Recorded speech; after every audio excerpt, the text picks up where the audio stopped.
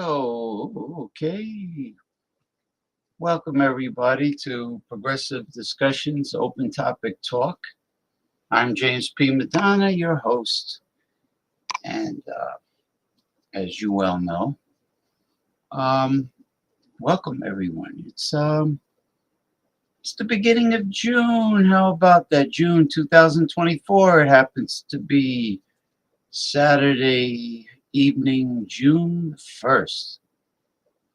The months sure are flying by, and which is it's kind of intimidating the way time does fly, but it does. It is what it is. And the end of June happens to be the first day of summer, the summer solstice, the longest day of the year. What is it? June 22nd? Something like that. It's amazing. The summer solstice. So you might as well say spring is now transitioning into summer. Spring will be gone. Spring will have sprung, and summer will be gone. I don't know. I just said that off the top of my head. I don't know if I'm using proper grammar or not, but let's see. I want to thank my friend in San Francisco, California, Western Michael Goldsmith Hilton, for having me on his show. He was live streamed at 4 p.m. Eastern Time. Okay, 1 p.m. Pacific Time. And it was an honor and a pleasure to be on his show. And if we will probably bring the panel on towards the tail end of this week's show, because this week's show is a special show all about mysticism. But I'm going to sink my piranha teeth into the beginning of the show like I normally do when I do everything solo, at least for a good hour, 15 minutes, hour and 15 minutes, something like that, give or take. I do serious topics, but this will be a serious show, even when I finish. Okay, now, I want to read something. Would you believe, even though it's After 8 p.m. Eastern Time, it's still 79 degrees Fahrenheit here in northeastern New Jersey. Let me see. I'm going to do something here. There's something I want to read. And this was sent to me by a very good friend from Western Tennessee by the name of Nathan Bates. Hey, Geordie. Geordie from Scotland. My new song is out, Night Energy Lucid. That's great. Yeah, we're not having panelists until the end because we have a special guest. It's about mysticism. We have a special guest. Well, you know what? Send it to me on Messenger. Send it to me on Messenger. And I'll listen to it after the show. Good morning, Masumi from Chiba Prefecture, southeastern Japan. Good morning, my dear Masumi from Japan. It is now 9:08 a.m. Sunday in Japan. So good morning to you, Masumi. Yes, Geordie is in Scotland, Masumi. Geordie is in Scotland. Yes, I look forward to hearing it. All right, now let me read this. This is pretty important. Oh, I'm sorry. Well, I'll read it today also. I said I was going to read it on Sunday's show, but it's a sad story, but unfortunately it's true. It has to do with what really happens nowadays during our modern times, our stressful modern times, if a man decides to have a family when he has children. I mean, it's a worst case scenario. Okay. It's titled Men Do Not Benefit from Children. The man is 72 years old. He has retired from active service. Okay, I guess he was in the military. He worked all his life to raise his children. He deprived himself of life's pleasures to pay for expensive school fees and living expenses for his children abroad. Children abroad? What? Oh, because he was in the military. Okay, so the children, I'm assuming, were in the United States. All right. They are now well off. Oh, they're all over the place. They are now well off in Europe, Australia, and America. His wife, age 62, has relocated to live with their children. He remains alone back in remote area. What is he doing in a remote area? His children barely call him. He has to start life all over again as a bachelor. He struggles with high blood pressure and other ailments associated with old age. How much longer will he survive alone? This is the reality for most working class monogamous men. Their old age is often lonely and, in many cases, sad. No matter how good the man is, women tend to love their children more than their husbands. Sad but true. The older he gets, the less use they seem to have for him. So, what do men truly benefit from marriage? They sacrifice so much, but receive little recognition for their hard work, while the woman seems to reap all the benefits. Yeah, and the life insurance policy when the man croaks. The merry widow. Yee! I'm sorry, I digress. I'm sorry. It's a man's world, they said, but for the woman and children in reality, dear men, this could be your situation in the next few decades. Sounds like a nightmare. What are you doing about it? What is your retirement plan? Care for yourself as much as you fend for your family. Love yourself. Well, um, and then I said, if we go by the standard program, we are just put here to work, nothing more.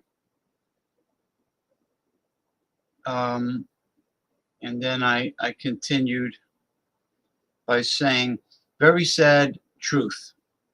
If we follow society's expectations of being the provider, family man, the future is bleak. Our function is only to work and fertilize the human egg, in which the grown adult kids will stick us in a nursing home faster than it takes a man to finish peeing. This is a great topic for one of my live streams. This whole, what I just read is my reply. So thank you, Mr. Nathan Bates of Western Tennessee. Yeah. All right. What do we got going? What do we got going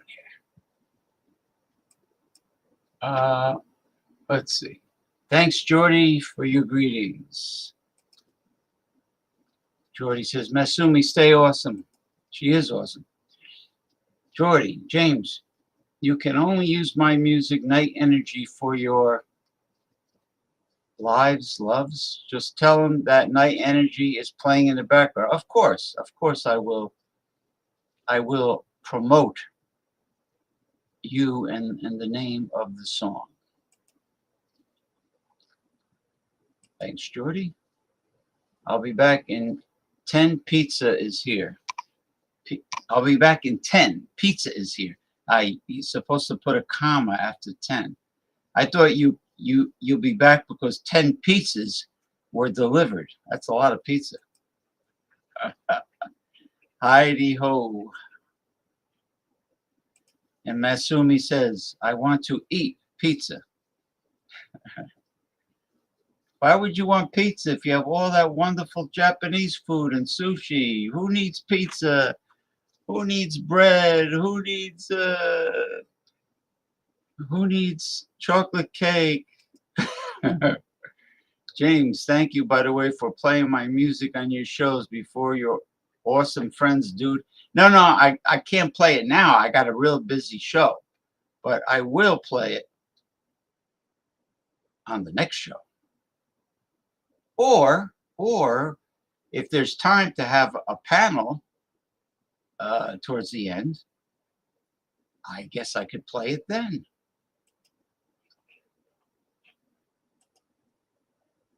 Yeah, me too. I like sushi. Masumi has a good appetite like me. She likes many different kinds of food. James, you're awesome. Jordy and Masumi, I had German knockwurst with horseradish spicy brown mustard on it. In the bread, of course. Okay. Let me sink my piranha teeth into the subjects I was supposed to mention. Now, I'm an animal lover. I'm not saying I'm an animal, but I'm an animal lover. And and this is sad because, you know, I always had a warm spot in my heart for turtles, particularly tortoises. I don't know if you could see it now. Let me get rid of these annoying ads. Here is a particular species of Galapagos tortoise. And as you well know, many of them are endangered thanks to the folly of mankind. The folly and greed. World-renowned giant tortoises in the Galapagos Islands are ingesting plastic at astounding rates, potentially harming the critically endangered species. All right. What's happening? A study showed that tortoises in urban areas of Santa Cruz Island, part of the Ecuadorian archipelago, are devouring human-produced garbage. Oh boy, oh boy. The Charles Darwin Foundation reported the first comprehensive study on plastic ingestions rates in Galapagos giant tortoises was published in the journal Environmental Pollution in January.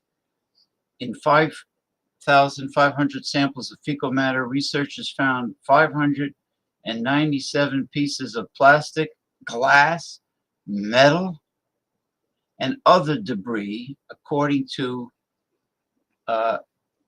phys.org. That's phys.org. But in 1,000 samples from tortoises in the protected Galapagos National Park, there were only 2 pieces of trash. Jeez. The Darwin Foundation noted that the difference is likely attributable to a recent increase in population, which has coincided with a rise in tourism. There you go. The fucking tourists. Accelerating anthropogenic. Now, here's a word I'm learning for the first time. Human cause. Human cause. So that's the word. Anthropogenic. That's the word for tonight. Pressures on the archipelago's natural systems. There has been a ban on single-use plastics in the Galapagos Islands since 2015, but it's poorly enforced. Yeah, like all of Latin America. What is strictly enforced, except for President Obrador of Mexico and possibly the new leaders in Ecuador and Brazil, which are, from what I understand, democratic socialists. They are enforcing the law, enforcing regulations. So I salute President Obrador. Charles Darwin developed his theory of evolution. Okay, why are the tortoises important? Charles Darwin developed his theory of evolution, natural selection, detailed decades later On the Origin of Species. I guess is a writing of his after observing the abundance of fossils, wildlife, and plants in the Galapagos and other areas of South America in the 1830s. Wow. What can you do? What's being done about the trash? Got to get rid of it. You gotta have recycling. You gotta have the proper trash removal. What else can you do? You know, I mean, I can go on and read and put people to sleep, but give me a break. You gotta do what countries like Canada and supposedly the United States does. Okay. Now this has to do with major restaurant chains that are closing because of the economy.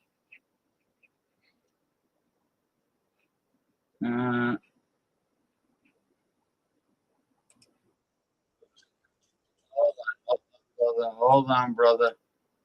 Hold on, me brother. Don't jump ahead until I do a screen share.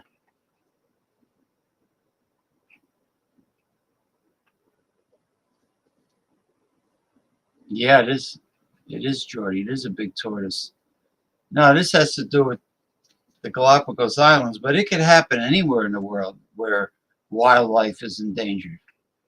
It's terrible. This has to do with popular restaurant chains that are closing their doors.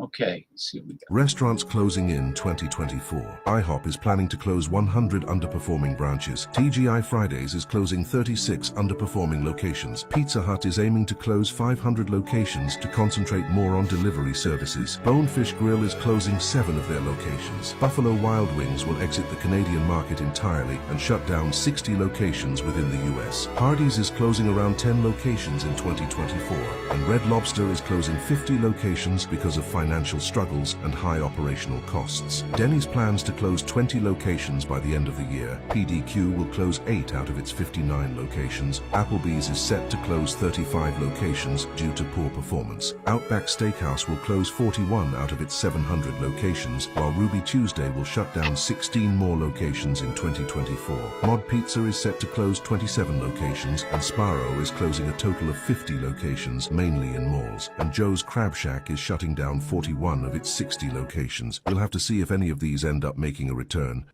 Don't hold your breath. Don't hold your breath. Let's see, what do we got here?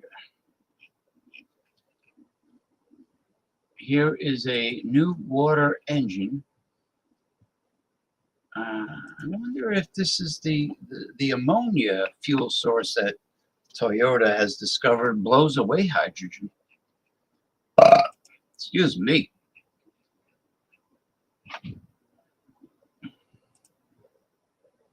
Well, this is going to be about mysticism, psychic, physical, clairvoyant medium, and a Reiki master. Mickey Herzog is our special guest with the dynamic decenter, Damian Owens, bringing his tarot cards, his copper divining rods, and his pendulum. And it will be about mysticism. Uninterrupted mysticism with no debating and no criticism of mysticism, because my mother was very involved in it, and I am also. And so is the great exorcist Bishop Brian Ouellette of the hit show Ghost Adventures on the Travel Channel. He knows me. He knows me.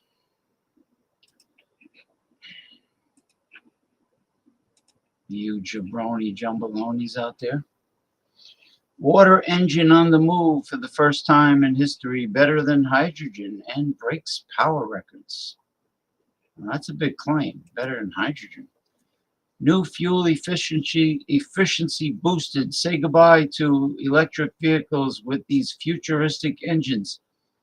This is the most powerful car battery in history. You won't believe the chemical compound it uses. No hydrogen, no electricity, no methanol, and best of all, no gasoline. You hear that, Republicans and big oil? This fuel is futuristic, but unknown to America. Leaving out conventional hydrogen in a context of energy transition is difficult, but there is a water engine that has succeeded, at least partially. It breaks power records. The car with 2 hydrogen engines was amazing. But what is coming next is no slouch either. In the context of the decarbonization of the economy that we are going through, hydrogen has become a resounding protagonist. The production of hydrogen for energy purposes is a topic of global interest. In fact, in recent years, there has been a lot of talk about green hydrogen as a strong energy bet. Investment in its production is increasing globally. In the case of Spain, for example, 20% of the world's new hydrogen projects were cornered during the last quarter of 2022. There's also a hydrogen electric plant. According to Wood Mackenzie data, by the end of 2022, well, it's way past that. Projects linked to this element raised their production by a total of 11.1 million tons per year. What does this water engine have to knock out such a widespread form of energy? Water engine, a record that no one expected, but everyone wants. In fact, it does not reject hydrogen altogether, but uses it to its advantage. The Austrian company AVL Racetech has developed a powerful hydrogen combustion engine, an invention that demonstrates that this type of model can boast high performance and be used as an alternative to electric vehicles. In addition, it has potential for use in racing cars. It has appeared as a result of the union of engineers from AVL Racetech and HUMDA laboratories in Hungary. Its innovative hydrogen combustion engine has a new feature that makes it special, a water injection system. With this addition, the power problem traditionally associated with this type of engine is solved. Okay. How does the water engine that is revolutionizing the hydrogen market work? The port fuel injection, or PFI, inserts traditional water into the engine's airtake system, which prevents premature ignition that could damage the part and achieve stoichiometric.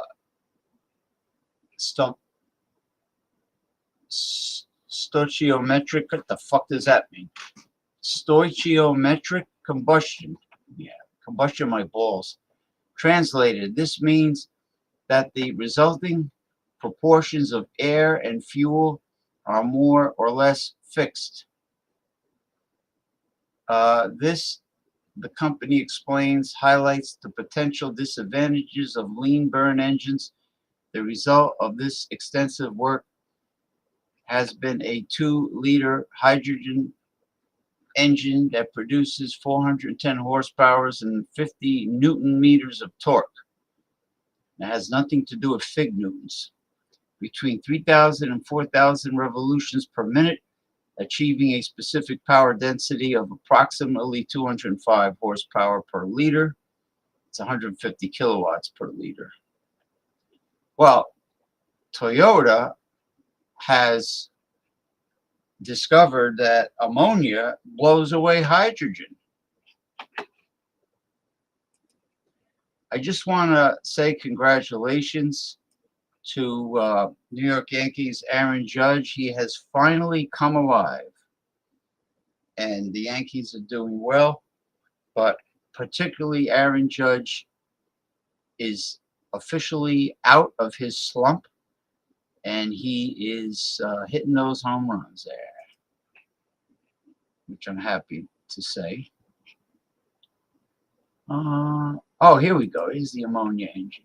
Might as well get this over with, you know, before I get to the good stuff. Well, not that this is not the good stuff, but let's see. All right, I should do it.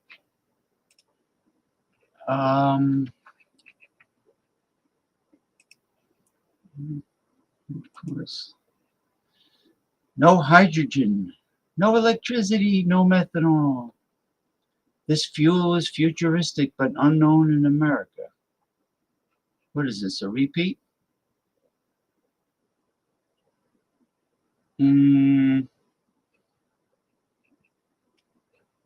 Okay.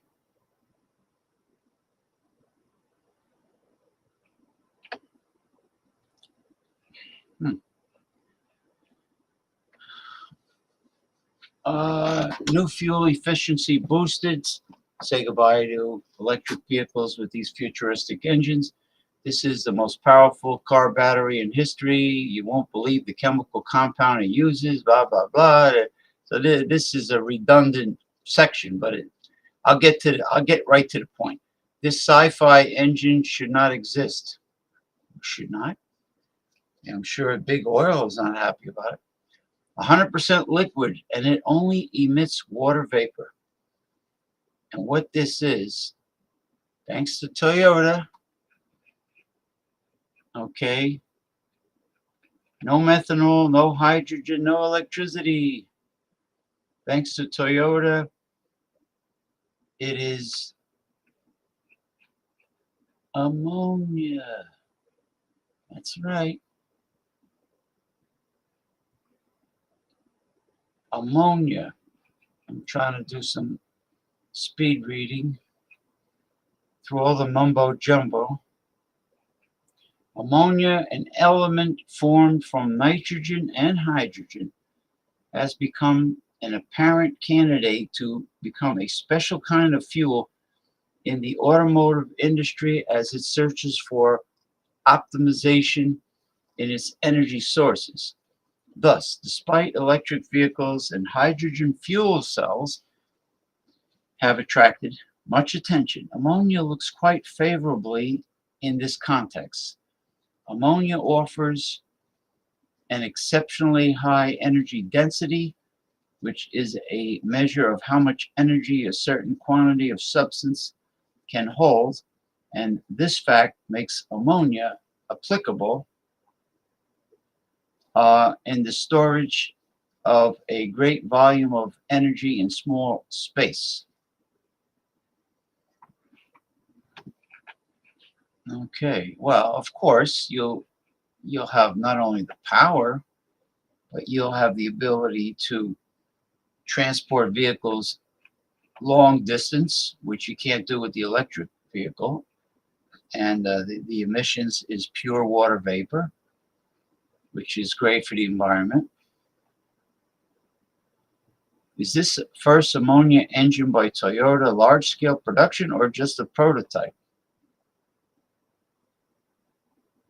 The newest invention from Toyota is their ammonia-powered engine, which is a great advancement in the search for efficient means of sustainable systems in the automotive industry. Okay, that's blah, blah, blah. Get to the point, cut to the chase, as they say in Hollywood, right? This technology involves the use of ammonia combustion engine. No shit. They see, here comes all the filler. You know, like too much white rice in a burrito. Okay, all the redundancy that I hate. A novel drive system that exercises the possibility to replace FC EVs and EVs. To make the most of a newly developed gas ammonia, let's see. Anyway, ammonia is the way to go. Thank you, Toyota, and thank you, Japan, for having fantastic engineers and scientists, as always.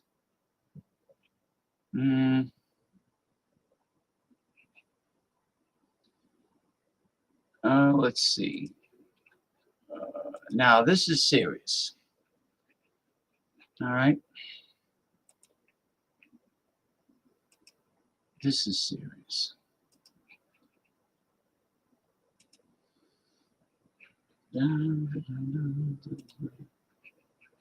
It's all this.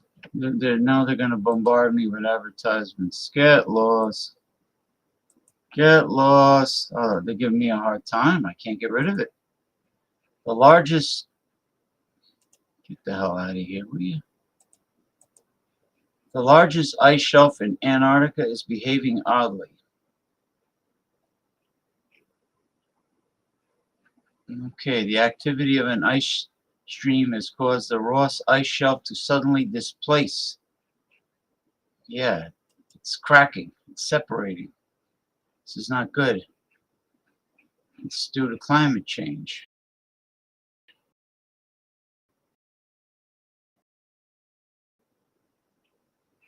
If it separates, we'll go to very soon. It will mean a significant rise in sea level. Okay, ice shelves as breaks for ice shelves act as breaks for glaciers and ice streams. Slowly, their journey to the sea where they melt, thus allowing more ice to accumulate on the continent. If an ice shelf collapses, this support disappears and the glaciers are free to flow faster. Once they flow into the ocean, they contribute to sea level rise. There's the problem.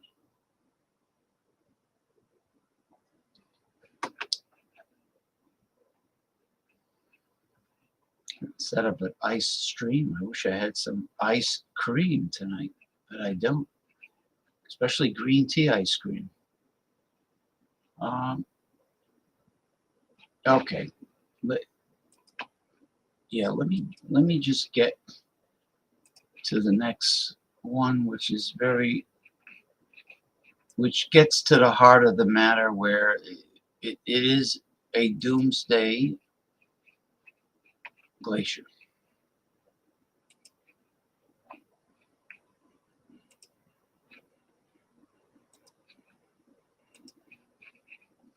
Antarctica's doomsday glacier is melting even faster than scientists thought.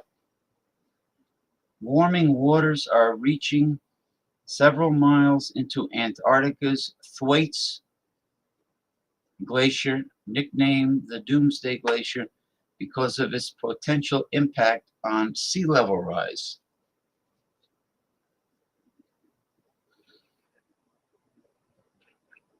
All that ice is not so nice if it melts. At the bottom of the Earth sits a massive bowl of ice you may know as the West Antarctic Ice Sheet. Each day, the ocean laps away at its base, slowly eroding the glaciers that line its rim. When they inevitably give in, the sea will begin to fill the basin, claiming the ice for its own and flooding coastlines around the world. Thwaites Glacier is one of the bulwarks guarding against the collapse of this critical ice sheet, most of which rests below sea level and holds enough ice to raise the ocean by 3.3 meters, or almost 11 feet. Unfortunately, this frosty Goliath, the size of Florida, is also one of the world's most unstable and fastest melting glaciers. While glaciologists, I guess that's a scientist of glaciers, for glaciers, there's a scientific career in every aspect of everything, it looks like. While glaciologists knew its rate of ice loss was dire, they recently discovered that it's exposed to far more warming water than previously believed in a study published last week.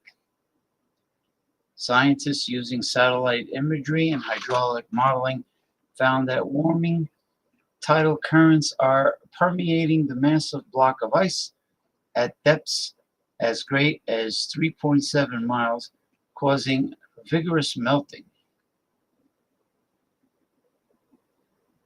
Okay, let's get to the point.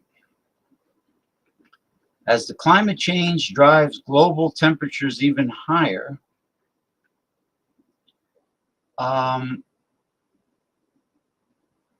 well, what the scientists are hoping is that it would take 100 or 500 years to lose that ice. But a big concern right now is if it happens much faster than that. As climate change drives global temperatures even higher, glaciers and ice sheets in polar and mountainous regions inevitably melt. The water and dislodge ice flows into the ocean, causing them to rise. Since 1880, global sea levels have climbed roughly 9 inches. and any sudden increase could be catastrophic for coastal cities like New York, Mumbai, and Shanghai. Low-lying countries like the Marshall Islands and Tuvalu could be submerged entirely. Thwaites Glacier, often dubbed the Doomsday Glacier, already accounts for 4% of the planet's sea level rise and loses 50 billion tons of ice annually. Wow. When it collapses, it could raise oceans worldwide by 65 centimeters, or just over 2 feet. It doesn't sound like a lot, but if you think of how much ocean water we have in the world, that's a huge volume. Okay. Oh, not good. Not good. Well, thanks to the greed of capitalism and big oil pouring those fluorocarbons into the atmosphere, you know, the right wing are climate change deniers because they only care about profit, capitalism, profit. Profit at the risk of killing the earth.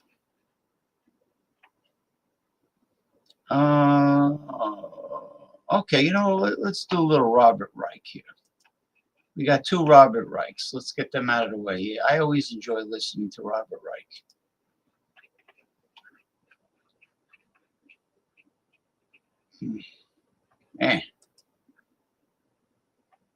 How come?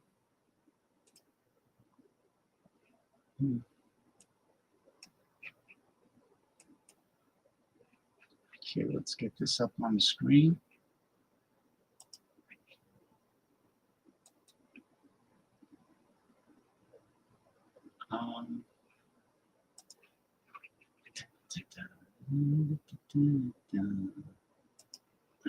Quack.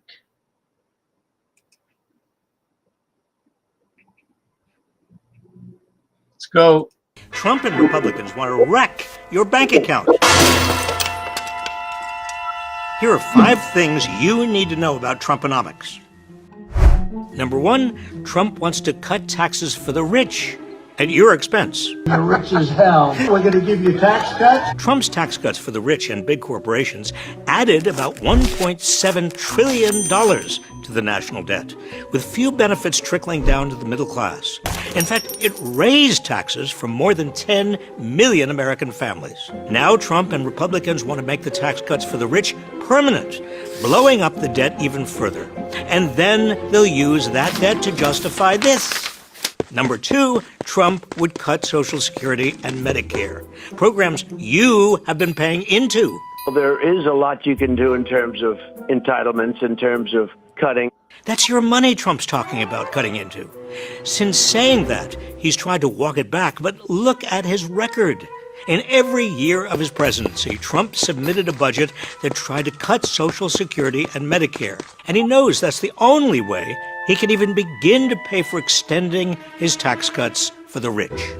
Number 3, if Trump gets back in the White House, buckle up for more junk fees. When the Biden administration issued a rule capping credit card late fees at $8, Senator Tim Scott, a Trump surrogate, tried to overturn it in the Senate. And then a Trump-appointed judge issued a temporary injunction that blocked the rule from taking effect. Eliminating that rule would cost American families an estimated $10 billion a year. And when the Biden administration required airlines to issue automatic refunds for canceled flights, Trump's allies in Congress fought to block that too. When Trump was in office, his administration fought against efforts to rein in airline junk fees. Corporations nickel and diming us like this makes inflation worse. Number 4, Trump would send healthcare costs soaring. Republicans have committed to repealing the Inflation Reduction Act, which would strip Medicare of the ability to negotiate drug prices and let Big Pharma send the price of insulin and other life-saving medicines back through the roof. And Trump is still fixated on repealing Obamacare, with no plan to replace it. Obamacare is a disaster. And I said, we're gonna do something about it. Yeah. So the low-income people and the poor will have no health care, and they can just die. He doesn't give a shit. He only cares about his rich friends and himself. That would strip coverage from tens of millions of Americans, drive up premiums, and let insurers charge more or deny coverage to people with pre-existing conditions. Number 5, if you got student debt, you're out of luck with Trump. In contrast to President Biden, who's approved cancellation of more than $160 billion of student debt so far, Trump is against student debt relief. In his first term, Trump tried to eliminate the popular public service loan forgiveness program for people like teachers and nurses. Did you know that Democrat Hillary Clinton I heard her say it more than once, that she's against canceling student debt? These establishment, elitist, capitalist people, that shows who is willing to take the big payoffs from the fat cats by being against canceling student debt and being against a single payer healthcare system, Medicare for all. Okay, that shows you which establishment politicians are on the take, are corrupt. Nurses. Student debt hurts not just the roughly 40 million Americans burdened by it, but the entire economy. Since Americans with debt have less money to spend, are less likely to start a business, less likely to buy a home, and more likely to rely on government assistance. The MAGA agenda would make nearly every aspect of your life more expensive, while making the richest Americans even richer.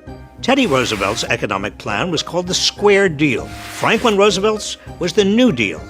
What Trump is offering is simply a raw deal. Damn right. Damn right. You're damn tootin'. It's a raw deal. Here's Robert Reich number 2, the last one I'm going to play. What's going on here? They always jump ahead.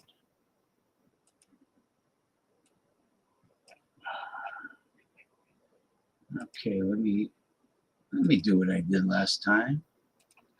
Bring it up on the screen. All right.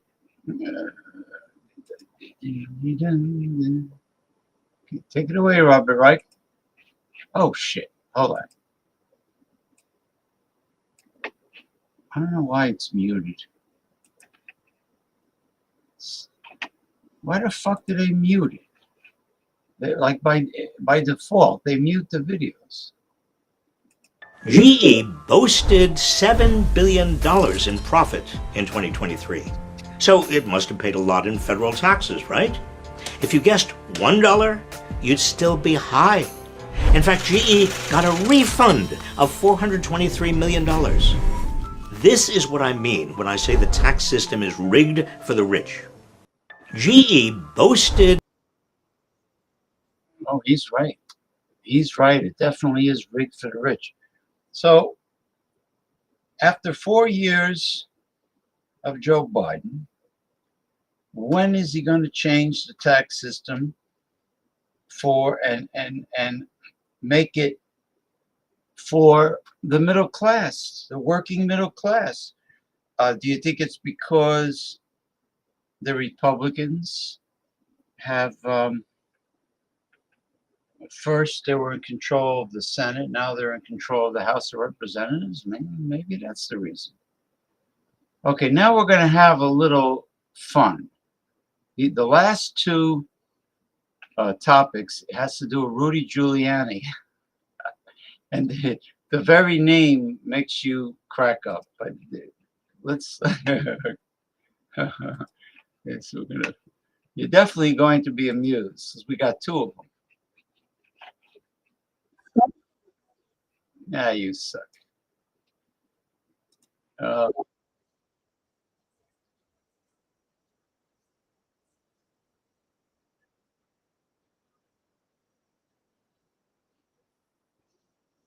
Tell people the truth.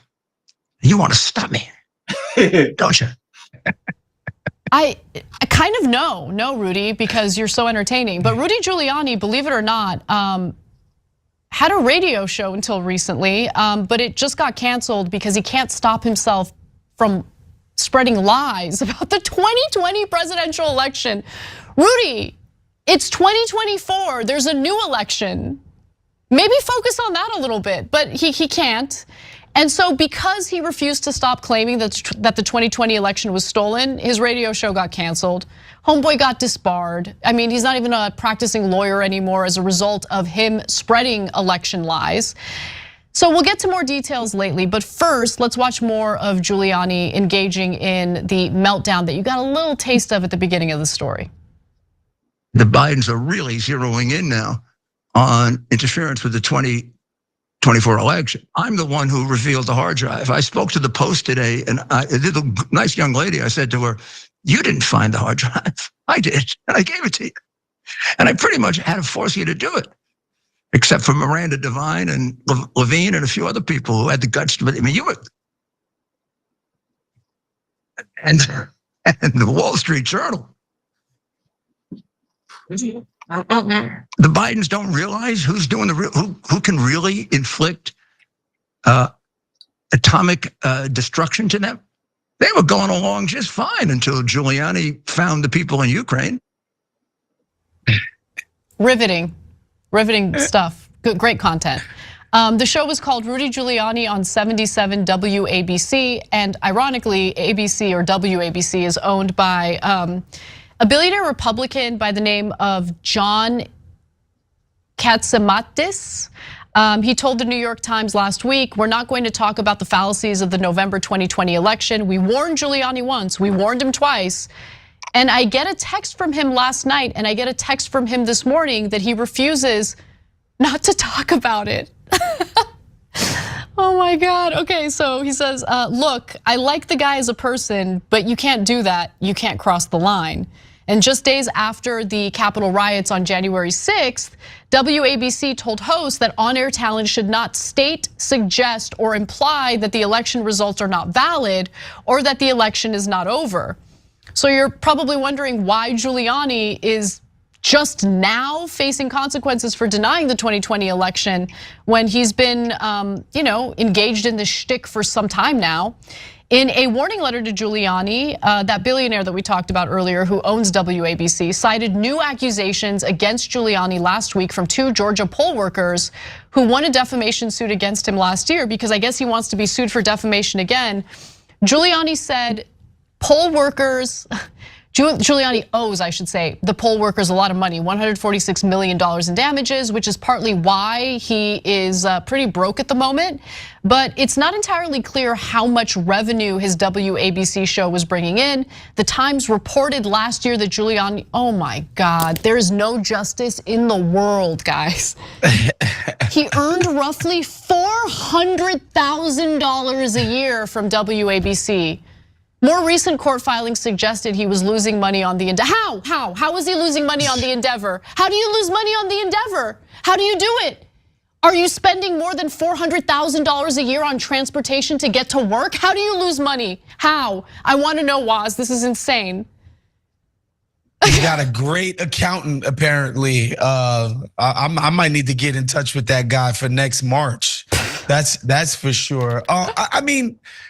And folks need to understand, man, the like fall from grace for Giuliani. Obviously used to be the mayor of my hometown, New York City. Like this guy's reputation was one, he killed the mob in New York with all those RICO charges in the 80s. Mm-hmm. Two, he quote unquote cleaned up New York City. That's like that, that was a thing. Giuliani, say what you want. He cleaned up New York City. where the murder rate and all of that stuff fell out. There's like studies out there that show that like it probably wasn't Giuliani. It's just like generally across the country, murder rates just dropped severely in the 90s. But whatever, that was his reputation. Then of course 9/11 happens and he's America's mayor, and it's like Giuliani has like this sterling reputation, and ever since then, ever since his failed presidential bid, he's basically made himself into a crank, and now he's just like an old grandpa. Oh God, with the freaking hair dye. He's just an old grandpa howling at the moon. It's so crazy to see this precipitous fall. You remember the scene, right? With that hair dye trickling down his face. Let's bring that B-roll back up. Let's take a look at it. I know that this is a little bit of a tangent, but listen, you already have the massive bald spot on the top of your head. So what good was it to try to dye your sideburns? Like, what good was it? I mean, no hate toward people who, men lose their hair. That's part of life. It's totally fine. But like, you know what made that look worse? The hair dye dripping on the side of your sideburns. Like that made it look a lot worse. Anyway, I can't believe he was making $400,000 a year on a radio show that I didn't even know existed. I don't make $400,000 a year. Not even close. Not even close. You guys need to get in touch with that WABC owner, man. Hey, Mr. Catskills Papadis, please hit me up. Yeah. Hit me up. All right, I'll do a show for 400. I'm not gonna say things you want me to say, but hit me up. I promise I will not talk about the 2020 election being stolen. I swear. Give me the job. Thanks for watching The Young Turks. I really appreciate it. Another way to Yeah. Okay, here's the last one on Giuliani. Let's see. Oh, this is funny.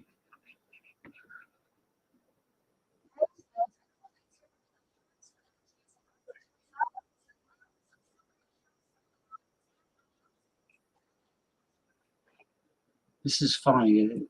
They start off by showing Rudy Giuliani's commercial on his product, which happens to be coffee. Right? Let's see. This is really funny. This is really funny. I'll be right with you, gentlemen. Wisecrack-a-lackin', pajamas, Ronnie, Jordy, chat. No, not yet. We do it today. This week's show is Mysticism. It's a serious, very much in-depth, deep show. Hey, Tommy Carroll says hi, JPM. Hope you've had a pleasant week. Yeah, summer weather is here. The hazy, lazy, crazy days of summer. I don't know about hot fun in the summertime, but all right, let me just get this out of the way. This is funny. What's crack-a-lackin'? Mr. Western Mike, who I was happy to be on his show and much appreciated. Earlier today at 4 p.m. Eastern Time, I was on his show. Well, towards the end, but I was still on his show. What's crack-a-lackin'? You all know I stand by the truth. And if I put my name on something, I truly believe in it. Today, I'm thrilled to introduce you to something I'm incredibly proud of. My own brand of organic specialty coffee, Rudy Coffee. Believe me when I say it's the best coffee you'll ever try. It's smooth, rich, chocolatey, and gentle on your stomach. It's so good. Did he say chocolatey? I think he said chocolatey. Hold on, let me get this image of these three bags of. Hey, what's going on here? This is just too funny, man. Now look at this. You got the young, very young Giuliani. Okay, let's see. Because I'm a coffee lover, especially if it's organic and dark roast. And this one's dark roast. It says here, fighting for justice. Rudy Organic Specialty Bold Coffee. And here's a picture of a very young Rudy Giuliani. Then we have Rudy's Organic Specialty Morning Coffee with, I guess, Giuliani, the age he was when he was like America's mayor. And then we have the last one, Rudy Organic Specialty Decaf Coffee, and they got Rudy sitting on a rocking chair facing a lake with, looks like he's got a full head of gray hair, which he doesn't have. He may have gray hair, but it's not a full head of hair. Anyway, I'm sorry I interrupted. Comes in 3 varieties, including what I promise is the best decaf you'll ever have. You can order now by scanning the QR code on your screen or by visiting rudy.coffee. By supporting Rudy Coffee, you're not just treating yourself to exceptional coffee, you're also supporting our cause, the cause of truth, justice, and American democracy. You'll also be supporting the Call to Action nonprofit, which is devoted to helping veterans and first responders. So you can make a difference and taste the difference by ordering today at rudy.coffee. I heard about Brandy first when I was in 7th grade. The reason why I liked it, because everyone else liked it. Brandy Melville taps into the worst impulses of being a teenage girl. Oh, that's it? Oh. What is the most? Now wasn't that hilarious? Really, seriously. Rudy Giuliani's coffee. And if you buy his coffee, you are supporting truth and justice and the American way. So he's like Superman. He's like Superman. Anyway, I sent the link out for my co-host and my special guest. And let me see. Ugh. Let me just zero in on some.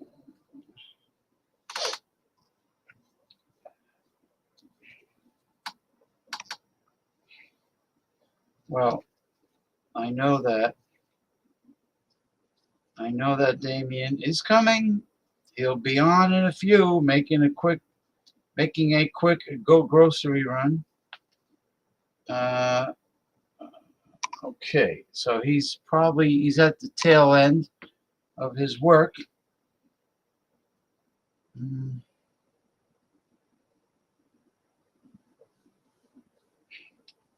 Did you locate all of your tools? Question mark.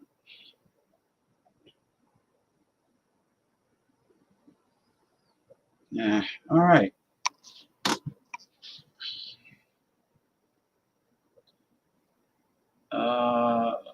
Okay.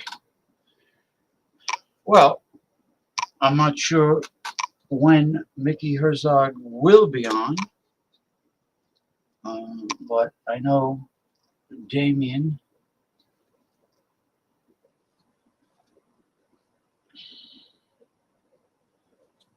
good enough.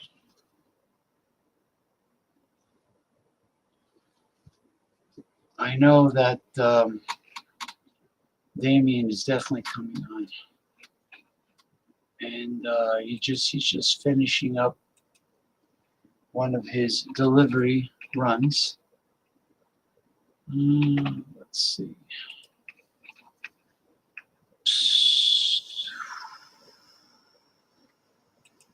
Okay. I am going to make a refill of my special medicinal magical elixir tea, and I will be back in a flash. How about that? In a flash.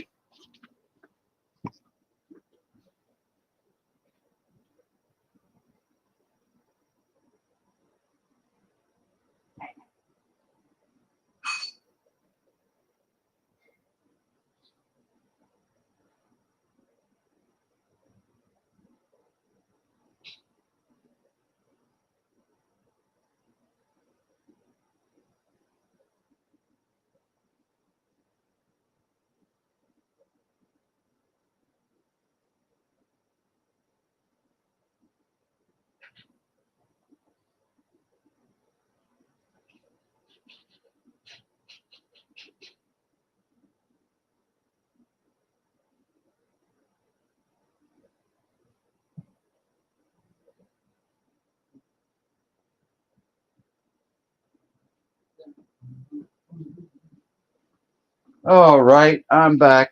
I just had to make a refill. Uh, okay. So how's everybody doing? It's the first it's the first of the month. That's right. It's June 1st, 2024, everyone. And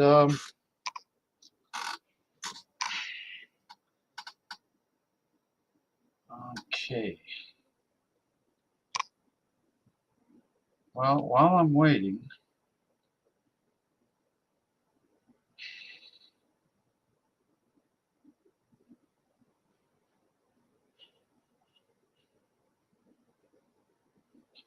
all right. Okay, so all the links are out there. Let's see what Tommy Carroll has to say now. JPM, would you agree Giuliani needs to get some stock tips from Nancy Pelosi? Does that have to do with insider trading by any chance?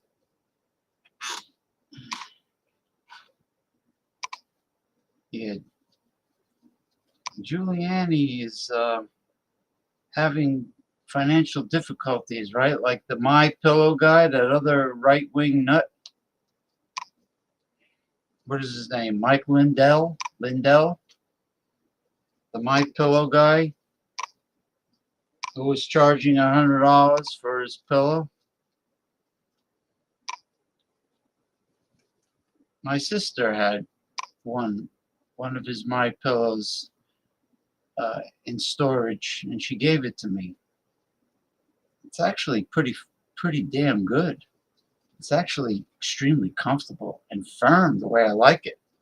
What? Would I pay $100 for a pillow? I don't think so. But I do give it a high rating. I mean, I gotta give credit where credit is due. I do give Lindell's My Pillow a high rating. You know, I just feel bad that, you know, the poor guy went belly up with that business. But what he should have done was he should have charged like a more reasonable price for it. I have it in the living room. When I lie down in the living room, I use the My Pillow. It's pretty awesome. You know, even though he's a Republican, it's pretty awesome. You know, but not for $100. Out of principle, I wouldn't buy it.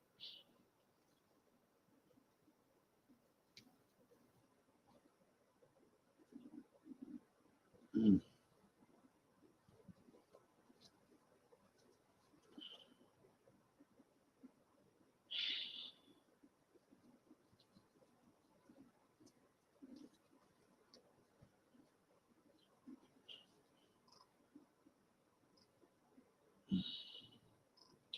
Let me just leave a message for,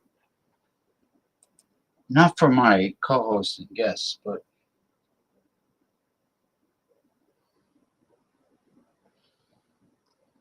were there any hidden security cameras in the area that could ID these people? Or, hold on, and or was there at least one cop in the area? Question mark.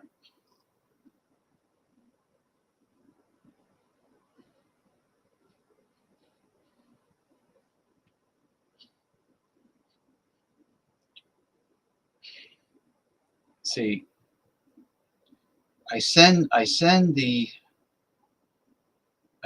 video out to friends about how to make a weapon very inexpensive, low-cost weapon that was demonstrated, that was explained and demonstrated in detail by a former Secret Service agent. I send it out and people ignore it. My friends, they just like, they think I don't know what I'm talking about. They think I don't know what I'm talking about. They just, you know, because they like to hear themselves talk, you see, but they don't like to educate their minds and listen to other people. They just don't have an open mind. You know, it really pisses me off.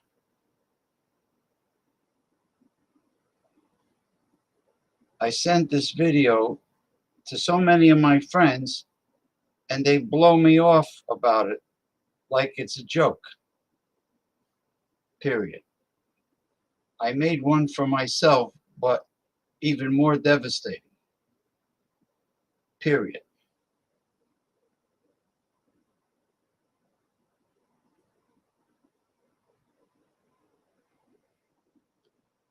You know, well, my special guest,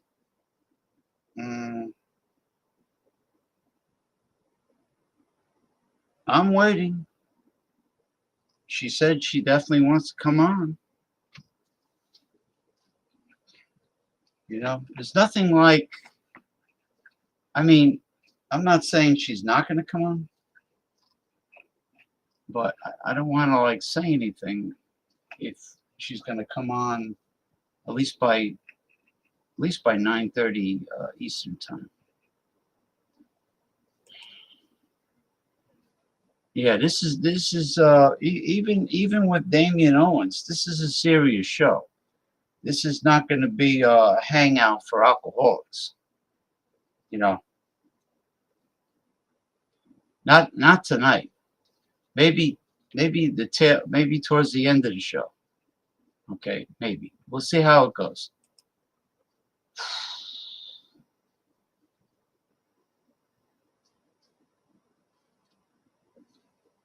Yeah, because Kim Jong-un is an evil dictator, and he would expunge all of Donald Trump's felonies. He's guilty as charged. He's guilty of every single one of the felonies he committed. Well, you must be in a high income tax bracket. No, not to say that the rich pay much in taxes. I take that back. You must be rolling in dough to be so gun-ho over capitalism and the Republican Party. Tommy Carroll, you and that other guy, the king of dots, the one I had to ban, that was really trolling me. You guys, you guys must really be swimming in loot to be so damn in love with capitalism and the Republican Party. It's gotta be. It's gotta be. It's gotta be. There's no other explanation. The Bible says, by the way, since Republicans don't know anything about the God of the Bible says, he that makes haste to be rich shall not be innocent. That's either in Proverbs or I think it might be in Proverbs. It's definitely in the Bible. What's going on here? Western Mike says Biden should get tougher. Well, you know, Democrats, I hate to say it, whether they be, you know what Democrats are you know what people are really tough is the progressive independents, like Alexandria Ocasio-Cortez, and the rest of the squad, Bernie Sanders, you know, people from our revolution. They yell, they raise their voice, they get ferocious when they have to. They hit hard below the belt when they have to. They get tough. But establishment Democrats, they have raisins for balls.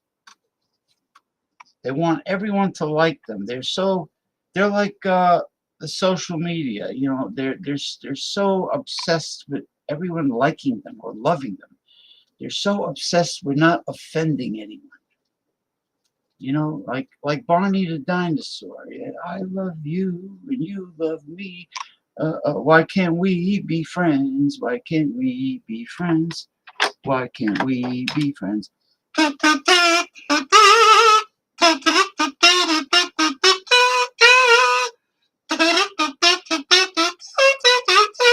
Yeah, why can't we be friends? Here.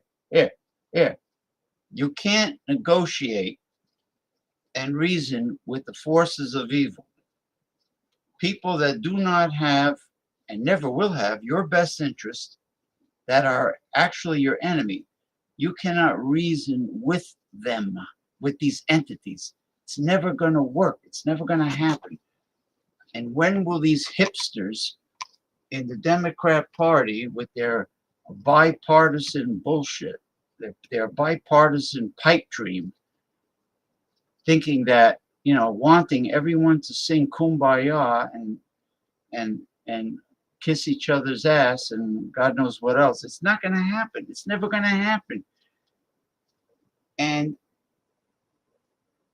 I think there's a possibility they don't get tough with Republicans because they're being paid off. They're being paid off not to hassle the fat cats. And by not hassling the fat cats, that means not hassling the corporate whores of the fat cats, the Republicans, the ones that are in bed with the oligarch, sucking the CEO's cock, sucking CEO dick. So maybe that's why establishment, the Democrats, don't hassle Republicans. You see, you gotta use common sense with a little bit of intuition, which I do have. Actually, I have a lot of intuition. But you're right. You're right, Western Mike. They, without a doubt, should get tough. Anyway, we are live streaming on YouTube and Twitter X. And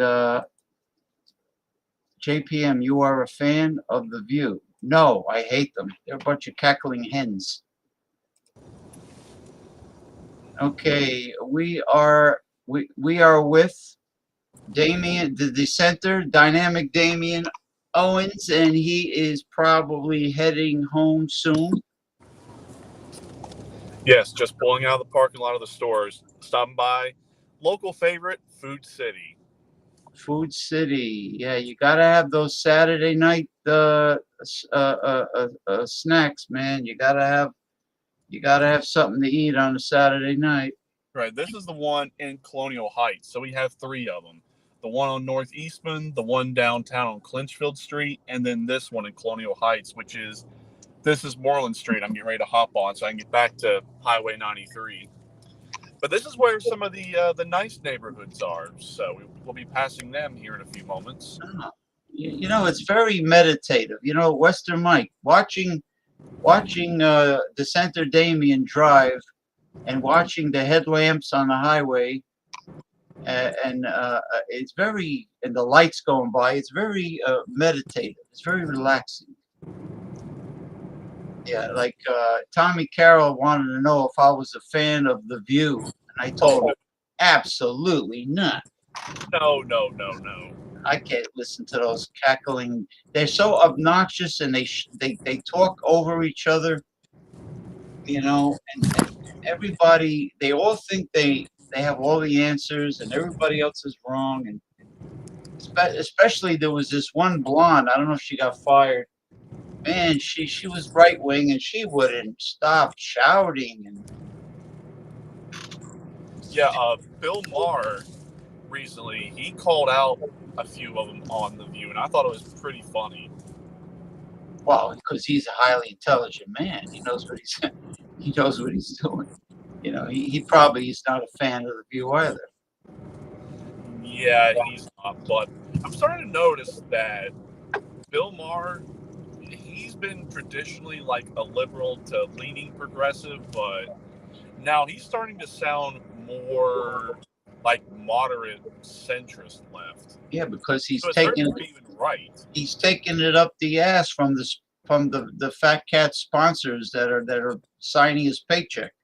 Probably. Not only that, but now they're trying to jump on the Trump train to sound like, oh look, we're on the Trump train now. Look at us, we're so hip, we're so trendy, and all this. It's like, no. We know exactly who you are. You're just trying to jump ship to try to regain your popularity that you lost. So no, we ain't buying it. Yeah. Well, it looks like I mean, I don't want to say it too soon, but Mickey Herzog has not even looked at her link. But I, you know what? I don't care because you're perfectly, between you and I, we're perfectly capable of doing a deep mysticism show.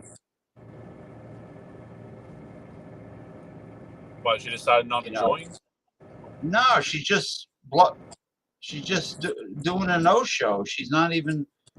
It's like, what is it? 9:22 Eastern time. 9:22. And I told her. She asked me what time you're going to send me the link, and I told her, and she says, "Okie dokie." Okie dokie. I give it to you in the pokey.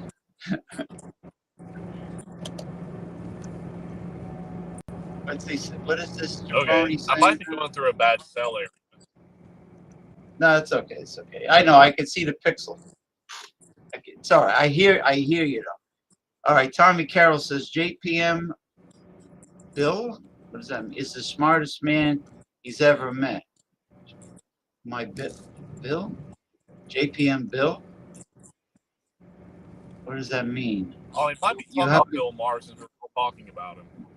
Oh, JPM. See, Jordy did the same thing. He didn't put a comma. He says, I'll be back 10 pizzas.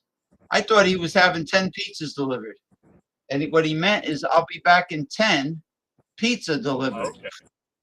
Yeah, he just didn't put a comma after 10. Now what he meant was, Tommy, JPM, comma, Bill is the smartest man. Bill, oh, he's being sarcastic. Bill is the smartest man he's ever met.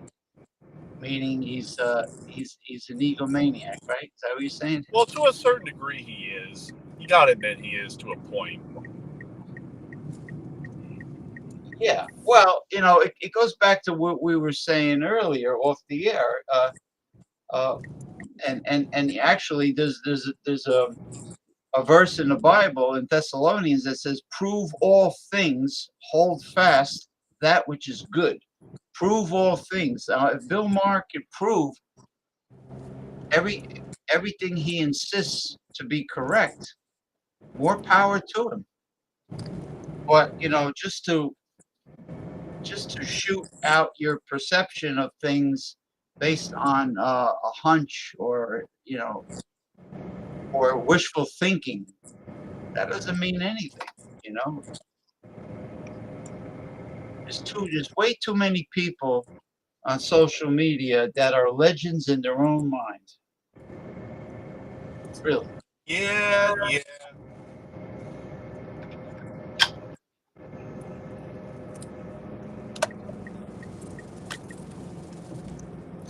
I can definitely think of maybe one good thing that might happen in the future. Just playing devil's advocate here. Yeah. If Trump does get back in, which we've already discussed that he will, like he's got 2024 to 2028. Like there's no avoiding that. But you can best believe that if he starts doing like that shit posting on Twitter again, oh hell. With what we've been through just in the past 4 years, he would probably catch a lot of shit if he starts doing that 2 and 3 a.m. shit posting on Twitter again. Yeah, arguing with some young female at 3 a.m. on Twitter. I remember that. Yeah. Yeah, probably. But at the same time, that would be kind of interesting and amusing, because I'm on Twitter like 2 and 3 in the morning, so I might just jump in and have fun with the shit posting. Yeah, I'm. Oh, you're on Twitter? I didn't know you were on Twitter. I'm on Twitter. We are streaming on Twitter, aka X, aka Twitter, and YouTube. So I just lurk on Twitter. I don't really do a whole lot with my Twitter account. So, well, there's a lot of interesting posts on Twitter, especially politics. There's a lot of. I think that stuff I sent you last night, I think I found that on Twitter like some months ago. Yeah. I was just browsing through my computer. I was like, you know what? Let me go ahead and share that.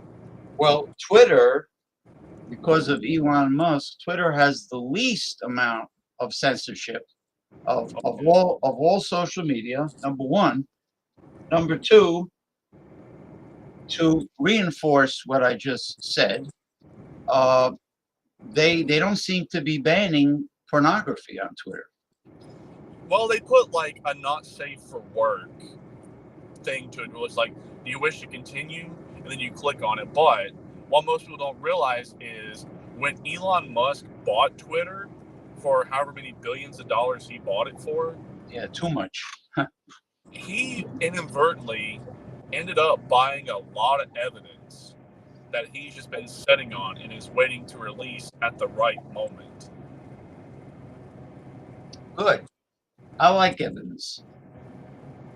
And whenever he does release more of the evidence, which he's already released a pretty good amount of it with the Twitter files, but there's still that. Oops, losing you. I'm losing you. I'm losing your audio. Yeah, it's got to be better than the Rockford files. Yeah, it looks Twitter for that cell area. Yeah, your audio is really a lot of pixel, and your audio's choppy. Yeah, there we go. With the cell signal out here, Tommy's leaving already. Yeah, with the cell tower that's up there on the hill, I don't know how well you can see it, but I don't know. Ever since we've been having a lot of the weird like solar flares and solar storms and things like that, the cell service out here has been a little wonky here recently, where I have to be on my Wi-Fi in order to get a signal. But yeah. Anyway, so like I was Tommy. saying, Tommy leaves early Saturday evening, so I am imagining there's two things are going on. Either he works a graveyard shift somewhere that he won't tell me what it is, or he's running a brothel, an underground brothel that he won't tell me, or he has a significant other screaming at him, telling him to get the hell off the computer and spend quality time with her, which is extremely annoying. Right. Oh, looks like we got some fire EMS going out there on a 347. Don't know what's happening out there, but but yeah. Whenever Elon Musk does release that last little bit, so we've already got a taste with the Twitter files, but this one that's going to be releasing probably here, I would say, in the next 3-ish months, definitely before the end of the year, that whenever he releases more of the evidence he purchased, like whenever he purchased it, he ended up purchasing a lot of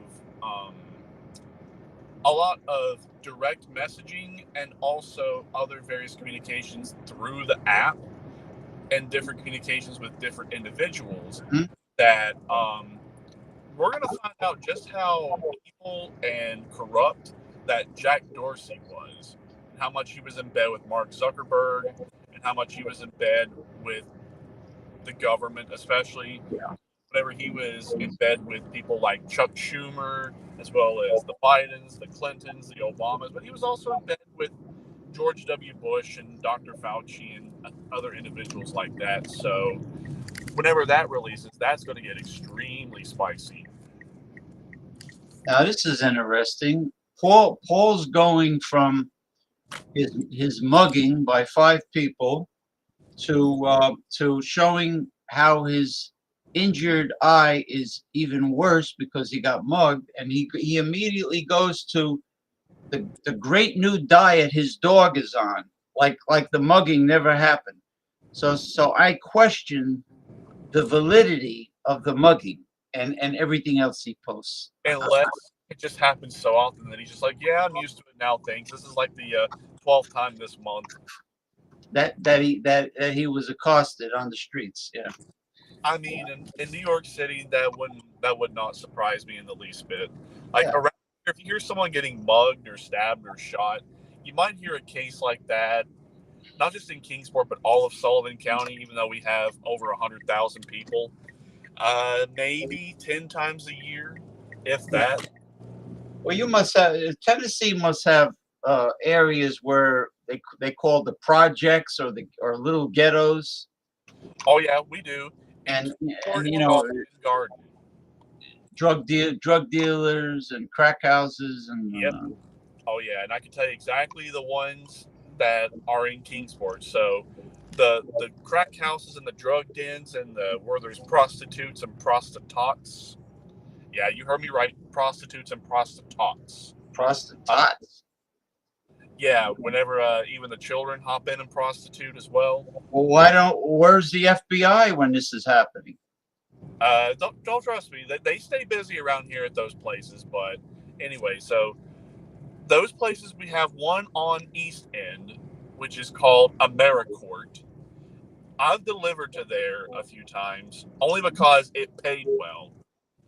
Like, they pay me like $10, $12 just to go there because they wanted a huge McDonald's order, like a huge order from Burger King or something. Well, you make sure that your what is full of heat, that the temperature in your device is fully is full is full capacity to be used. You know what I mean? Yeah.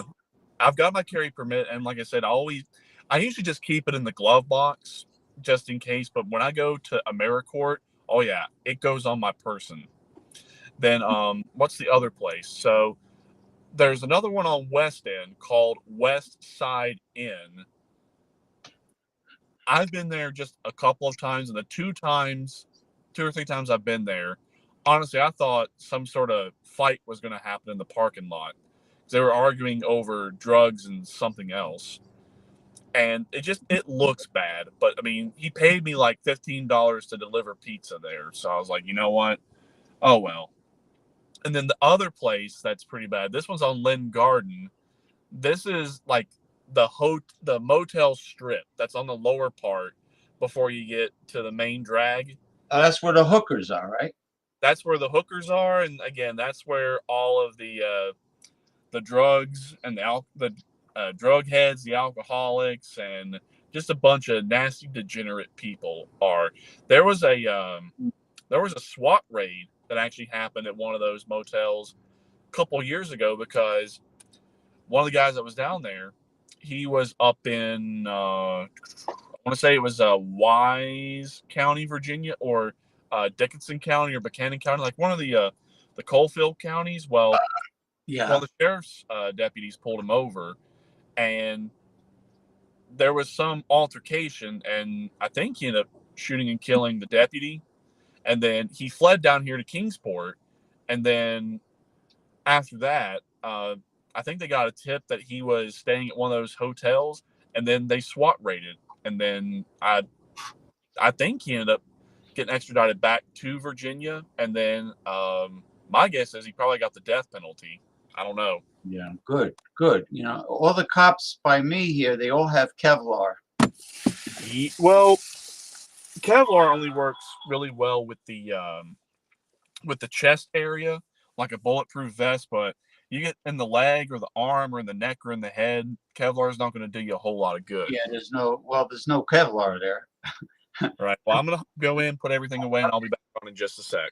Okay. Yeah, I'll just do what we got to do. So, Western Mike, where you at? Where you at?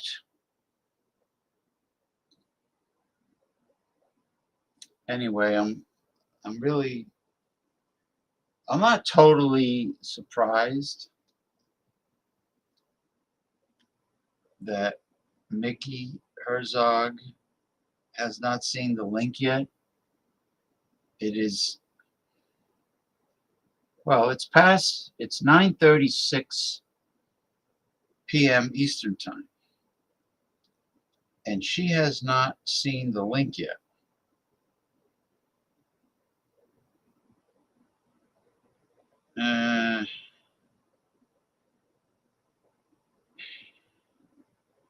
But no need to fear. The dynamic dissenter Damien is here. He just arrived at home and he's getting set up to do a hard-hitting mysticism show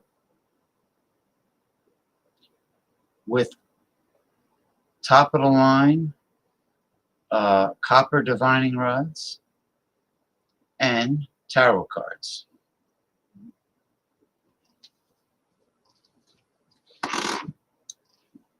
And I have to go find this deck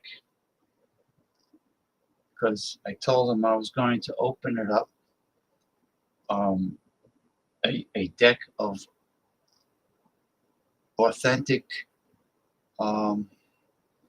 medieval not tarot cards, medieval playing cards from Spain. A deck that I found at a dollar store, believe it or not. That's why I love this particular dollar store called the Dollar Zone.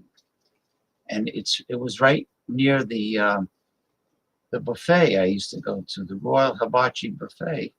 Before the pandemic, I would go there, and for $13 I would have lunch, but they have everything there. So, and then I would go to the Dollar Zone, and you never know what you're going to find in the Dollar Zone. It's not like the Dollar Tree. It's not a corporate chain. It is a privately owned franchise, and you never know what you're going to find there. I mean, I have found many quality items there. I'm serious. I know how to distinguish junk from a great bargain, a great bang for the buck. Quality from garbage. And I know how to distinguish the two, and I avoid buying the garbage because I can tell garbage. Like, in other words, I'll give you an example. In a dollar store, you're not going to find a kazoo made of metal with a diaphragm inside that is replaceable. When it wears out, you can unscrew the top and replace the diaphragm in the kazoo. What you find is a cheap plastic kazoo, flimsy, with no diaphragm. And believe me, there's a big difference in the sound. There really is. Big difference. So this is the difference between not buying something in a dollar store and buying something in a dollar store. This came from the internet. I bought this online. Okay, same thing with the juice harp. Thing that goes boing, boing, boing. Yeah, I got it right here. You're not going to find, this is from Austria. This is an outstanding, high quality, heavy duty juice harp from Austria. Okay. This I got online. Actually, I got both of them. I got on Amazon. I'll be honest with you. You're not going to find something like this in a dollar store. I don't care where you go.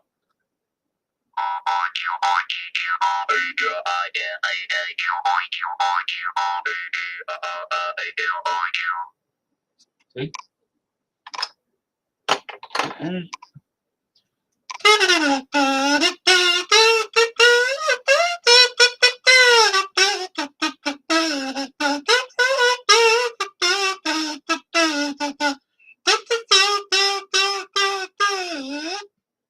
you're not going to find these in a dollar store. So you have to know how to differentiate garbage from quality. You have to be the educated consumer.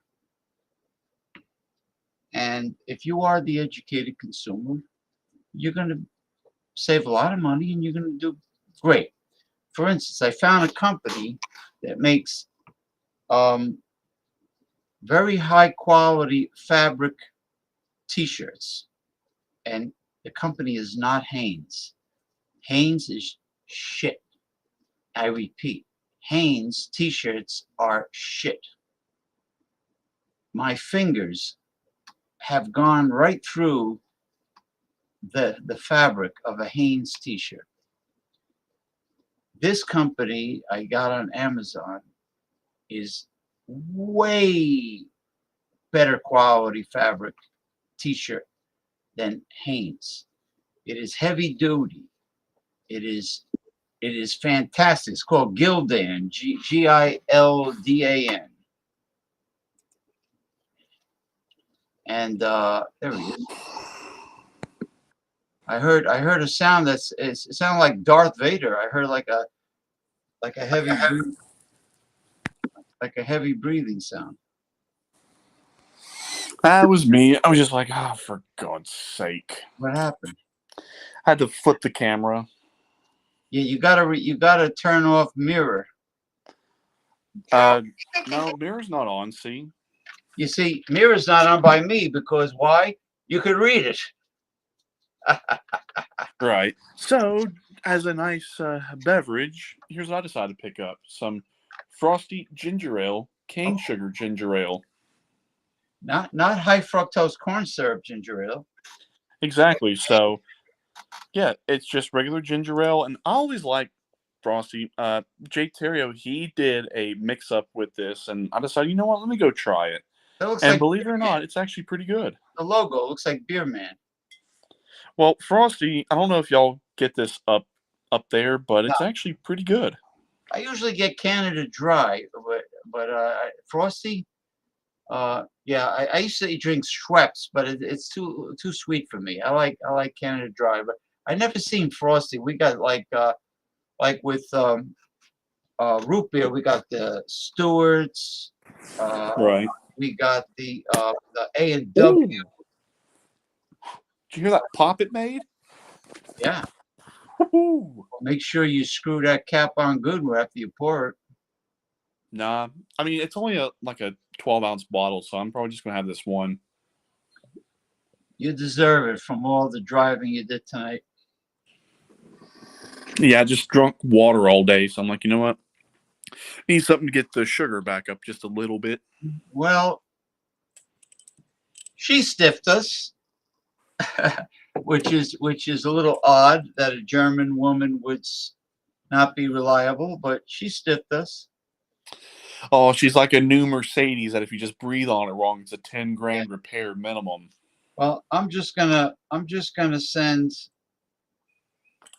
3 or 7 question marks. That's it. 1, 2, 3, 4. Yeah, if I do, like, well, it's like saying, "Hey, what the fuck? Where the hell are you?" All right, so let's see here. All right, so where to start first? And I wonder if her husband, Mr. Herzog, was bitching that she's coming on a show with men. You know, some guys are so friggin' insecure. It isn't funny.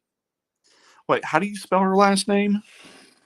Well, that her married name is Mickey, Mikki, and her husband's name is Herzog, like Whitey Herzog from the baseball. The Herzog. I was about to say, shouldn't there be a T in there somewhere? Hartzog? Maybe he's not German. I know she grew up in Bavaria. Ooh, Bavaria. Yeah, she showed me pictures of her town, and it's like the area that intrigued me. You know, like the castles with the Black Forest around the castles. Right. Her hometown was like a typical Bavarian village. Right. Yeah, Bohemia and Bavaria are really close to each other. And before Germany united in the late 1800s, I think they united in the 1870s. You had the Kingdom of Bavaria and then the Kingdom of Bohemia, and they're right beside of each other. Yeah, and they have some great Oktoberfest festivities, celebrations there. You know, I mean, I tonight I had German, I had knockwurst. I haven't had it in a long time. It was great, like high quality, no, lean meat, no fat Mm-hmm. or very little fat. And it was like you had it had the casing where you had the snap to it when you bit into it. You had the snap Mm-hmm. with the casing, like it came from a German pork store. Uh, um, yeah, well, Western Mike, my intuition tells me that this this geezer, Mr. Herzog, is probably bitching and moaning that she's going to be on a show with men. Which, you know what, he should be bitch slapped. He should be pistol whipped by dissenter Damien Mm-hmm. for being a bitch. Acting Well, like in Germany, believe it or not, they actually have pretty lax gun laws, so she might have to just do it herself. what does Mike say? October. You're gonna get me hungry again, pal. Sausage and Oktoberfest pair well. They do. They Now, do. what pairs well with pears? Western Mike. What would you Pairs well with pears. like? What's pour on pears? What kind of booze? Oh man, let me think. Pears, a pair of pears, like two ice cold pears from a can, packed in pear juice. Peter Pecker packed a pear juice, whatever, pair of pears, and then you want to pour something on it and give a good kick to it. Oh, wait a minute, a schnapps, right? Schnapps, okay. Schnapps, I like schnapps. You ever tried Rumpel Minz, a German schnapps that is 50% alcohol? This peppermint schnapps at 50%, and you figure the average hard liquor is 40%. And Right. what I did was I put it in the freezer at 50%, and I spiked the hot cocoa with it because hot chocolate, peppermint patty flavor. You know what I mean? It was Mm-hmm. an excellent pairing. Speaking of, yeah, they always like to use pair on the beer snob shows. They always like to say, "Oh, what would pair well with what I'm drinking?" Ugh. Oktoberfest is good, just insanely strong. Oktoberfest are usually not that strong. Like in the world of beer, Marzen, unless you start getting above like 8.5%, that's really not a super strong beer. Like if it's around 8 and below, that's, well, I would say between like 6 to 8% is, I would consider that just a strong beer, or like a strong lager, a strong ale. When you get to about 8.5, that's when you're dealing with an more of an imperial lager or an imperial ale. But traditionally, beer that's between like 4 to 5.5, maybe 5.9% at tops. That's just a regular beer for me. yeah. Well, all the Oktoberfest style beers like the Marzen, which means Mm-hmm. Which means March. They're all around 5 to 6, five Mm-hmm. to 6%, which is okay because I don't want a pounding headache after I drink like one or two like Imperials. I mean, like you were the other night with the malt liquor. I'm not gonna say how much I can drink because I don't want to incriminate myself. Well, a person. People are individual. Like when they say drunk driving, if the guy is a big man and the blood alcohol that is considered a failure for DUI, it might not impair, speaking of Perry, a big man. Mm-hmm.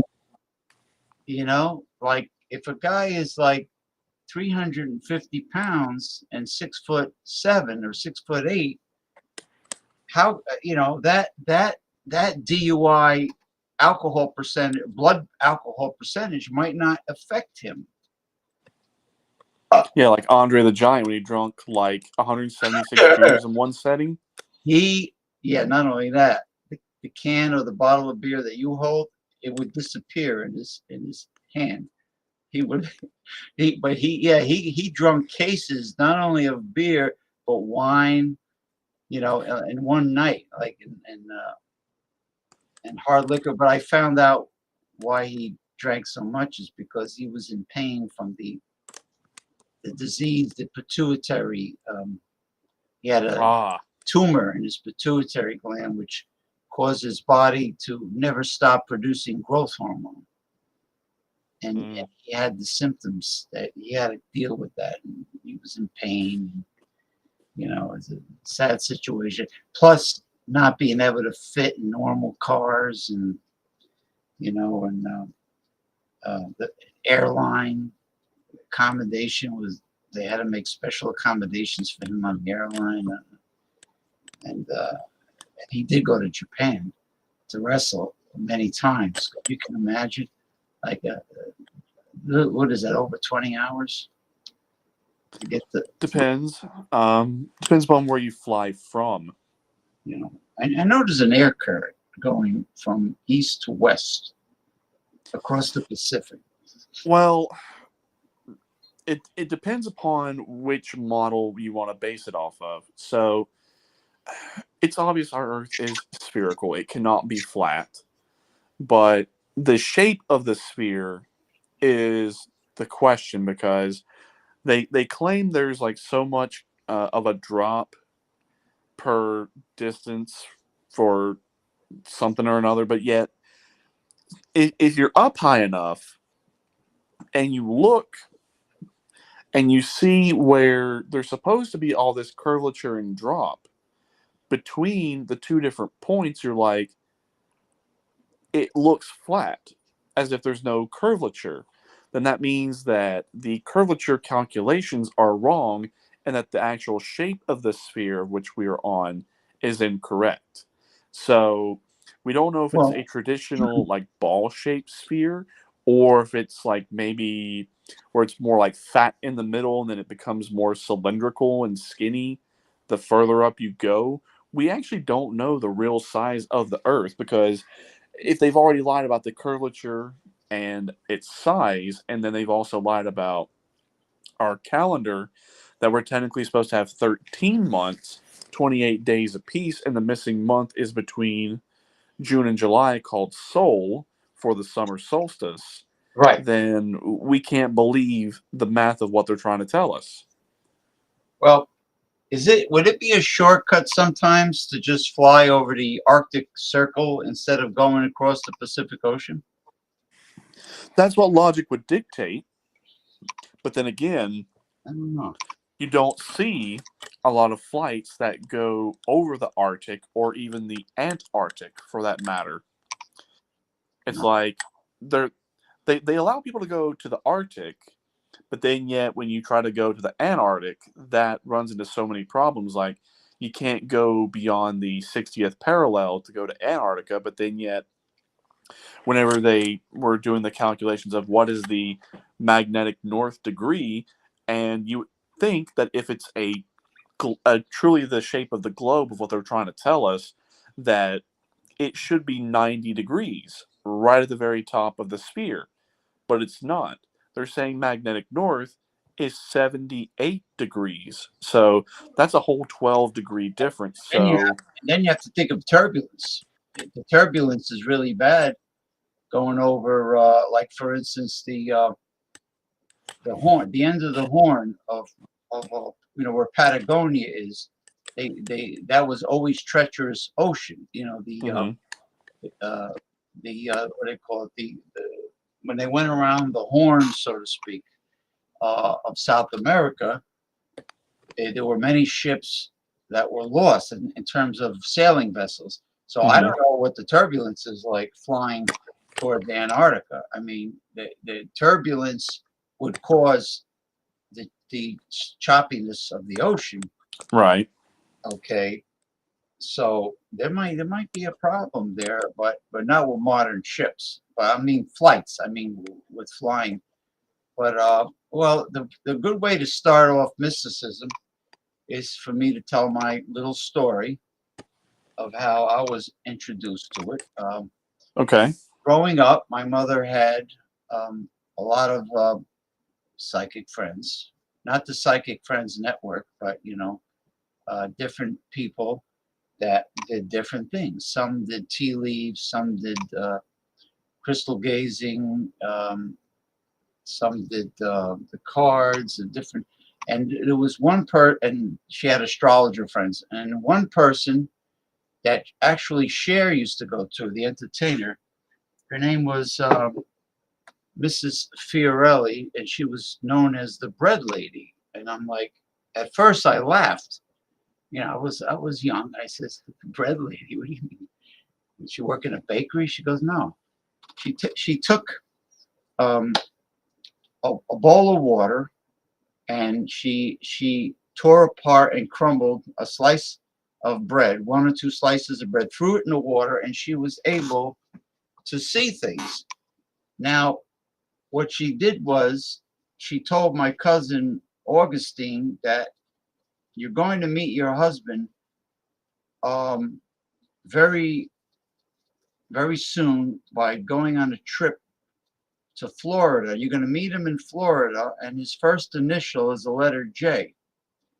Okay. All right. Sound good.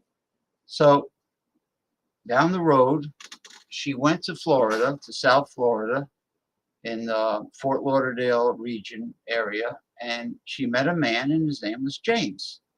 And they dated, and they got married, and she moved down there. All right. So she was right about that. And the bread lady also told her niece to stay off of motorcycles, that she wouldn't be good on a motorcycle. And her niece didn't listen, and then her niece got killed on a motorcycle. So you see what I mean by patterns? Like it gets to the point where it's not a coincidence anymore. So the bread lady told my mother to tell me I should stay off motorcycles. Now you damn well, but damn well I'm gonna stay off motorcycles if the bread lady said that. Because of the track record, and famous people went to her. So the woman was good. So that's my exposure to it. She also had a friend, well, two friends that were involved in what she called white witchcraft, which is, I guess, like Wiccan. It's not black magic. It's Wiccan, I think they have high priestess, and just like with voodoo, it's an earth religion. It has to do with the earth. Instead of looking up in the sky for some deity in the clouds, it had to do with the magic from the earth, from different things, from nature. So I grew up with all this, and she had books on astrology. There was a famous astrologer back then by the name of Zolar, and that wasn't his real name, of course.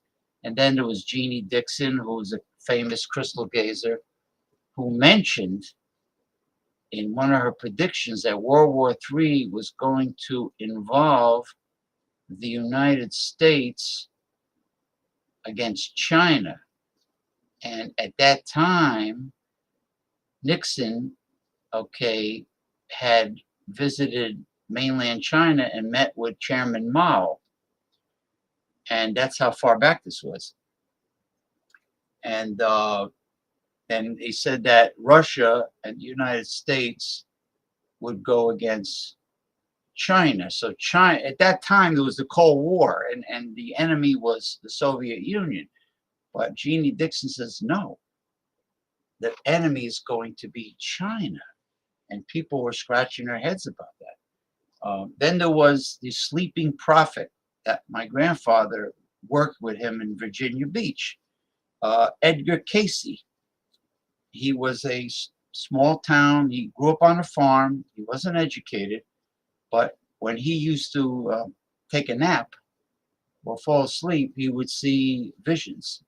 And he saw a lot of visions. And he talked a lot about Atlantis, how advanced the civilization was, the Atlanteans. And they had a war. They had a war, and they destroyed themselves. And she didn't mention the Lemuria. No, he didn't mention. He might have mentioned it because he put out a lot of books. But I know about the Pacific Ocean continent. They were advanced civilization also. And then, of course, after Atlantis went under, they supposedly scattered. Some went to Mesoamerica. Oh no, let me fix this. Hold on. Some went to Egypt. Oh yeah, no, that gray thing gives me the willies. No. I'd rather see your little dinghy. Oh, that didn't sound right. Wait a minute. Hold on. Hold on. Check. That didn't sound good. Let me see the boat. The boat. Okay. See you, little Well, dinghy. congratulations. We are now canceled. As As soon as I come on. The Karens when they take a tantrum. I'm gonna call regional manager. Get rid of that gray thing. It's hideous. But where's the M I gave you? I'm looking for it. I made a nice. I made you a neon M. I know. Thank you. Much appreciate. But I'm looking. Put anything, a photo of you or capital torture for you. Okay. Yeah, it is torture. So anyway, that's pretty much what I grew up with, and my mother had a bad experience with the Ouija board where you're not supposed to do it by yourself. That's a no-no. And you're not supposed to use the Ouija board at a cemetery. That's another huge. I've already broken one of those rules. I've used one by myself, but nothing bad happened. Did you get like dizzy and feel like passing out? Because my mother, what happened was, what do you call it? The planchette. Oh, great. Yeah, the planchette. The tennis is a planchette. First it started normal. What am I doing here? Then all of a sudden, usually it goes in a circle before it spells things out, but it was going like this, and she felt like passing out. Then the thing went flying and ricocheted off the wall. Okay. So if you do it alone, what you have to do is you have to be very deliberate and focused that if it starts doing the circles or it starts doing anything weird, you stop it. Like you put your hand on it full force and then force it to goodbye and then take it off the board. And that's what people fail to do. They don't realize what that goodbye means. That goodbye means I'm assuming you close the portal. Or you just end the session. But it's supposed to close the portal. Yeah, if it starts doing that, always hold it as much as you can. Then you put it immediately to good, hold it there for 2 seconds, and then bye for 2 seconds, and then pull it straight off. The same thing happened to me when I was using the quartz crystal obelisk as a pendulum. It was spinning like a freaking helicopter. It was going like without even me asking a question. As soon as I lifted up the cord, it started going like this, and then to the point where the friggin' obelisk was I'll use the kazoo. The obelisk, instead of turning in a vertical position, which is how it started, it was almost going like this, almost horizontal. That's how fast it was going, and that's the last time I used it. It's like, You whoa. kind of just came into a really bad energy spike because right now anything that happens is extremely energetic. Like right now, all energies are in extreme fluctuation at the moment. Yeah, like Agreed. you have if you have an old-fashioned compass and that compass needle starts going crazy and haywire, spinning to the left, counterclockwise, clockwise, blah, blah, that's an electromagnetic field in that particular area. So you don't need any special device. You could just use an old-fashioned compass. And if it starts doing that, you got yourself possibly spiritual entity. There it is. Are you watching TV, my friend? We'll turn it down. Yeah, because okay, now I'm Or gonna at least just mute it until you're ready to talk. Okay. yeah, if you wanna okay, I'm gonna put Damien on full screen, and if you wanna say something, type or Western Mike, because I'm gonna be Okay. I'll be here. I'm just not gonna, Right. Well, I'll do just like a brief overview of the main topic that you want me to talk about, the 5D ascension. Yes. All right. So just to go ahead and put everything into perspective, we're in 5D right now. We have already gone through multiple transitional portals to bring us into 5D, and now we're in it. We're anchored in it. But the 3D and the 4D are slowly starting to fade out of our reality because now we have come into certain vibrational and frequency alignments to the fifth dimension, not just individually, but also as a collectively, and also as a whole species on a planet.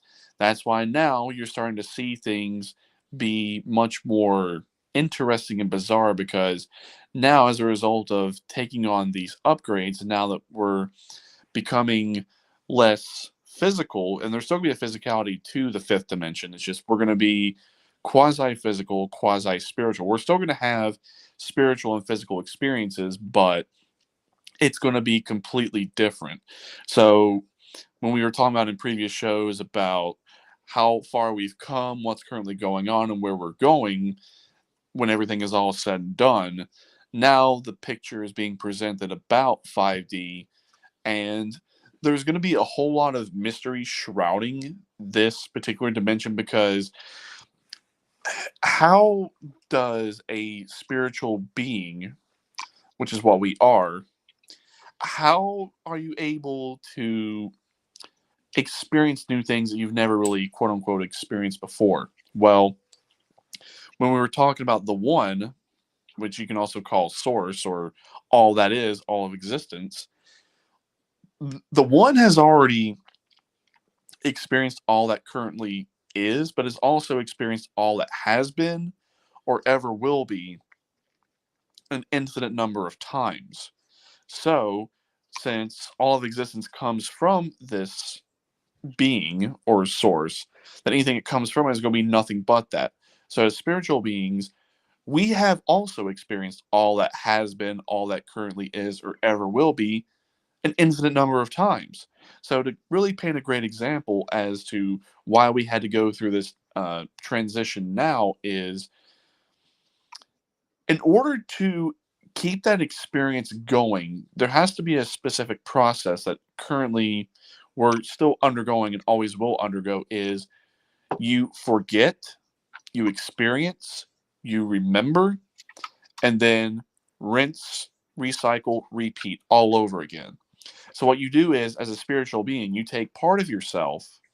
With you being an infinite being, you can do addition, subtraction, multiplication, division, along with different or infinite amounts of equations as well as formulas to what you can do with your infinite self. Well, you take part of yourself and you forget what you are, and then since you have forgotten what you are, you now have to experience something different in order for you to remember what you are. And then once you have that experience, you now remember, and then you either forget all over again or you reincorporate back into your spiritual self. Well, the reason why I had to give that analogy is now that paints the picture of why we're going through this transition. Imagine, for example, you have played a video game, like, let's say, what's a really great video game for this example that is not an oversimplification or undersimplification for this? No. World of Warcraft. Yeah, we'll go with World of Warcraft, for example.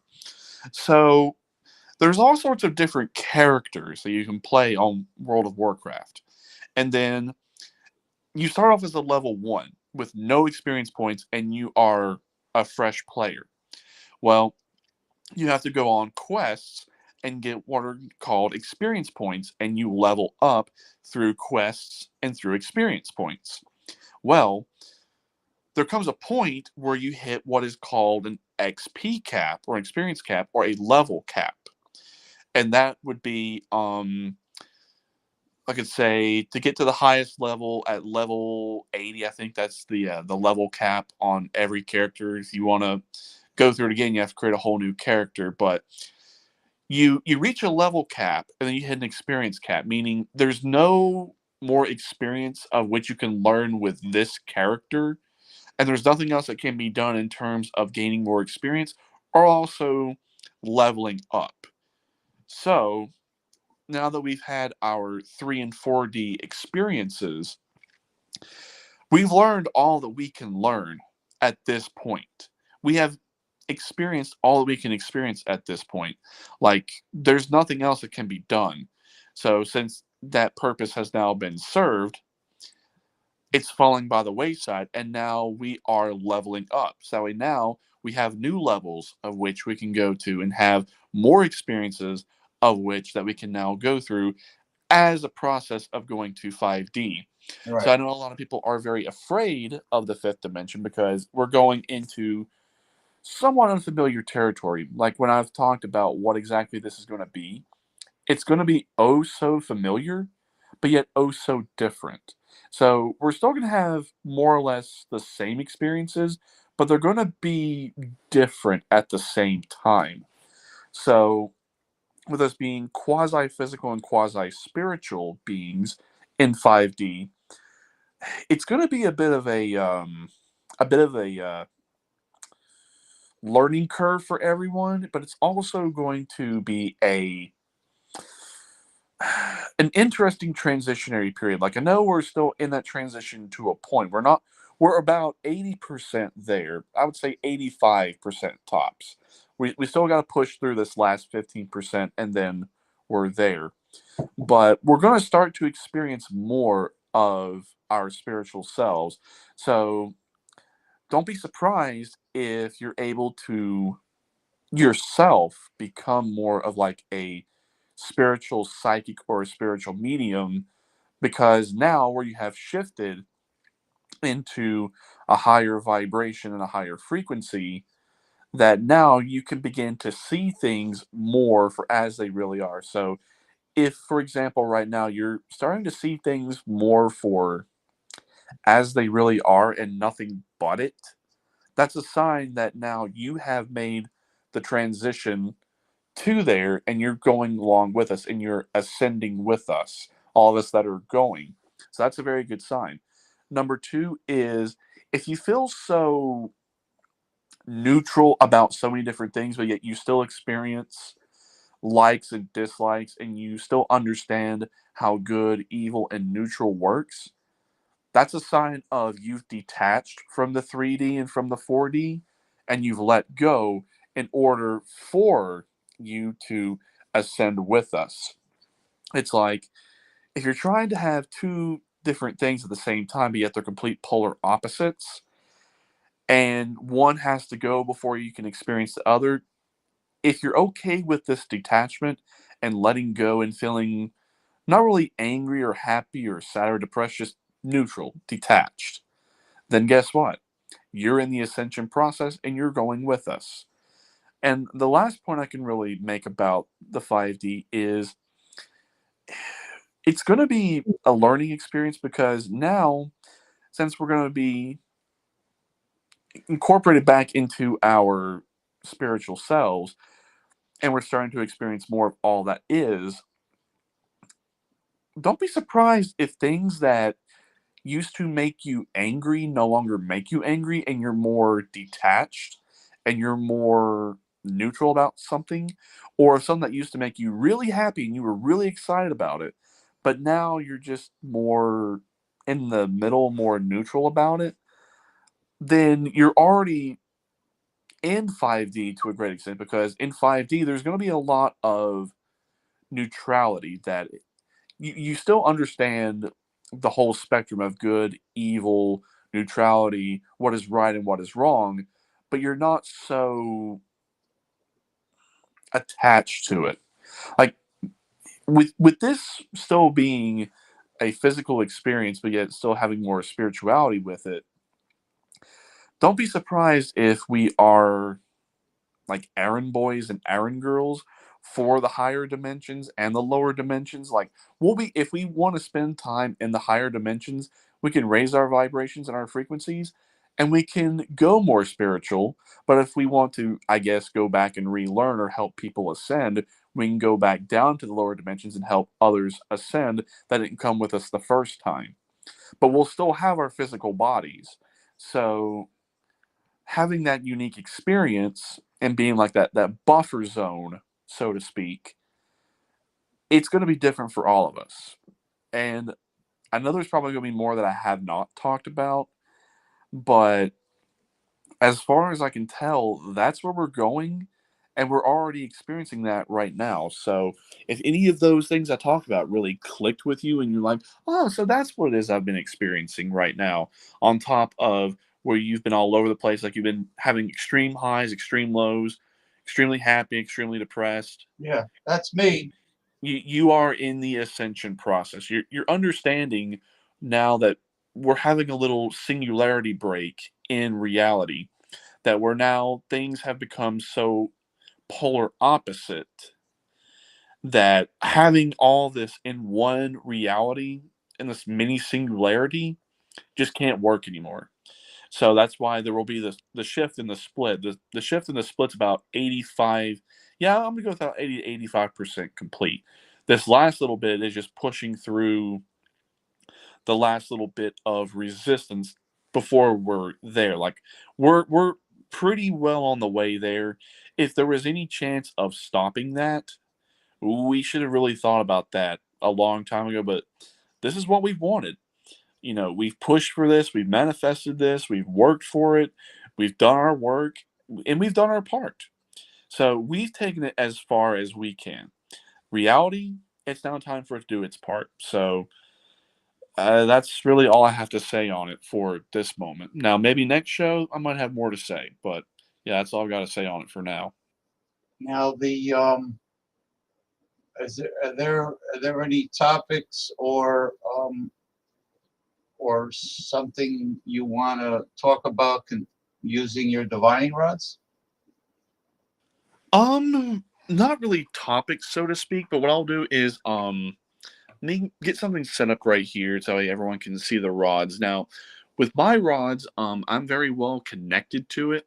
So even if I don't say it out loud, even if I think it, my rods still react, because now, since we're beginning to understand that we're more energetic beings and that everything is energy, copper is a really great superconductor of electricity. So even your thoughts can generate energy through these and still act as a conduit.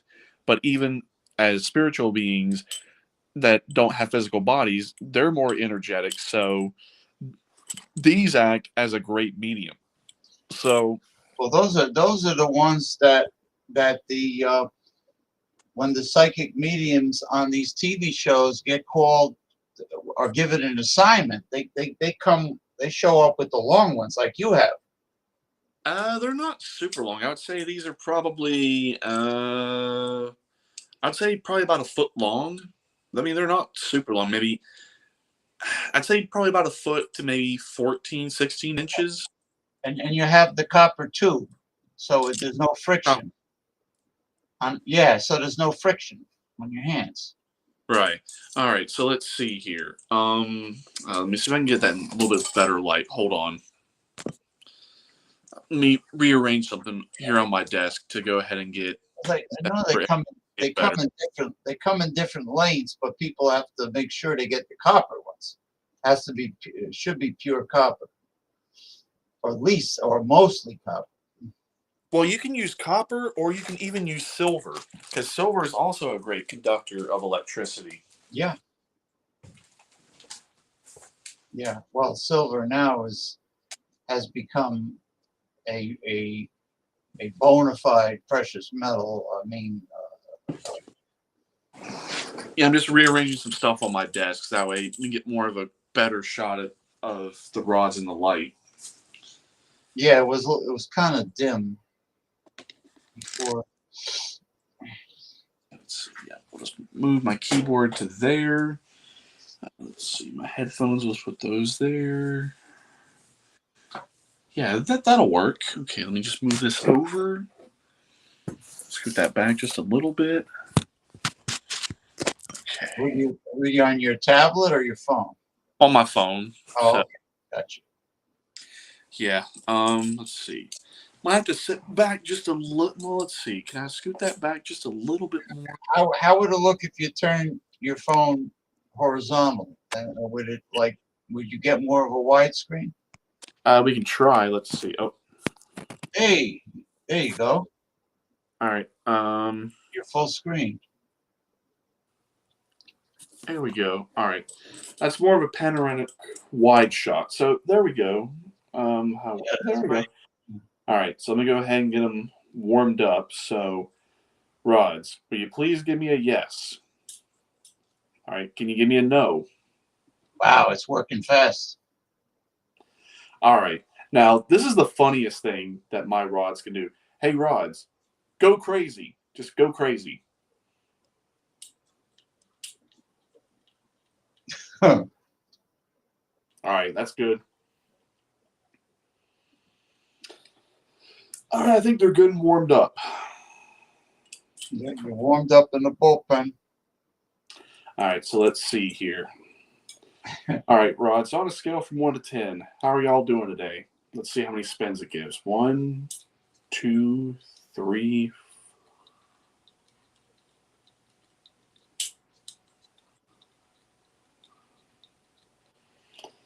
Yeah, and you could tell. I got a 10, so they're doing great. And you could tell by Damien's hands that he is not twirling it. Yeah. All right, so let's see here. Oh,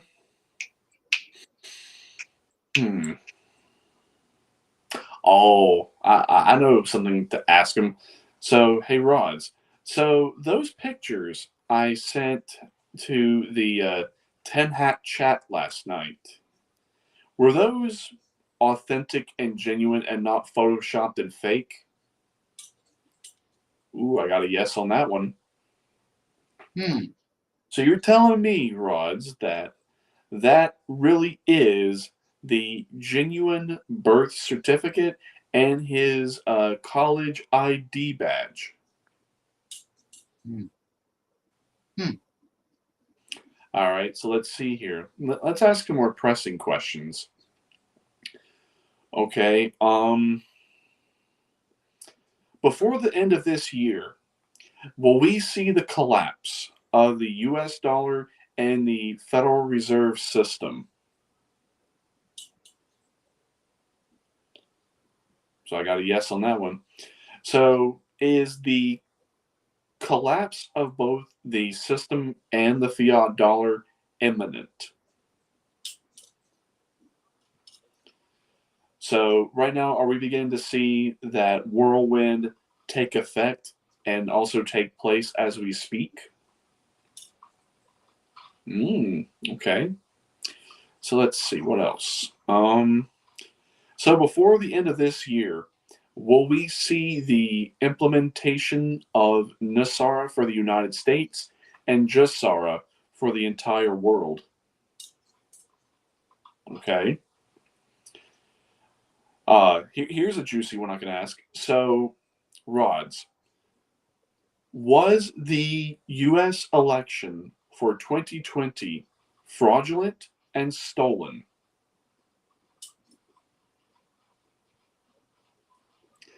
Did Joseph Robinette Biden Jr. really get 81 million votes legitimately? No. Oh, they definitely said no on that one. Look at Ooh, that. ooh. Look at it. It's saying no. It's screaming no.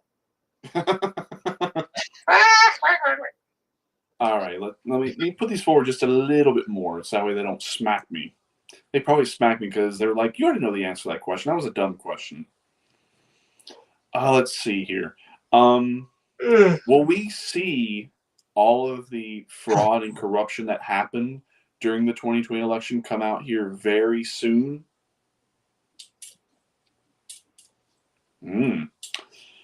So, when I represented the evidence of continuity of government and devolution, how that was many years in the making, and was all of the evidence I presented to be true and nothing but fact?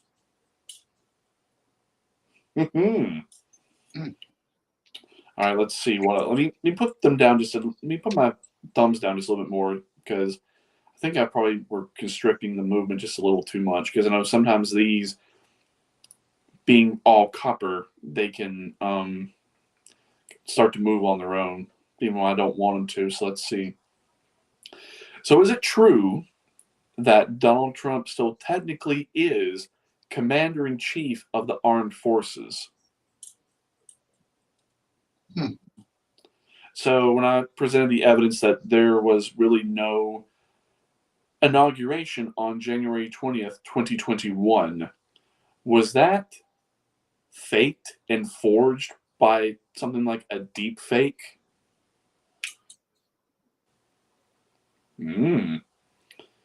So is that person that we see as Joseph Robinette Biden Jr., is it a clone? That's his middle name, Robinette? Yeah. What the fuck kind of a name is that? I have no idea, but okay, so they're saying it's not a clone. Sounds like raisin. All right. So, is it a body double? Okay. I had to think on that one for a moment. So is it really the legitimate one, as if we saw pre 2017?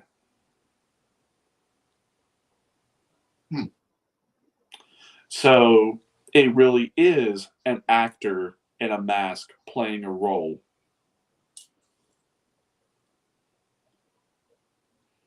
So have there been multiple actors that have played this role?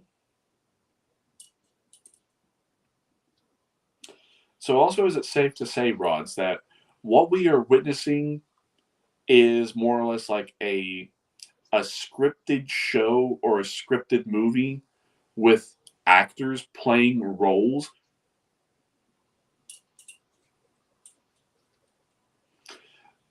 So if it's scripted, did something like this already happen, I could say, behind the scenes in the background some time ago that we were not savvy or privy to?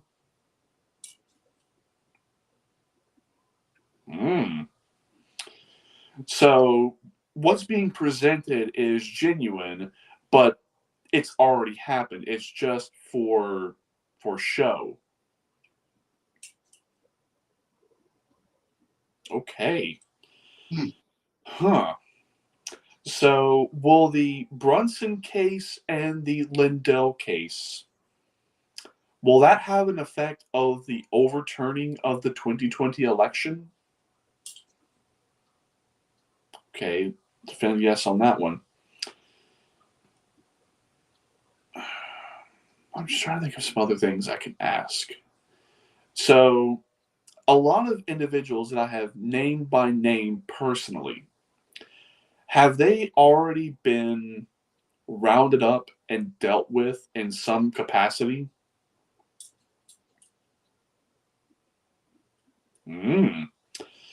So, have a lot of them already been rounded up and arrested and are either at Gitmo or some other site like Gitmo?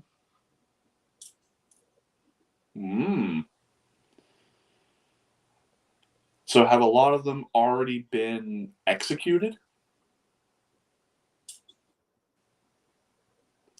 Are some of them serving life sentences?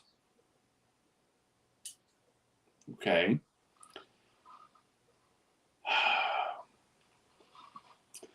All right, Rods. So this is a very serious question, and depending upon the response to this, it's going to make a huge difference. So you understand the seriousness of this question I'm about to ask. Okay.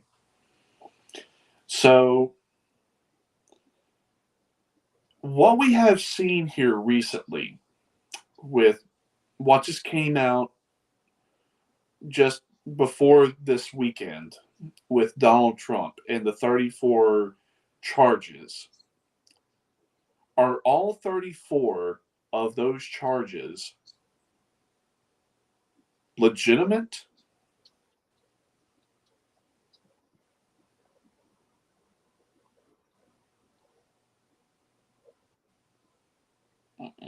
Okay. So are there a mix of some legitimate and some illegitimate charges?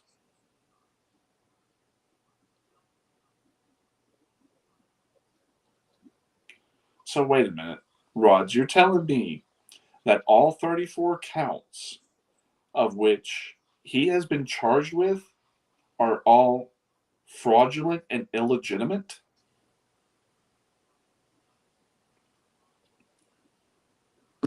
Ooh. Yeah, your spirit likes Donald Trump. Well, when you ask these questions, the best way to ask the questions is to remain detached, to where you don't get upset or angry or happy or excited at the answer. That if it sees that you don't express neutrality or detachment, then it becomes more hesitant to answer questions. You have to have a neutral state of mind. Exactly. So if what you're saying, Rods, is that this is all like a sham trial, a kangaroo trial. Okay. I guess you have to be So, unbiased. So are we going to see more evidence come forward that it really is a sham trial and a kangaroo trial? Okay. So, Rods, would it also be safe to say that with what they have charged him with, that they themselves, and by they I mean those that have pressed the charges and those that are pulling the strings behind the judge and the prosecutor, are guilty of those crimes themselves?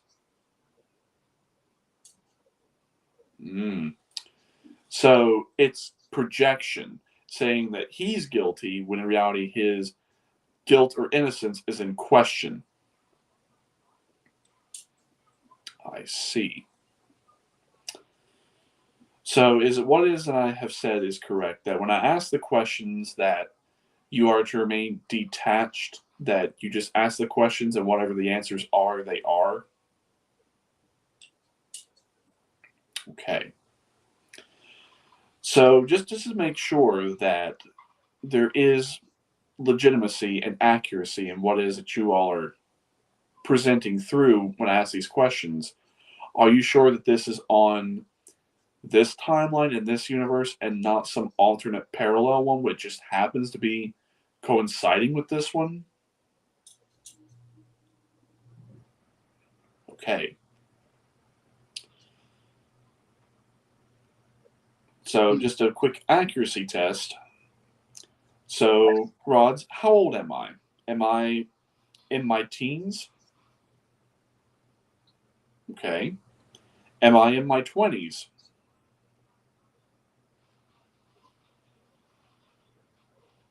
No.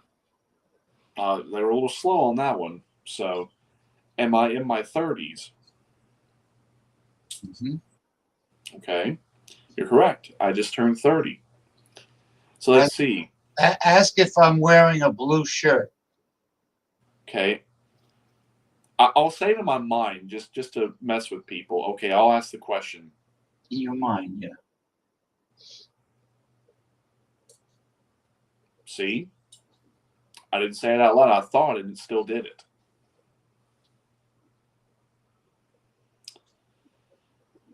So let's see. What are some other questions I can ask?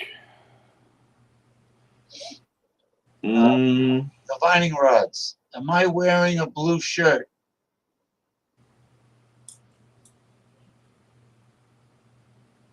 Well, they're saying yes. Am I wearing a blue shirt? No, I'm not. All right. What? Never mind. What, are you not wearing a blue shirt? No. I'm wearing a green shirt.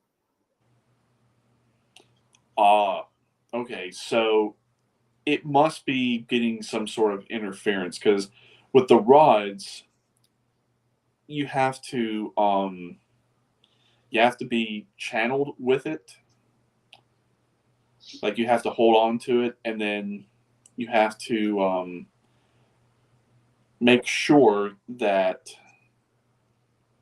whenever you ask the question, you try to make it specific to, is it in this timeline or this universe? Because my guess is it's probably picking up an alternative you wearing a blue shirt. So, trying to think, how can I cleanse copper? Being that it's in the room with you and you're holding it, it's best you ask the questions. Right. Instead of somebody that's 1,000 miles away through the internet trying to ask. Oh. All right, here's some other questions that I can ask. So, Rods, when I talked about free energy devices, how we're able to have free electricity, free water, free internet, and other various things through the hidden and suppressed technologies, will that be released to the public this year? Okay. So will we also be seeing the release of med beds this year? Okay. So when we go under Nasara Jasara, all of our dollars that we have of the fiat dollar, will we be able to exchange them on a 1-to-1 ratio? Okay. So like I say, if I have 5,000 fiat dollars, I will be able to exchange them on a 1-to-1 ratio for the new $5,000 in terms of United States notes backed by gold and silver and precious metals. Okay. So will it correlate to a fixed weight of that particular metal? Okay. So are we going to see the bubble of gold and silver burst here very soon? Okay. So now that silver has hit over 30 an ounce, how high does the silver to dollar an ounce have to get super high in order for the system, the fiat system, to crash? Ooh, okay. They're saying no. Okay, so if it hit 30, does it have to hit 100 an ounce before it crashes this fiat system?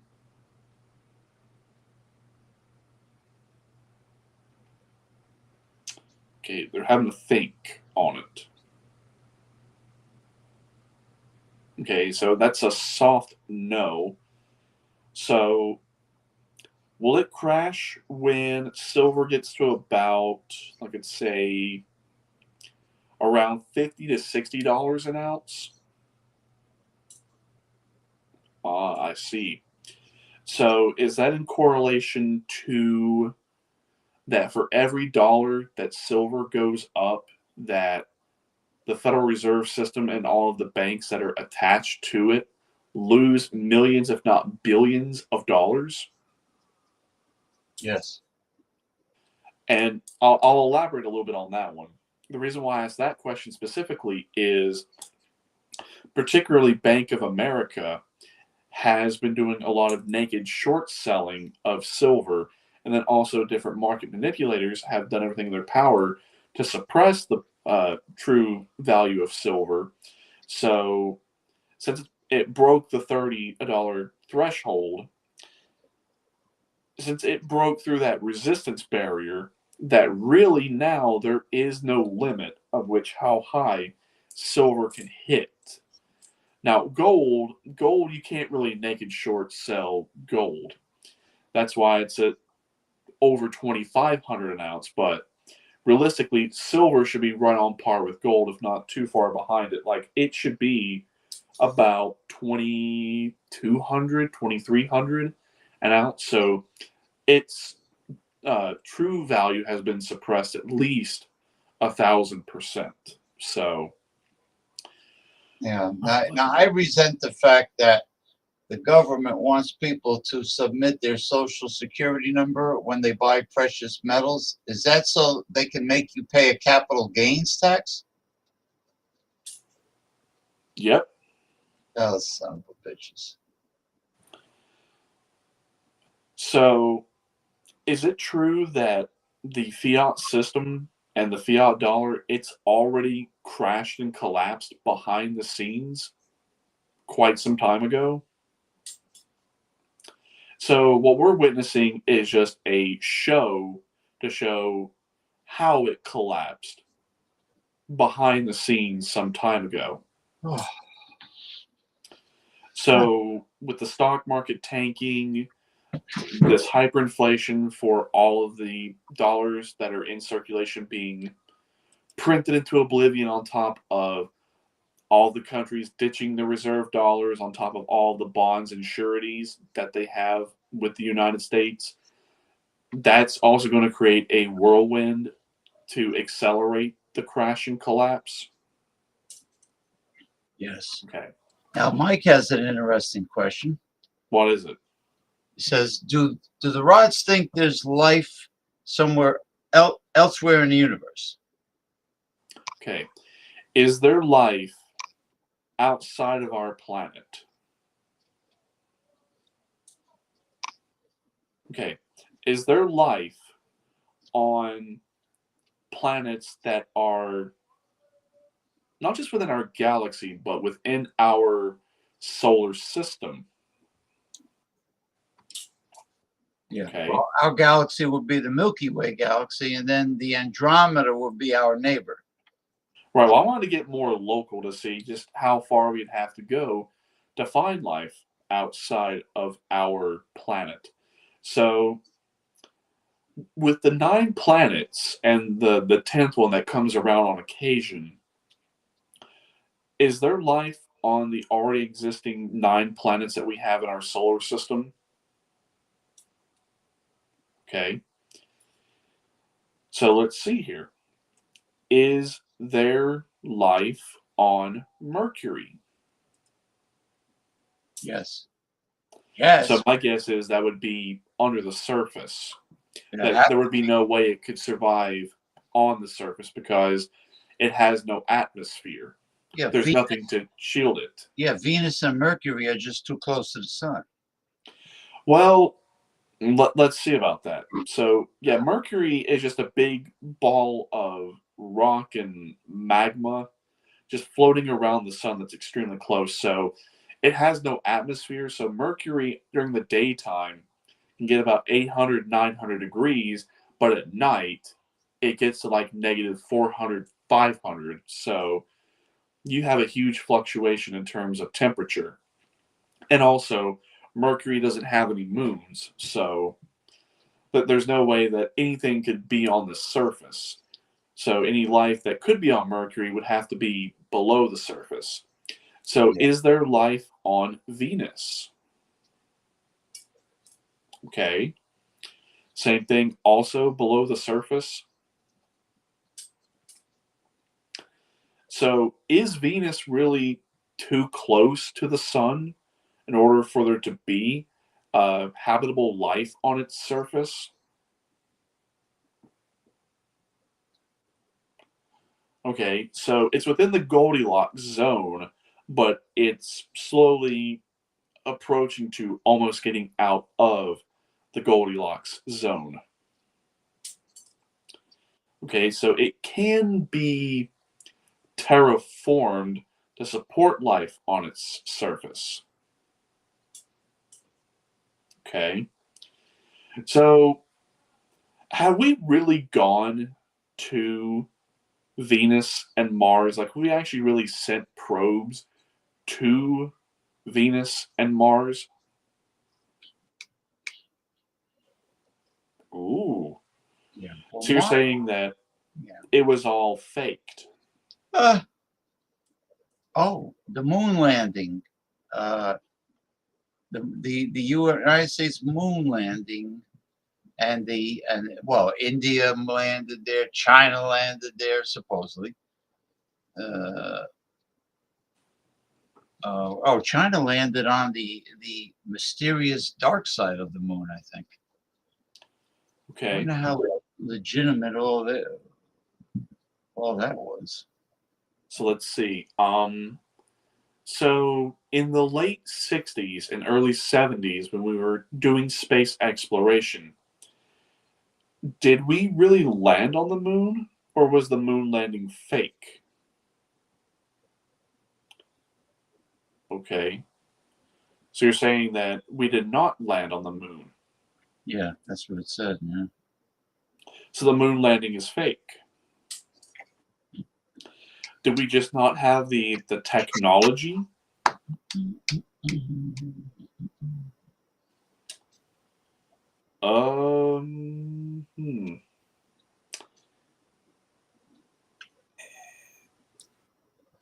This one's a bit of a tough one for it. I'm getting it an indifferent, so it's not necessarily yes, but it's not necessarily no. So that means to me that the technology factor was not a reason why we had to fake it. You notice how when they stuck the U.S. flag into the supposedly into the moon soil, you notice how the flag was rigid? Yeah, almost like there was an atmosphere. Well, the moon doesn't have an atmosphere. No. It It's was like tidal locked. it looked like So- it was rigid, it was stiff. Well, anything that free floats in zero gravity, I don't know if it would be rigid or if it would still have some characteristics as if gravity would affect it. That I don't really know. So, from what I can tell, technology, we have the technology to do it, but that wasn't a factor as to why we had to fake it. So, was there something up there on the moon and still there today that did not want us there? So, there could be ETs either on the surface or below the surface that don't want us visiting. That makes sense. Here's a good question. So, is part of the reason why we didn't really see any sort of ET activity on our planet was because we were too low in terms of our vibration and frequency to interact with ETs and vice versa. Okay.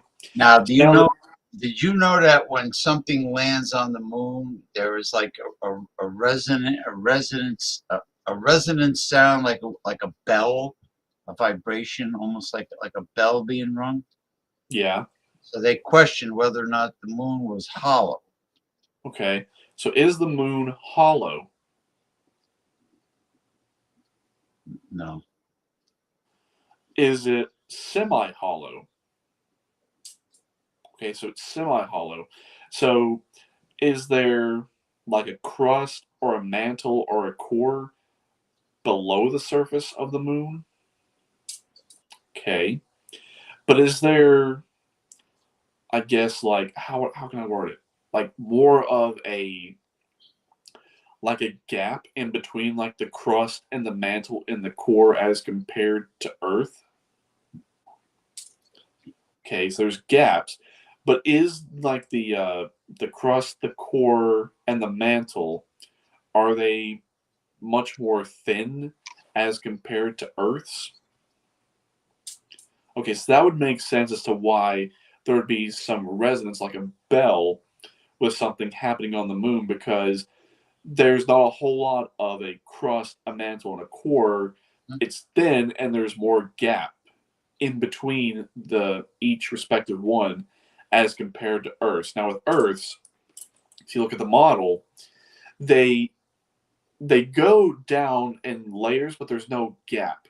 But the reason why there is like sort of a makeshift gap, if I can say it, makeshift gap between the crust, the mantle, and the core is they're all made of different material. The outer core is liquid and the inner core is solid and metallic. Some say that the inner core is liquid and the outer core is solid, but no, it's actually the inner core is solid, the outer core is liquid, and then the crust and mantle they have some solid characteristics and some liquid characteristics. Hold on just one sec.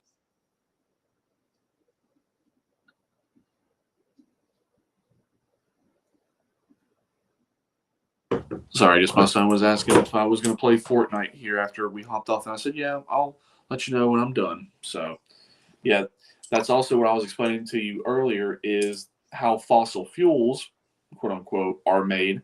That in reality, they're not fossil, they are renewable.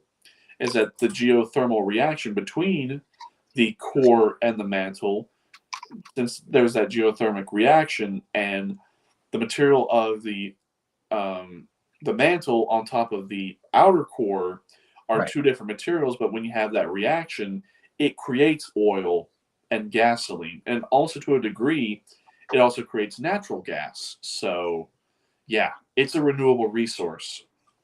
Well, now Toyota discovered that ammonia is superior to hydrogen as a fuel source.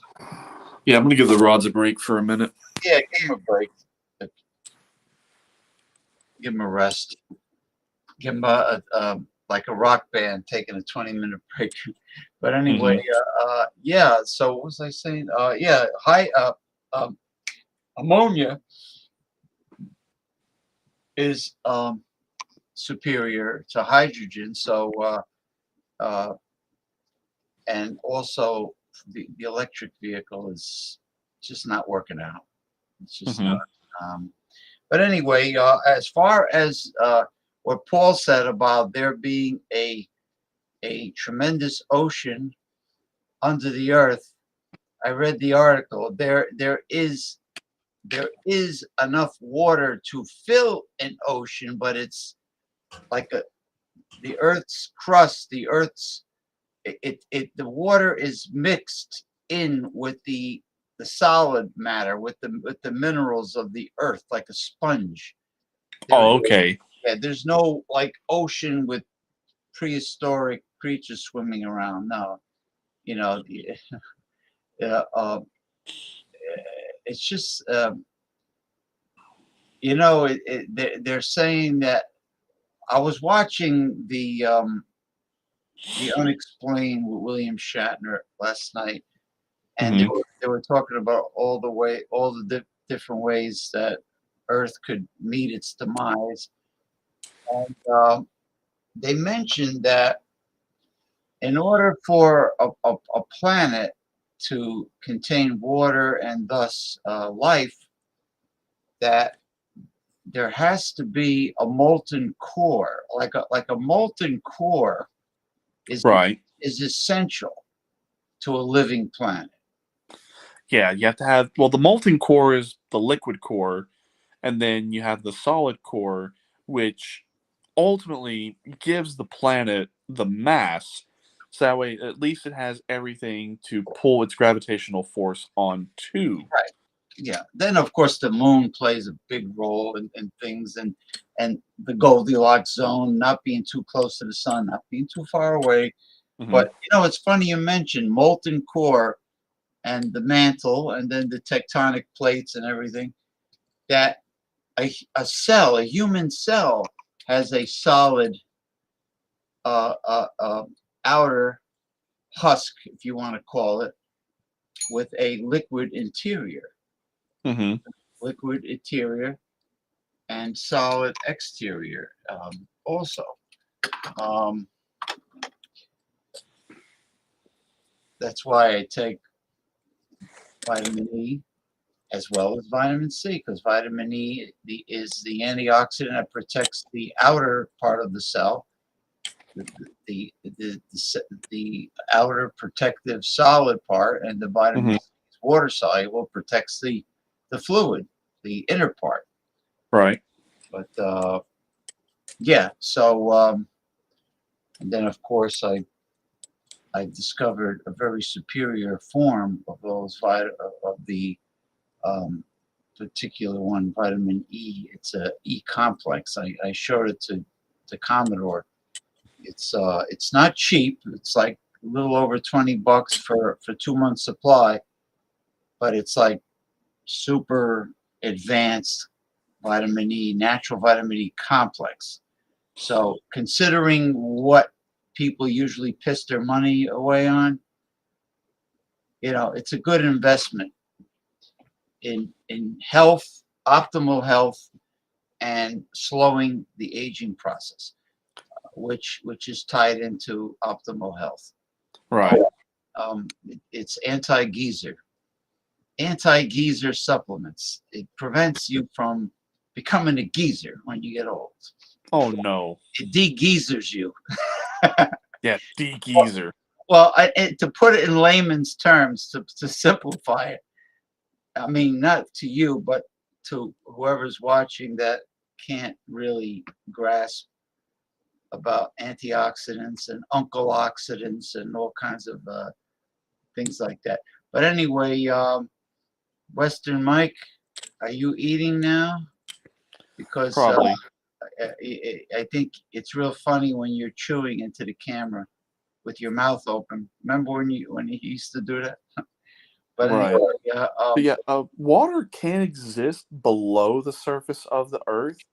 It's just we haven't really gone down below the surface of our planet. Like we're more fascinated about finding something outside of our planet, but we've not actually really gone down below it to really explore it. And there was a really interesting sci-fi movie I that saw it when I was a I kid. loved to watch as a kid.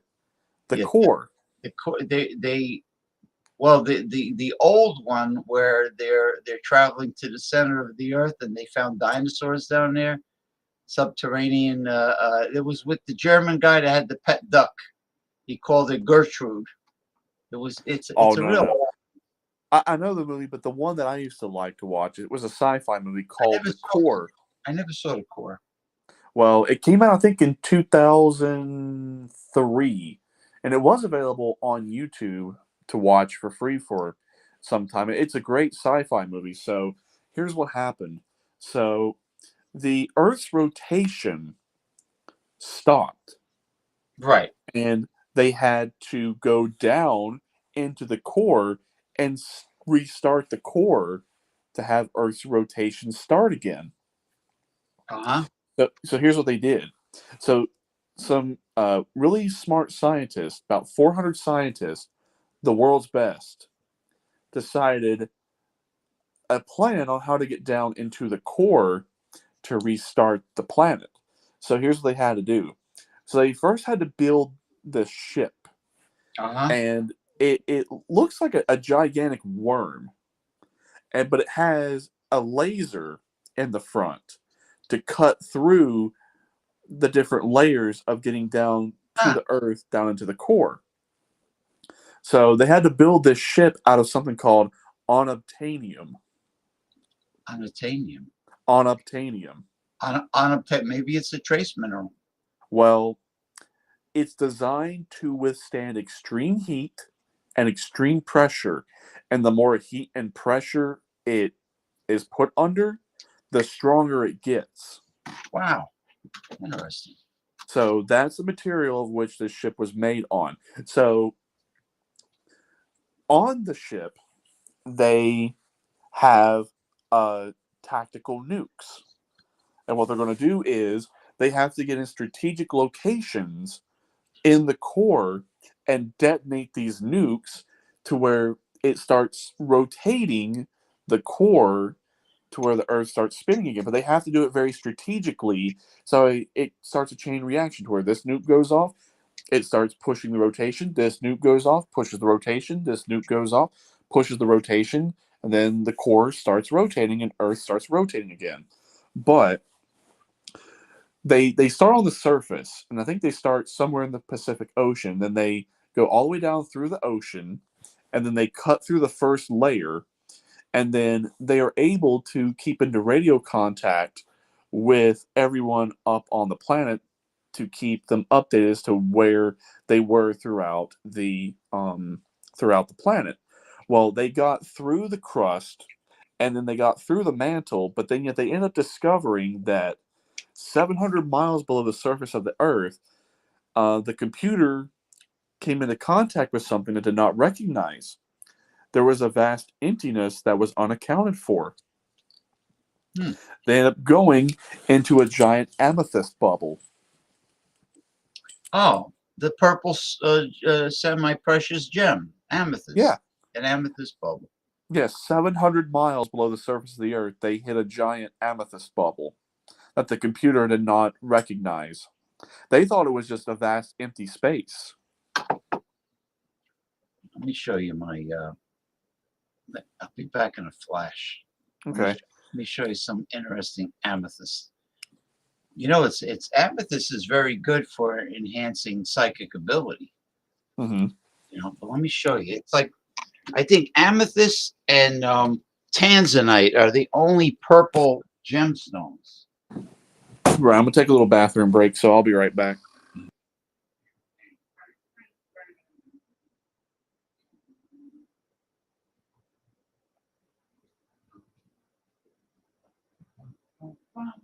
Oh.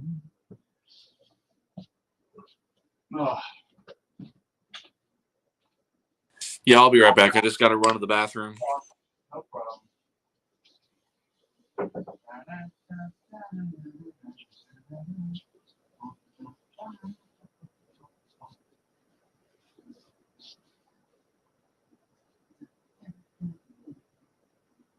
Don't worry, people. We're still with you.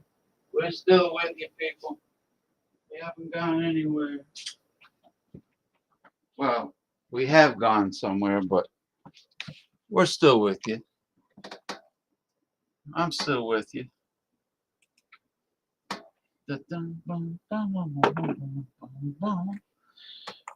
Oh. Ugh.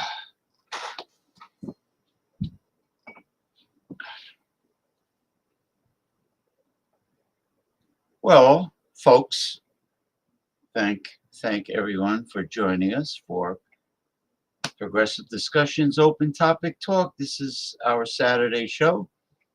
And then tomorrow we have the Sunday episode of Open Topic Talk, which deals with different topics. uh, holistic health, nutrition, Right, I'm back.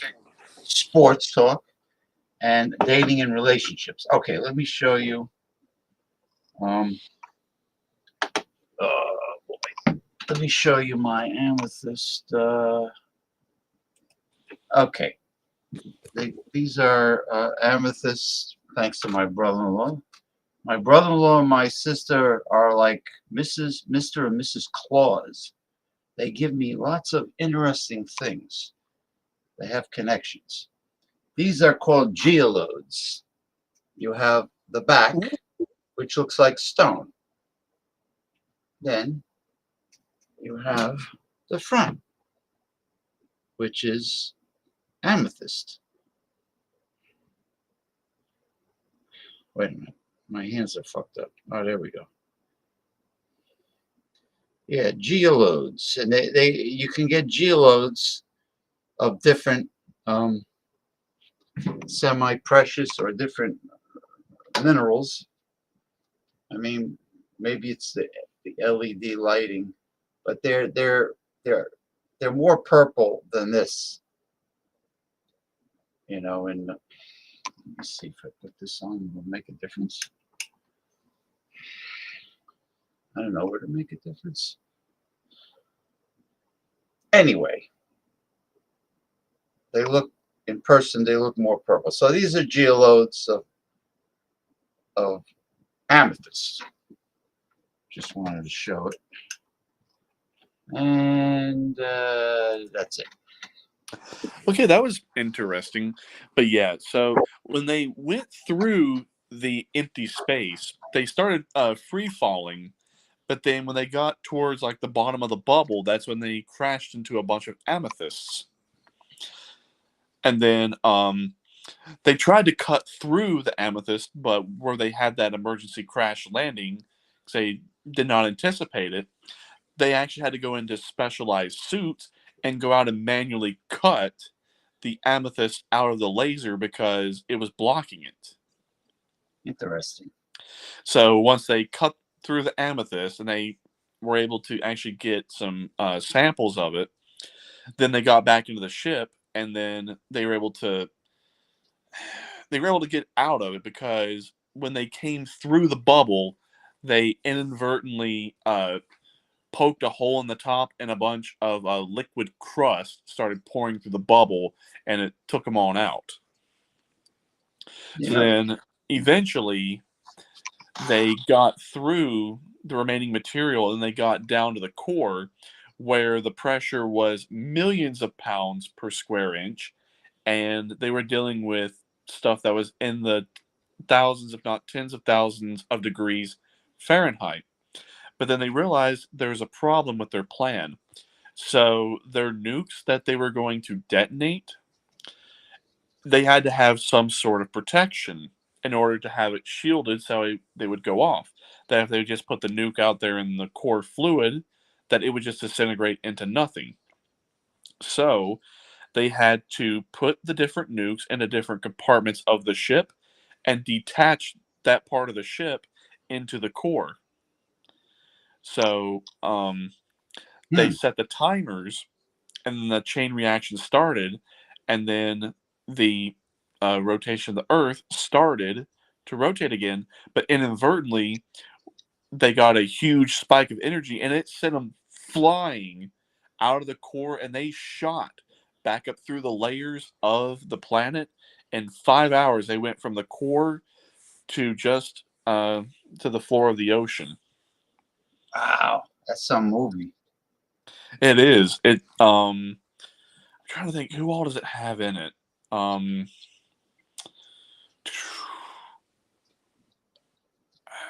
trying to think. What is that one woman's name? I recognize the face. I'm just trying to think of the name. You mean an actress that gets roles in a lot of these adventure movies or sci-fi adventure? Yeah, I'm trying to think. It's not Sigourney Weaver. It's shit, I cannot think of her name. And there's other prominent actors that are in it as well. And it was a great movie. I still like to watch it to this day, but Maybe yeah, it's on Netflix. You know, if I look, maybe it's on Netflix. yeah. But the reason Um, why I bring up that movie is because, well, it is impossible with the way things are within this universe and the way physics work in this universe and on this timeline that there is no way the Earth can be flat. No way. And there is also no way that a dome could go above our planet like that. In order for the Earth to be flat and it actually be a plausible model, two things have to happen. For one, the Earth cannot free float in zero gravity. Because anything that free floats in zero gravity is going to revert to the shape of a sphere, not a disk. So, in order for the Earth to actually turn flat and not be spherical, there has to be gravity on the outside of the Earth. So, there has to be actual gravity put in by the universe itself, specifically on the poles. So, there has to be universal gravity pushed onto the north and south poles and flatten it into the shape of a disk. That's the Hey, only dude. plausible way the Earth can become flat. now, Dude, I like your hat. I like Thank your you. hat. The Punisher. The Punisher. Oh I yeah. like that. Punisher. Now, you know, the sleeping prophet Edgar Casey predicted the creation of the death ray, and he was right. He was right on the money because the military has lasers that are effective and ready to be used. Direct energy weapons. Yeah, yeah, to take out missiles, Cheers. to take out planes. Cheers to you. So, what are you drinking there? So what you got? What do you got there, Jordy? Just a Semiguel. Semiguel. What? Yeah, cheers. San Miguel. That's a Philippine beer. Yeah. Mm-hmm. That's a Philippine beer. You know, I've never seen San Miguel here in this country yet. You don't get that in the States, no? Maybe they got it down where you know, like in Total. Maybe Total Wine has it. You know, maybe they got it in other states, but they don't have it up here. Dude, with the Punisher hat. Yeah. My apologies. What's your name again? I'm sorry, I forget. Damien? Damien. Okay. Yeah. My apologies. But My apologies. I'm not having any beer tonight, but I did have some beer the other night. Oh, nice. Nice. I was want I was going to ask you a question. You seem like you like boomer shooters. You know, like Doom I and like Quake what? and stuff. Boomer shooters. Boomer shooters. What's that? Like Doom, Quake, stuff like games like that. Oh, shooter Yeah. games. Boomer shooters. That's what I said. Yeah. Yeah. I mean, I used to play Call of Duty. I don't really play it that much anymore, but the game I've been really playing right now is X Defiant, which is like old school Call of Duty because Oh, my buddy old school Chris Call was of Duty talking about that. Yeah, X Defiant. Yeah, my buddy was But talking anyway, about this that. is the beer that I had the other night. Oh, okay. Steel Steel Reserve. Hey, do you not get them over there in the UK? No, I've never had that before. Well, they Steel returned Reserve. it back to glass. But yeah, this is a glass 40, and it's 8.1%.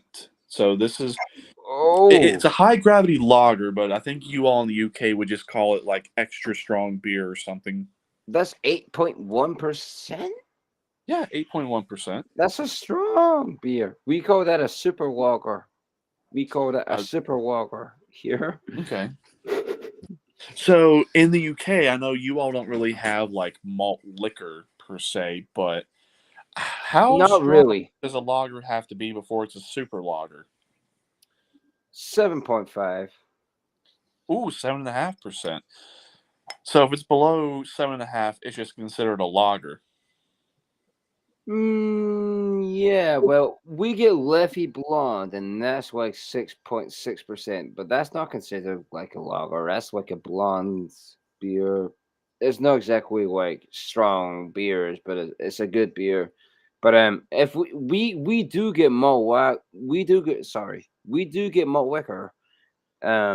If you look up on Google, Tennant's Super Lager, that's the Scottish equivalent of malt liquor. What's that? What's the ABV on that one? 7.5. It used to Ooh, be okay. it used to be 9%, but they lowered the ABV recently, so it's now 7.5. But yeah, this is still reserved. So yeah, they returned it back to the glass 40. But yeah, this is the 8.1% variant. There is a 6% variant. Jay Terrio in Louisiana gets the 6%, and then where I live in Tennessee, Oh yeah, Ronald. North Carolina gets the 6%. But anyway, so yeah, this is the 8.1, and I think I paid see how much did I pay for this for? Excuse me. I think I paid with tax and all out the door, I think it was like $266 or something like that. So not bad. For one bottle, yeah. And then yeah, it's a pretty iconic label. It's high gravity lager, which is another term for malt liquor, slow brewed for exceptionally smooth flavor, extra malted barley and select hops for extra gravity. Yeah. And then there's even something on the inside of the 40 as well. Yeah. Oh, what does that say? Yeah. What was that? So what does it say on the inside? Yeah, what does it say? Okay, is that like a number? Yeah, 211. And that's the reason why it's called 211. So the story on the inside says high gravity lager, the 211 mark based on the medieval symbol for steel only appears on Still Reserve high gravity lager. We use nearly twice the ingredients of many normal lagers and brew for over twice as long as many quality beers. It actually, believe it or not, when it first came out back in the late 90s, it actually was aged 28 days, but they stopped that at some point. I don't know when. Then they have different flavored ones as well, but the flavored ones are like flavored ales. So what they do is with that is that instead of brewing it like a regular beer, they like brew distill it to where they get all of the flavors out of the malt and the hops and the yeast, and they also strip all the brewing color process off as well. Yeah. To where you get the flavor and the color from either natural artificial flavors or natural artificial coloring. And there used to be a 211 triple export. That was a very interesting looking label. They only sold it in my area in the big boy 24-ounce cans, the 710 ml cans, but it's in my collection somewhere. I'll have to look at it. But instead of being a silver label, it was a black label, and the 211 was different, and it was 8.1%. But the recipe, that's strong. Damn. I thought it tasted better. It was more refined, and it wasn't as rough around the edges. Yeah. But since you talk about malt liquor, yeah, in America we get tons of malt liquor. Let me get my other 40 because I'm purchasing 40s to have in my collection. The Return of the Glass 40. So they put Still Reserve, Ice House, which I've got a couple 40s Ice House in the fridge. That's going to be my next review. And they also put Old English 800. I'm trying to sort this fucking wire process out. Look at this. Yep. See, Old English 800. Yeah, that's what I was about to talk about. Was Old English? That's the OG malt liquor. Yeah. This is now Return to the Glass 40. So, the regular Old English. Yeah, the regular Old English is they got they used to have 3 variants of it, but now there's only 2. So you want just regular Old English. You only got 2. We had a high gravity version that was 8%, but they discontinued it back in 2021, I want to say.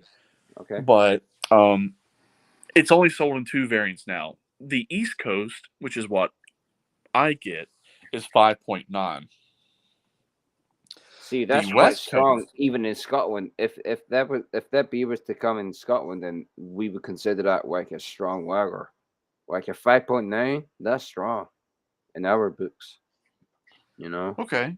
And then on the West Coast, they get a 7.5.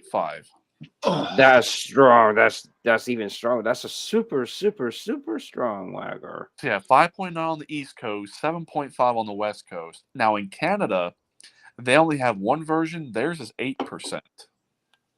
Welcome back, James. Thank you. So yeah, we get Old English, we get Mickey's. Do y'all get Mickey's? No, but I know what you're talking about.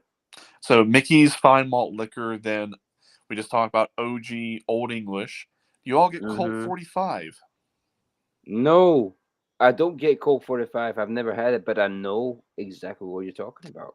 How Malt about liquor. Schlitz Blue Bull? I've had Schlitz. I've had Schlitz before. Okay, do you have just the regular Schlitz, or do you have the Schlitz Blue Bull? Blue Bull. No. Blue Bull. No. I mean, I got blue balls, but I never had a beer called blue balls. Okay, so if you just say Schlitz, that's probably just like their regular lager. But they have like 4 different malt liquors. They have the Blue Bull, which is the original malt liquor, then the Red Bull, which they call extra long. I don't know why they call it extra long. That's then what they she have the said. Gray Bull, which is the ice malt liquor. Then they have the Gold Bull, which is the high gravity. So the Red Bull and the Blue Bull, 5.9. The ice one, the the red Gray label, Bull is. the normal, the Swiss with the red label is like Oh, that's just the I regular. think That's it's just the like regular 4%. lager then. The regular Swiss. I've had that because that was here in Scotland for a few months, and I've had the Lone Star Pabst Lone Star beer. Yeah, we get Lone Star. We can get it in 6-pack bottles around here. I like that beer from Texas. Pabst Brewing Company. Wow. Yeah, They Pabst moved to makes Texas? Pabst moved to Texas? They're not in Milwaukee or anything? Well, They are in about Milwaukee. Pabst Brewing Company Pabst Brewing Company is in Milwaukee. That was based in Milwaukee. Like Miller too is in Milwaukee. Well, I'll explain. They're still kind of sort of in Milwaukee, kind of sort of not. But yeah, Blue Bull, Red Bull, 5.9. The Gray Bull, the ice malt liquor, I'll be right back. that one is I'll be right back. 8.2. Okay. Then the Gold Bull is 8.5. Oh. So, and then let's see, Mickey's is 5.6, Colt 45 is 5.6, then Old English is 5.9. So now, which one of those? I guess what would they be? They're all considered malt liquors. The ones that like Steel Reserve, Old English, Colt 45, are they all in the same family? yeah. So traditionally, when you think of malt liquor, you think of Country Club, Mickey's, Old English, Colt 45, Schlitz Blue Bull, and then St. Ides. Are they related to the Are they in the lager family? The malt liquor? They are. So when you think of what Americans think of with malt liquor, is there's not really a true definitive history in regards to malt liquor because it's a made up term. The reason why it was made up is after the repeal of Prohibition, when American breweries wanted to make stronger lagers and stronger ales, when they first made the labels, they called it strong lager or strong ale or just strong beer. Well, there used to be a federal enforcement in the federal code that anything above 5.5% could not be called beer. It had to be called lager or ale. So to skirt around it, they came up with the term malt liquor. It's just a workaround term. Now, when Americans think of malt liquor, here's the American version of it. So traditionally, it's a lager. So usually pale malt, 2-row and 6-row barley malt, lager yeast, and hops. But there is more of a use of adjuncts like corn or rice. And then sometimes they'll just use fermentable sugars like maltose or dextrose, or sometimes they'll even just put in like, ooh, Courage the Cowardly Dog. That was one of my favorite cartoons as a kid. There we go. You know, So whenever they would brew it like that, they used my favorite more cartoon. fermentables and adjuncts, or just using straight sugar. So those traditional ones are usually around 5.5 to 6%. But that's really all it is. It's just a stronger lager that just has more fermentables in it. So that's probably how they get the higher alcohol by volume is the to put the more sugars, more Right.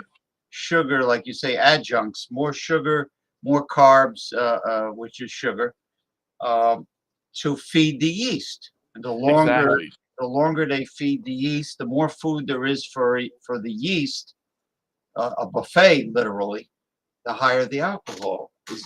Exactly. But again, that's the American way. Is they Hold don't on. use so much barley malt. They use more Dude. corn, rice, or just fermentable sugars. I keep forgetting your name. I'm Damien, man. Damien.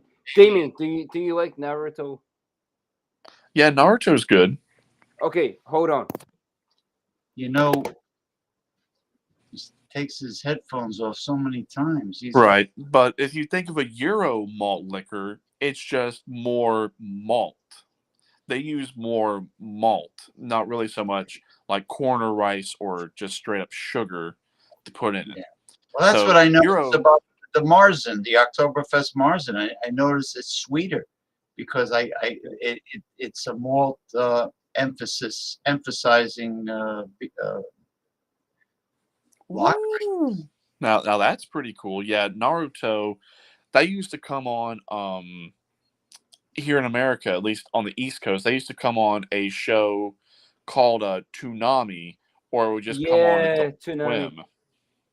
Mm-hmm. Oh, a play on words. You know I who get that it. is? You know who that is. You know who that is. Come on. Oh yeah.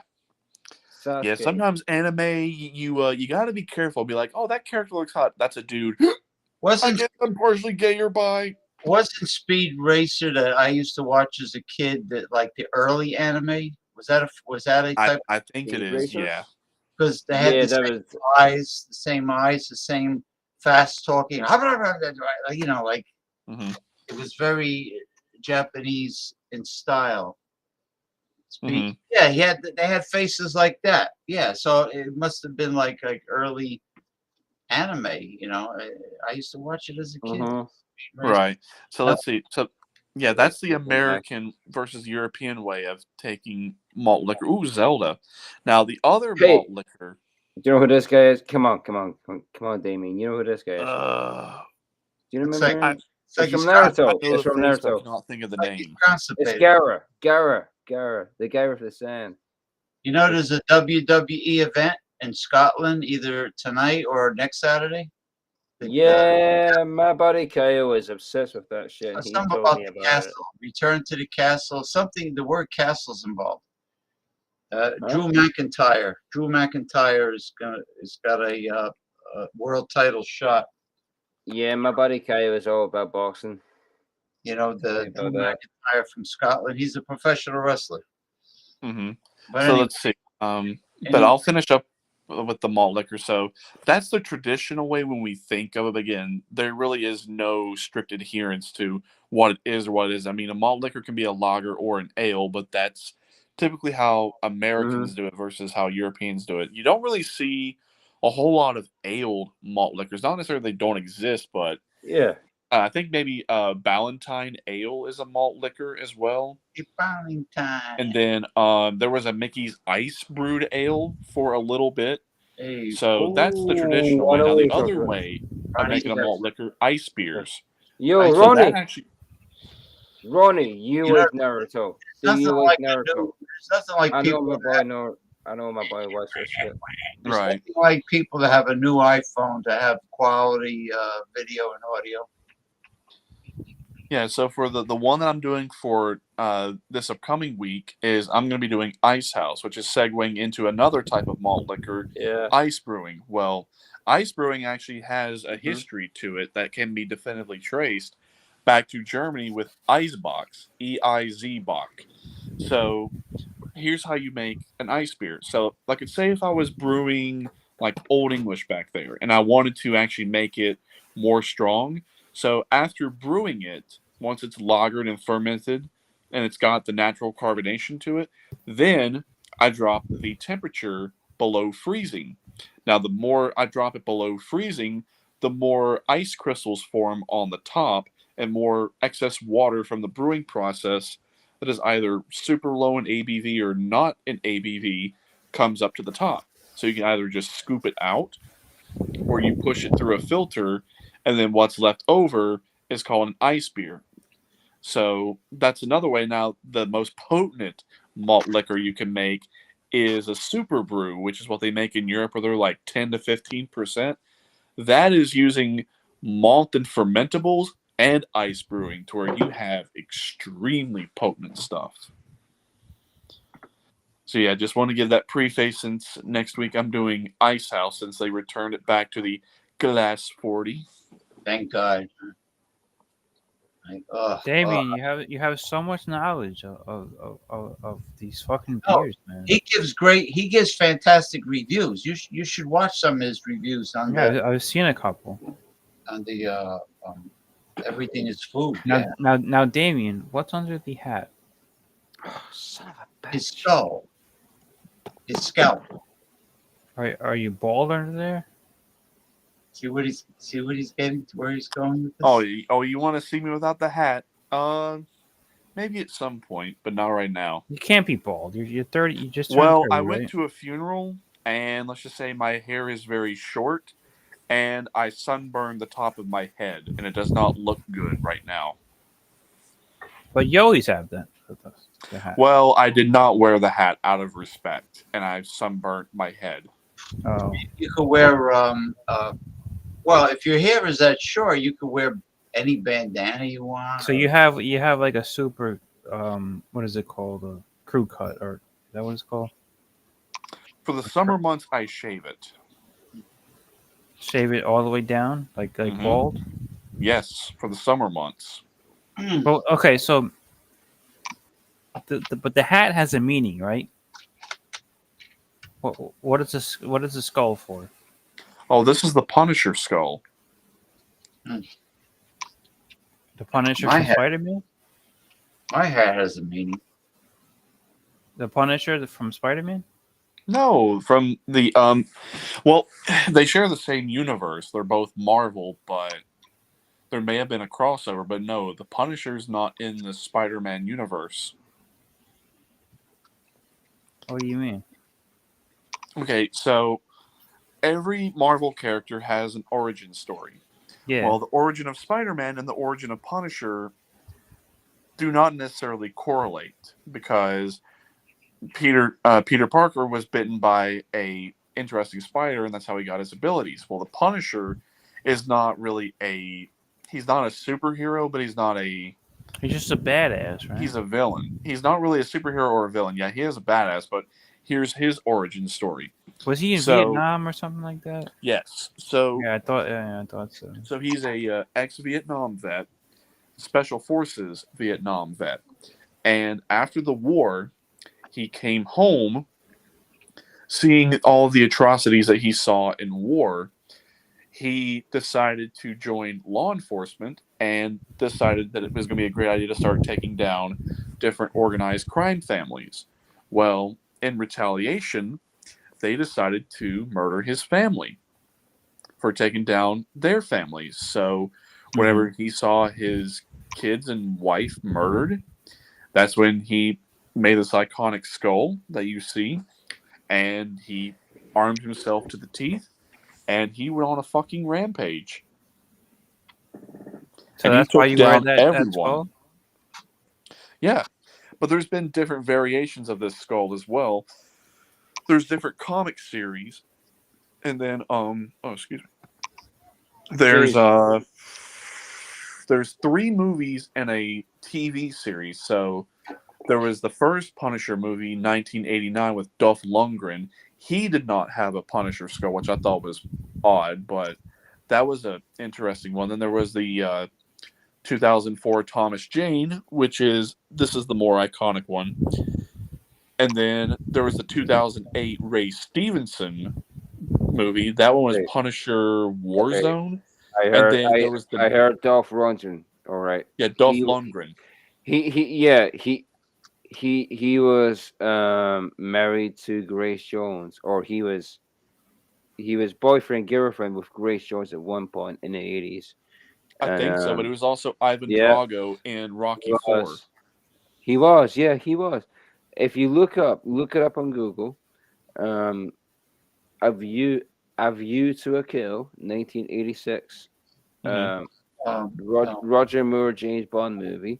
Grace Jones was in that movie. She played Mayday, and Dolph Lundgren was in that movie too. Right.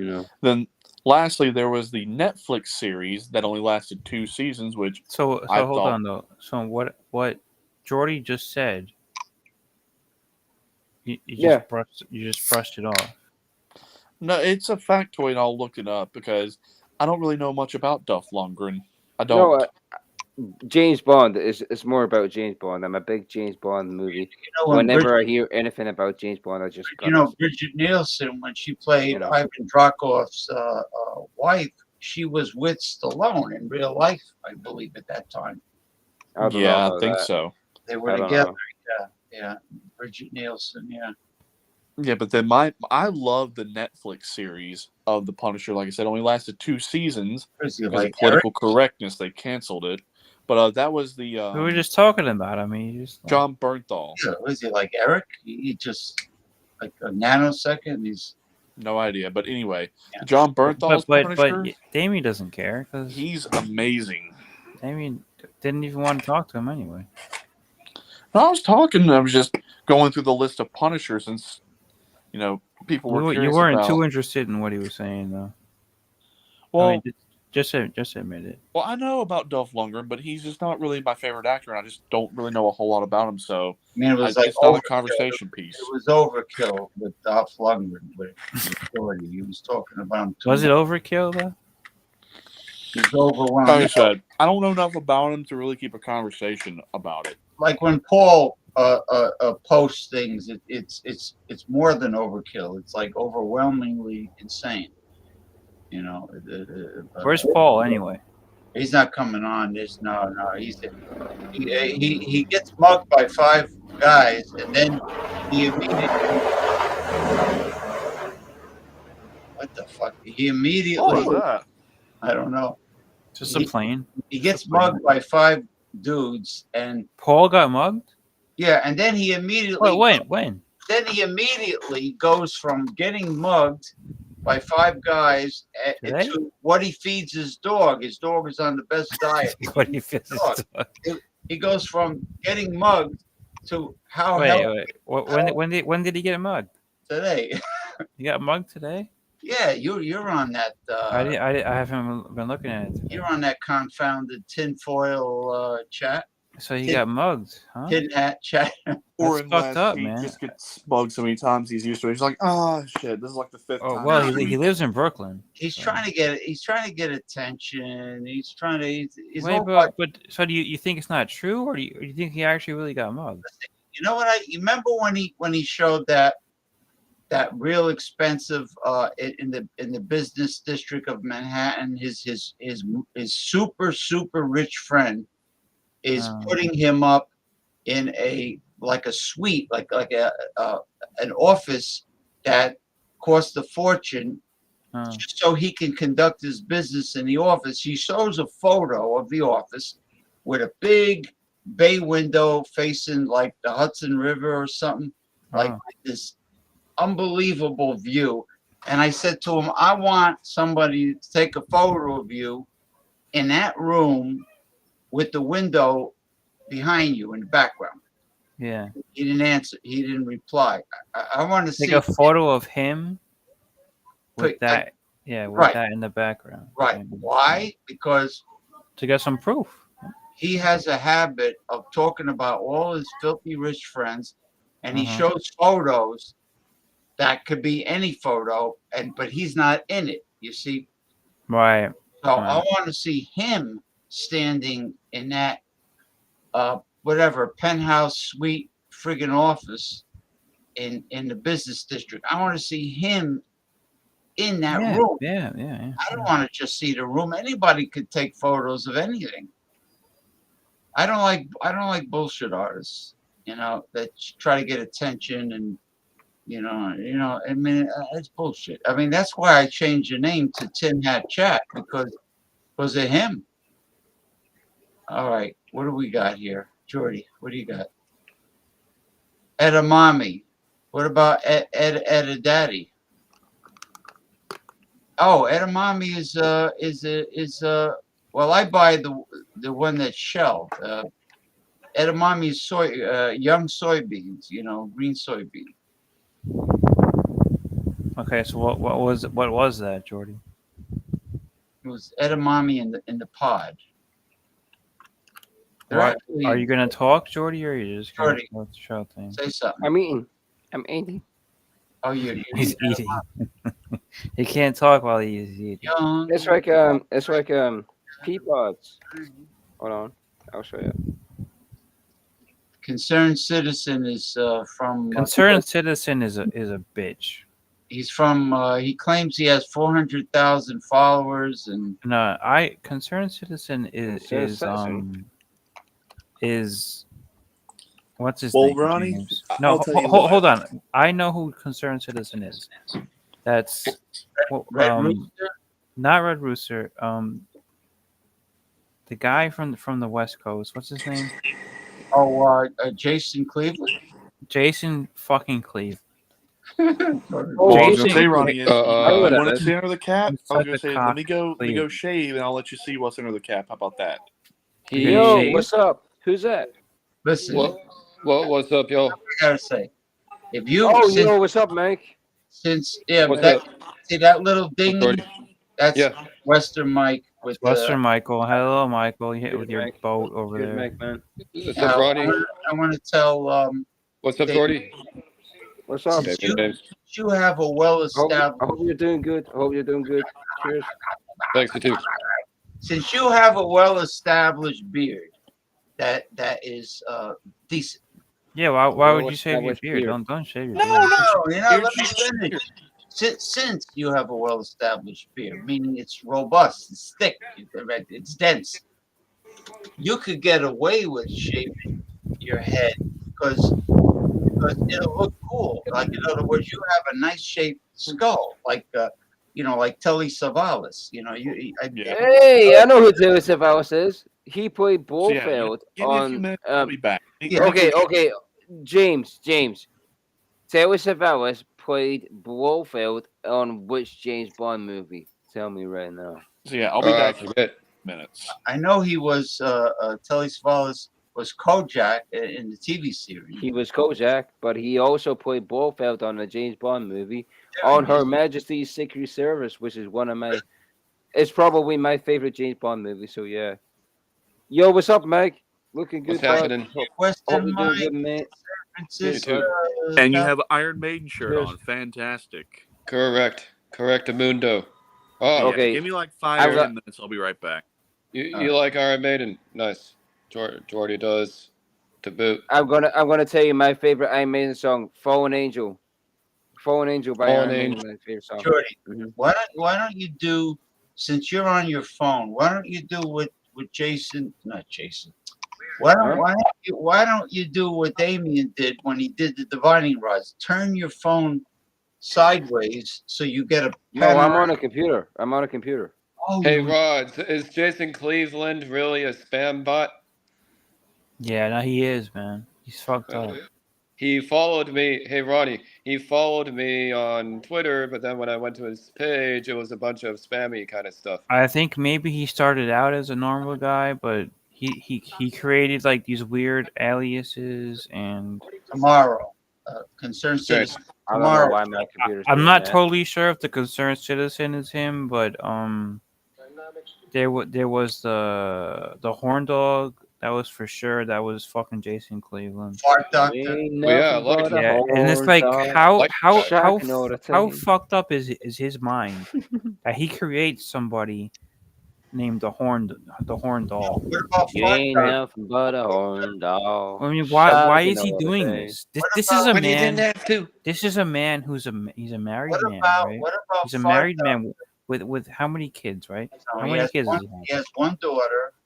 I met her. And One more than me. he's going on live streams with people that he knows, that he speaks to in real life. and What's this befriend. guy's name? And he's making up a name. He's making up bullshit names Not just, and pretending that is somebody. He's somebody else. but it's not only. Well, It's not why only. would you do? I mean, I have no respect for a guy like that. It's not only. I can't respect that shit.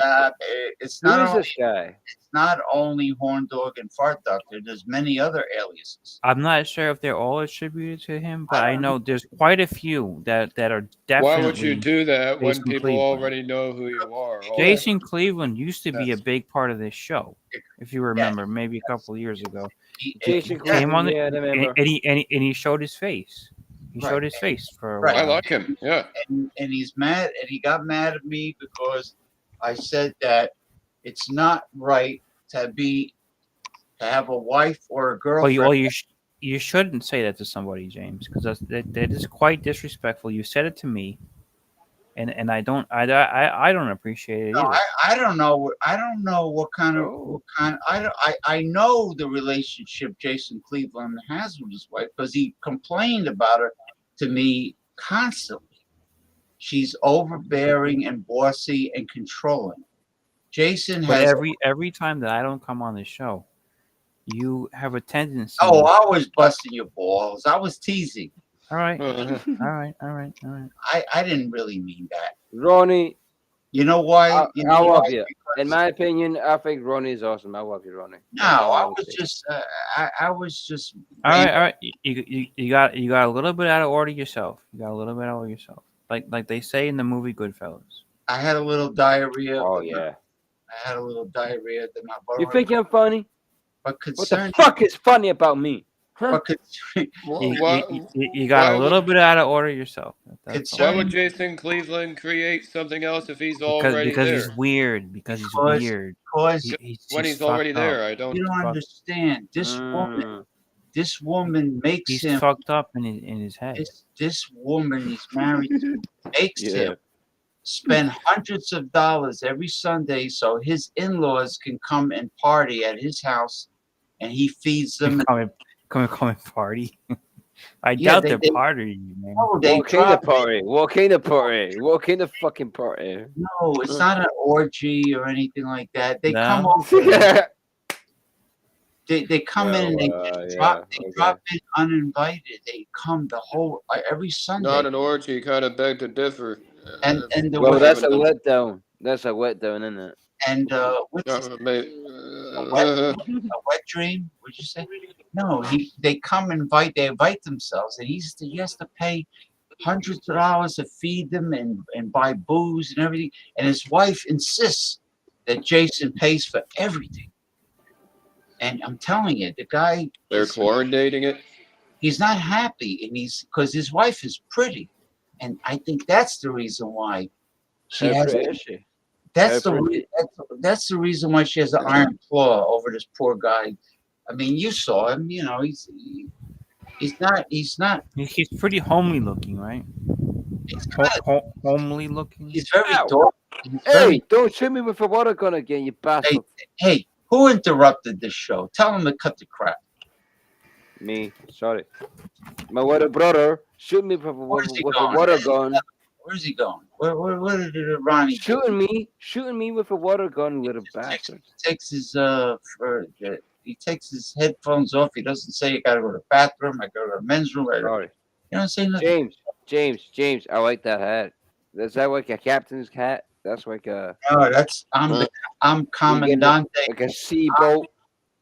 No, I'm Commandante James. I am a bona fide democratic socialist. I am a bona fide Captain James, Captain J.P. Madonna. I am bona fide. I'm a bona fide socialist. Bona fide. Now, Mike, I noticed you have like Jesse Ventura and Kirk Douglas. You have like a dimple on your chin. Yeah. That's good. No, that's What's good. it? No. It's okay.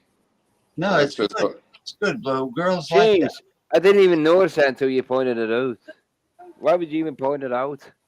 I think I need to get surgery, but No, leave know. it. Leave it. You know, some guys get surgery, I heard, to make a dimple on their chin or their face. They actually get. Yeah, I'm serious. Usually the surgery is to to fill up that space, not to create more facial space in the crevice. Mike, you got nothing. Mike, how old are you? How old are you? If you don't mind me asking. I'm 28. I'm 28. I don't, because you're not a rude fuck. I'm 31. See what I mean? I thought you were my age, man. You're a good-looking guy. You look young. too. You got nothing to worry about. Thanks, buddy. Wait, You sorry. gotta James, put a cucumber in your pants when you go out. But anyway, I'll get stopped in a minute. The way this town is, I'll get stopped in a minute. All the gays in San Francisco will be stopping you. Ugh. Yeah, first they'll complain. You represent the Mississippi River. Mississippi River? Mississippi. Mississippi River? No, he's in San Francisco. He's I thought you guys represent the Mississippi River, no? Not me. I'm near New York. I'm way far. I'm very, very far from the Mississippi River. The Mississippi River goes through the heart of America. That's the center, Jordy. Oh, so, my apologies. My apologies. I thought that's where you guys were. You know. Originally, he's from. I mean, Chicago. I know James is from. I know where James is. Originally, he's from Chicago. Mike is from Chicago, but he lives in Chicago. Well, I'm a big fan of Chicago. Do you know the Blues Brothers? Please tell me you're a fan of the Blues Brothers. I'm a fan of the Blues Brothers. Yes. Oh no! Yeah. Oh yeah. I knew it. Yeah. I've got. Okay, hold on. Damn it, Mike! I swear to God, I probably showed you my Bluesmobile before. I've got a Bluesmobile model. I haven't seen that yet. Okay, hold on. Fucking hell! Hold on. Yeah. Okay. Iron Maiden, The Prisoner is one of the best songs ever written. I'm not a prisoner. I'm a free man. And my blood is my own. Okay. But you can't sing that. I think it's like the 5th time or the 6th time I fucking showed this. Because James will get a copyright thing. Hold on, okay, Ronnie, you know what it is. Oh no, you showed that. I mean, no, well, but he's Mike, you know what it is. But Ronnie, I want you to guess this. Ronnie, guess. Oh no, you showed me that. That car again. It's a car. It's a replica of a 1960s police car, right?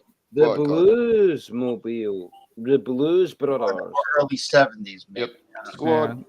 Yeah, I don't know, man. I'm not. Oh no! What the fuck was that?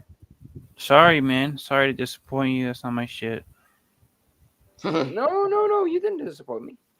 No, I was going off my head. There's a point in the movie where they go, "Oh no, what the fuck was that? The engine is fucked," and they drive off this cliff and they go boom. Oh yeah.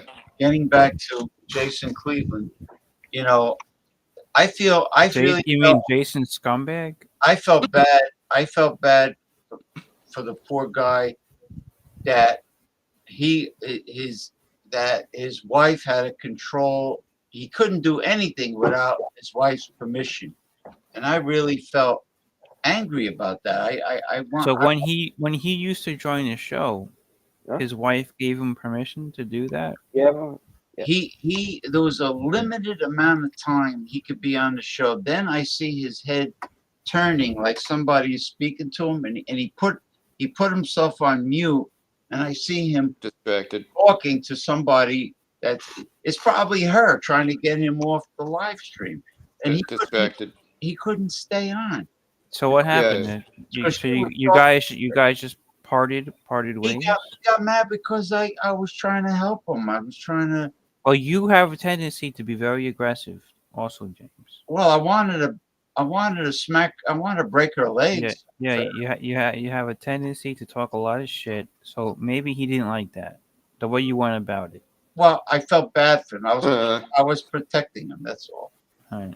I was protected because I knew what she was doing. The guy makes good money. He has a really good job, and she Right. had Well, a. maybe he's happy. Yeah. He's happy. He has pussy. He makes Doesn't money. he work in Virginia for the government? No, he lives on the West Coast, over by you, Mike. Yeah, he lives in a house that he pays a lot of money to live there. He lives in a He's HOA. probably getting really good pussy. They said she's hot, right? Well, she's cute. California? Yep. She's cute, pretty. She's not a knockout. She's just. I mean, don't have to be. Probably pretty good though. She has a pretty for him. She has a pretty face for him. Because he's a pretty ugly guy, right? He's not that good looking. No, he's not. But the point Guess is, who's back?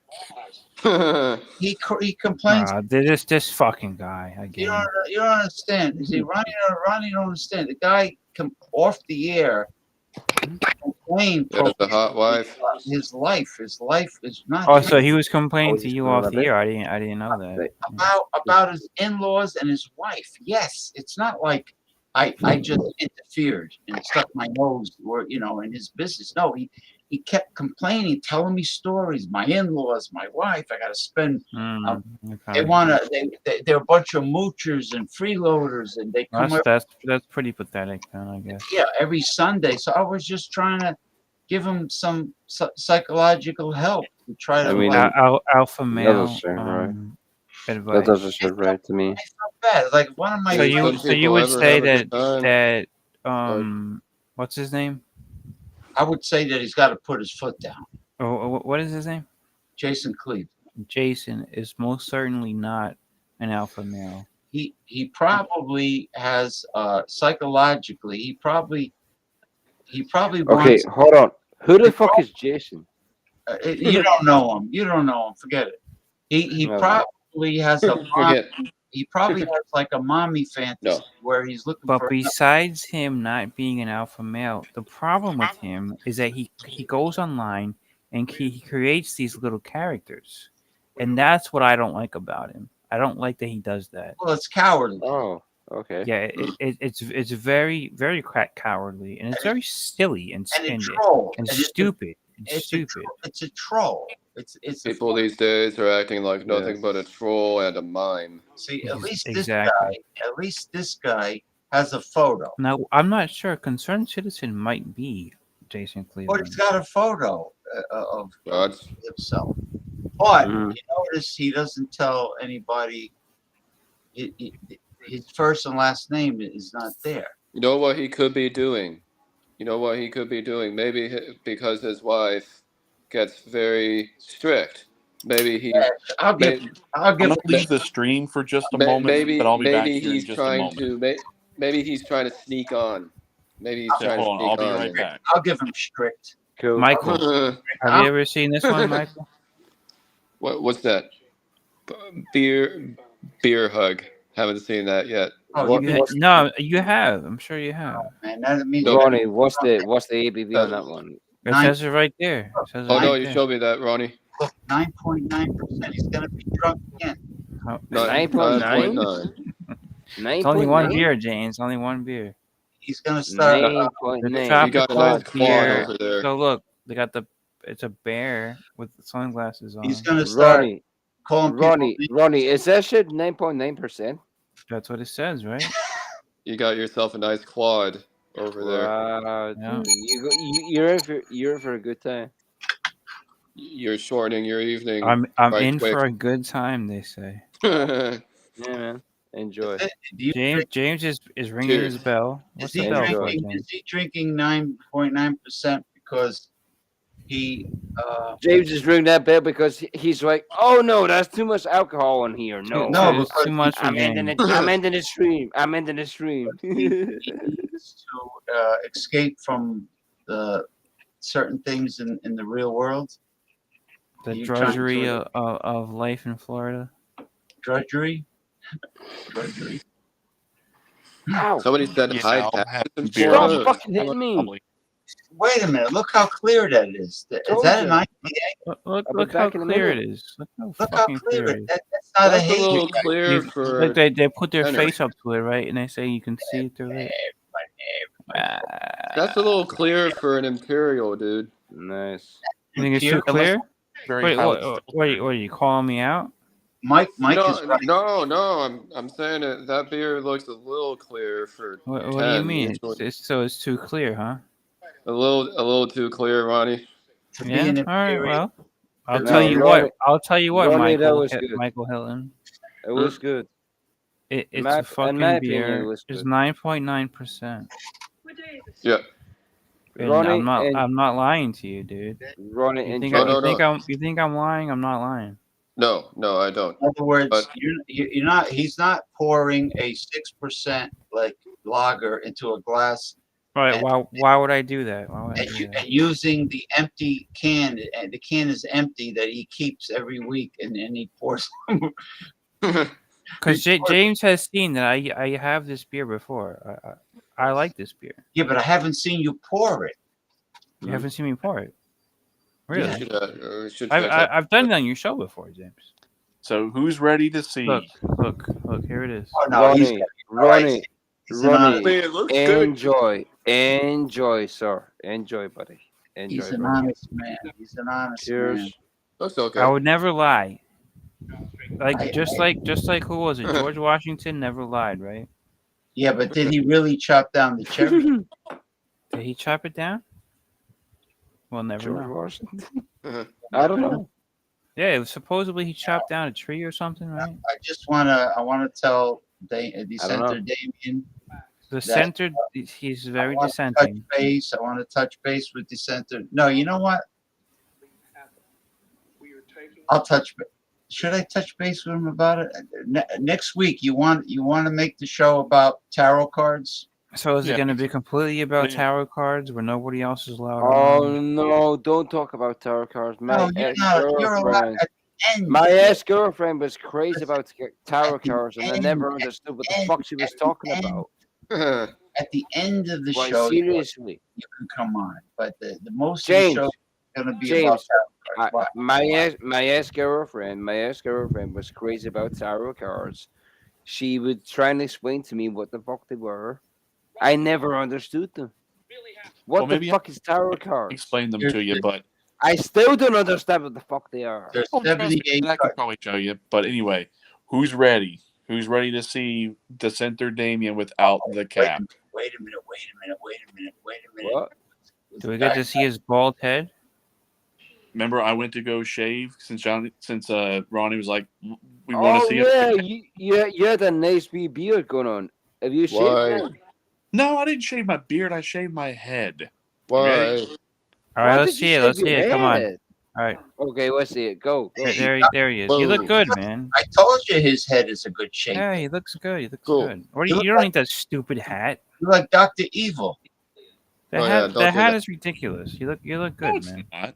Yeah, man. You. Yeah, see, I'm not bald. I have an actual hairline. I actually have hair up here, and it's on the side. So Mhm. That's always the right way to go. It looks pretty good. Dude, I think that's a you good look. Like that. I think, and I'm surprised my sunburn has actually gone away. Throw But yeah, away that like hat. up here, I look like a fucking overly ripened tomato. Yeah, but you got to wear like a bandana or No. something. Well, out when you go to the pool or something, you gotta wear like you can put your hat on then. Well, I didn't anticipate on being as sunny as it was, and it just whoosh, right there. But no, Are you I gonna had it say- really short, and then I was just like, I should have wore a hat. But I don't. Are you respect gonna the shave your funeral I beard? went to, Are I you didn't gonna wear shave your one. beard too? No, leave him alone. Let him keep the beard. Are you gonna No, shave your I'm beard not going to too? shave this. I've had this now ever Are since. you I gonna was shave your like- ball? I've had this ever since I was like 22, Shave so his I'm not ball. getting rid of it. You said shave his balls? Are you Mark? gonna shave your balls? No, his beard. No, I'm not going to No, shave my his beard. His beard looks awesome. I was just asking because he shaved his head. I was wondering if he was No, I going to think it shave your looks beard like too. Uh, But your beard is awesome. Your beard is awesome. I Or can't grow a beard. James, Look at me. Look at me. I can't grow a beard. James, got you shave your balls, right? we'll shave then. You don't? How am I going to do that? I'll cut myself. How am I going to shave the ball?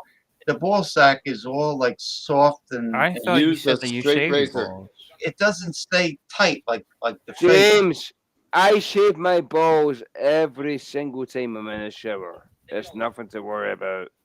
Yeah, I do too. I do it also. It's not that hard. I do it all the time.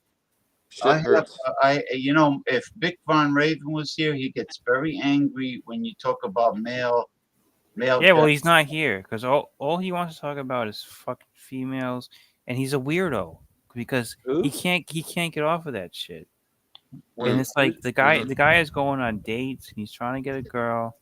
He's like a middle-aged man, and he's just got to like calm down. Calm down with the women and stuff. Is that the guy with the long hair and the shades? I mean, it's fine. We're all straight guys. We all understand and shit. But like, you don't have to talk about like women all the time. True that. You mean like you know what I'm saying, Michael? Like pornography. Like pornography. Yeah, I mean, I don't know if it's about pornography, but he's just constantly wants to talk about sex. There's some people out It's there. like he's got something wrong in his head. Maybe that's why. I've had sex maybe that's with why so many girls. I've had sex with so many girls. Look where he's at in his life. I've had sex with that girl. I've had sex with this girl. I've had sex with that girl. But Jordy, you're a young man. You're a young man. Dudes do it so that they when dudes make it no. I'm saying like this guy, that other guy is saying blah blah blah. I'm like, shut up. You know what this sounds like? The View. You ever watch that show, The View? Everybody at the same time. Nobody watches The View, James. Nobody watches. I can't understand everybody talking at the same time. I can't watch it. I pass out. But why would you bring up that show? Because nobody watches that show. Because they all interrupt each other. That's why. You can bring up like Eric's like Booze Hound show. All right, listen, Booze Hound. I wanted to ask Jordy, what is your look at Damien holding that up in Scotland for banging so many young girls? I want to hear the secret. To the point where dudes, you know, the second they don't see another dude talking to a dick, it's like they get all shaggers. Yeah, let me see the ginger ale. Look at Damien, man. You look good without that stupid hat, bro. Damien, you look good. Mike, he really does. He does. Man. You should be glad that I brought that up. Yeah, man. Frosty's ginger ale looks very refreshing. It's really giving you. I mean, I didn't mean to bust your balls about the hat, but no, it does look. It does. Ginger ale. Hey, you look like a grown man, bro. Not like a fucking 13-year-old. Do you know why? His bald head looks that good? Because of the shape of his skull. It's you have a good shape. Round. Yeah, he does. Yeah. Round. You have nothing to be ashamed about. Some guys have like zippy. What is that? Zippy to zip head, whatever. Zippy. Why didn't you wear that hat for so long? Some guys have like a pointy head. I've just worn it for years, and I still like wearing it. Have you been wearing it since like you were 12 years old?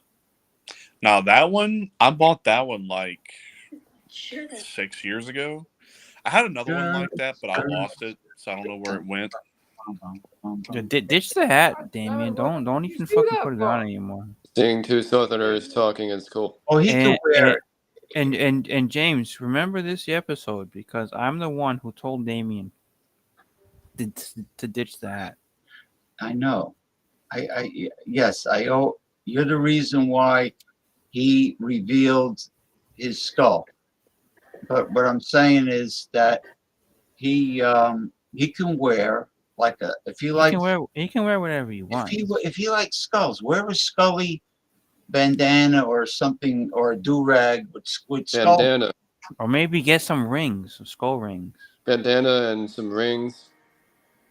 What do you mean? Like he was? Here's the thing. Okay, here's Like, the thing. was Ronnie, the Ronnie, head of a if satanic you had cult? if you had rings, if you had rings on your fingers, would you Nah, fight? he doesn't need fucking rings. Okay, Just okay. So if you were if you were in a what fight about brass and you had knuckles? rings on your Yep. fingers, I don't Oh, want I got rings. brass I don't. knuckles. I, So, don't- I yeah, don't. I don't know I have don't some want brass rings. brass Do it. knuckles. Just boop, Yeah. boop.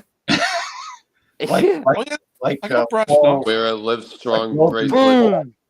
And Well, I have two pair. I have one that has 3 skulls, like in between the indentions of your knuckles. And then I have another set that has Uh-huh. 4 spikes for the knuckles. wow. I just don't know where they went. Hey, Damien, 5-figure death punch, white knuckles. You know what I'm talking about, don't you? Yeah. I want to hear about the Scottish girls and how you were able to bang so many of them Wait, Yeah, let's see. when did he say that? before. Yeah, right. He says I Well, fucked how that can one. you I tell fucked if that. you actually have girls in Scotland? Does everybody wear kilts? So you accidentally Hey, shake up the come room, on, man. and then well, you get a Don't be Somebody. silly. surprise. Damien's being silly now. The first No, girl I went up to, and she was like, "Oh my Obviously, God, it's true! You our wear your buddy dick under the here. kilt, and oh my God, it's big." in other No, words, there's no underwear. There's no underwear under the kilt. well, Uh, Jordy wears underwear, right? You Well, wear you have underwear. to. It's chilly. It's chilly in Scotland. Dude, Yeah, I'm wearing yeah. fucking. Not I'm everybody wearing wears a jeans. fucking. I'm Not wearing everybody jeans wears a right now. fucking kilt. Hold on, He's wearing jeans, okay, I'm wearing Damien? jeans, but I'm going commando. I'm not wearing any underwear because I can't. No, It feels they more wear comfortable. jeans. They wear jeans and they wear Yeah, pants in Ireland, but in Damien, Scotland why are you being disrespectful they all to have him? kilts in I'm Scotland. not. I'm just busting his balls. Calm down. Yeah, but it's a No, well, then it's a lame ass joke. Like nobody wants to hear that stuff. guys, Man. if I was We have lame ass disrespectful, jokes in I America apologize. about ourselves, I mean so that. who cares? Well, I'm Irish myself too. They And I'm don't wear Scottish. kilts. They don't I'm wear not. kilts. I'm not from. I'm not from over there. I'm obviously American, but you know, you get tired of hearing that stupid bullshit. You know, kilts and shut up. Well, You they know? don't wear kilts in Ireland. They wear pants. Exactly. I get fed up of hearing that. But Oh, He's getting fed up. Yeah, okay. You're There Scottish. you You're go. Scottish. You're gonna wear a kilt. Like fuck off, But I want to know. Ronnie. Ireland You got has me, bro. lots of mythical creatures. They got like Yeah, banshees. there's lots of mythical stuff, Ronnie, paranormal. Ronnie knows what I'm paranormal talking about. things. Ronnie knows what I'm I do. I totally understand, Yeah. Jordy. I want to see the I got you, man. Cheers. Leprechauns are another thing. So leprechauns are purely Irish, right? There's no leprechauns in Scotland, right? No. Oh no, I seen one. There's one right here. Oh, you mean you're Well, now I think Jordy's getting a little annoyed. At this point. I mean, I'm just going to tell you now. My heritage is all No, Western. no. Welsh, German, Scottish, and Irish. Okay. So I can poke fun As long as you don't call Not yourself a Scottish, mutt, because I hate when people call themselves mutts. No, I'm not a mutt. I can't If amish. all my family's Amish. Western European, I can't help that. If you call yourself a mutt, that means you're giving up on your heritage. That's pathetic. Let me ask you You should never do that. Okay, hold on. the What does a mutt mean? Because I never heard that before. Welsh's grape different- jelly. Did they originate in Not Wales jelly. and then came to the United States and The Welsh are from Wales. England. Yeah, Amish. the island of Welsh's England. grape jelly? No, Wales is part of mainland UK. So if you see Yeah, Scotland yeah. to the north, England is the mainland. To the It's west, the island though. Yeah. No, it's still a part of the mainland. James. It's part of the island. James. There's the Isle of Man, but Wales is No. I'm saying it's part of it. part of the island of the UK, not the Isle of Man. The mainland UK, where you have Scotland, England, and Wales. That's the mainland. Yeah, and Cornish also is there. Well, Northern Ireland is also part of the mainland UK, even though it's not even on the main island. No, it's not. No, it's not. Geographically, it's not, because it's part of the island of Ireland. Mm-hmm. So Northern Ireland is part of the Kingdom of the UK, Just be back. but it's geographically part of Yeah. the island of Ireland, because it is actually Ireland. Belfast. The English stole it. The English stole it from Island of Man is in the Irish Sea.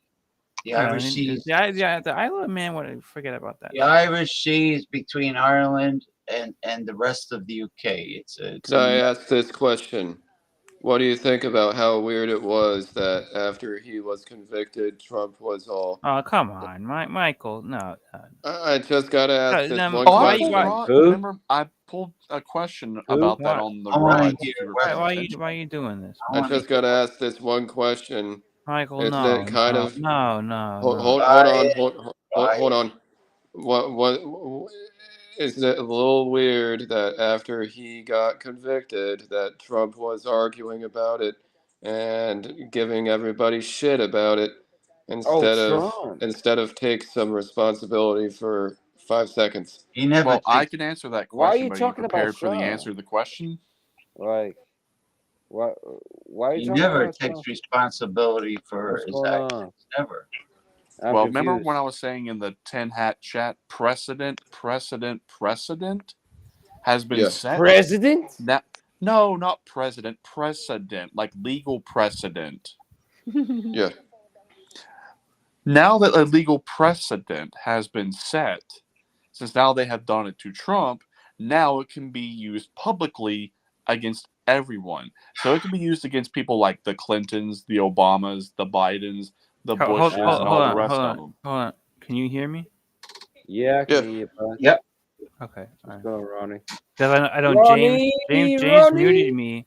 James muted me before. So Ronnie, do me a favor. Stay fucking cool. Fucking love Ronnie. Because I wanted to that's hear. the answer to the I wanted to question. hear what Western Mike had to say. That's why. so Jordy, you know the difference of a president and a precedent?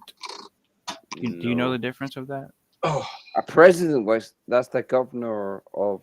Right. That's the governor or something. Well, president? the No, president is the I don't know. the head of a country. Okay. And then do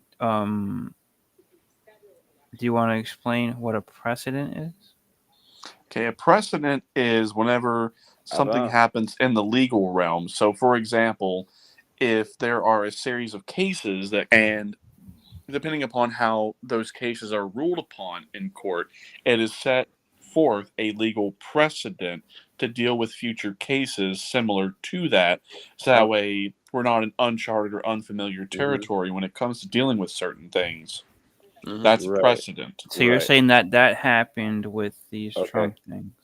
Yes. So now that they have now gone after him in a variety of different ways, this one had to happen specifically in order to now we can start to see the public takedown of everyone, because now everything they have done against Trump can now be used against them. No bars held. That's true. That's true. Now somebody can go after somebody the second that they have any kind of issue. Yeah, but they're only going to go after you if you're not politically connected. But there's still other factors. The Supreme Court has yet to rule on presidential immunity. So for right now, they're, at least as far as the local and state courts are concerned, there is no presidential immunity. Now the federal courts are going to have to step in and say, well, is there presidential immunity or not? So right now it says there is none, but the issue is not fully resolved. No, wait. So about can 2 years. I ask here, what was he convicted of? He was convicted on 34 counts. I don't have to go back and look at all the 34 Well, yeah. counts. I mean, what's like the main one? So what you said earlier, what's the biggest thing? Apparently, hush money and check fraud. Hush money. So hush money means what? I done something to you. You got to be quiet about it. I'm going to pay you money to stay quiet about it. To Stormy Daniels. Hush money.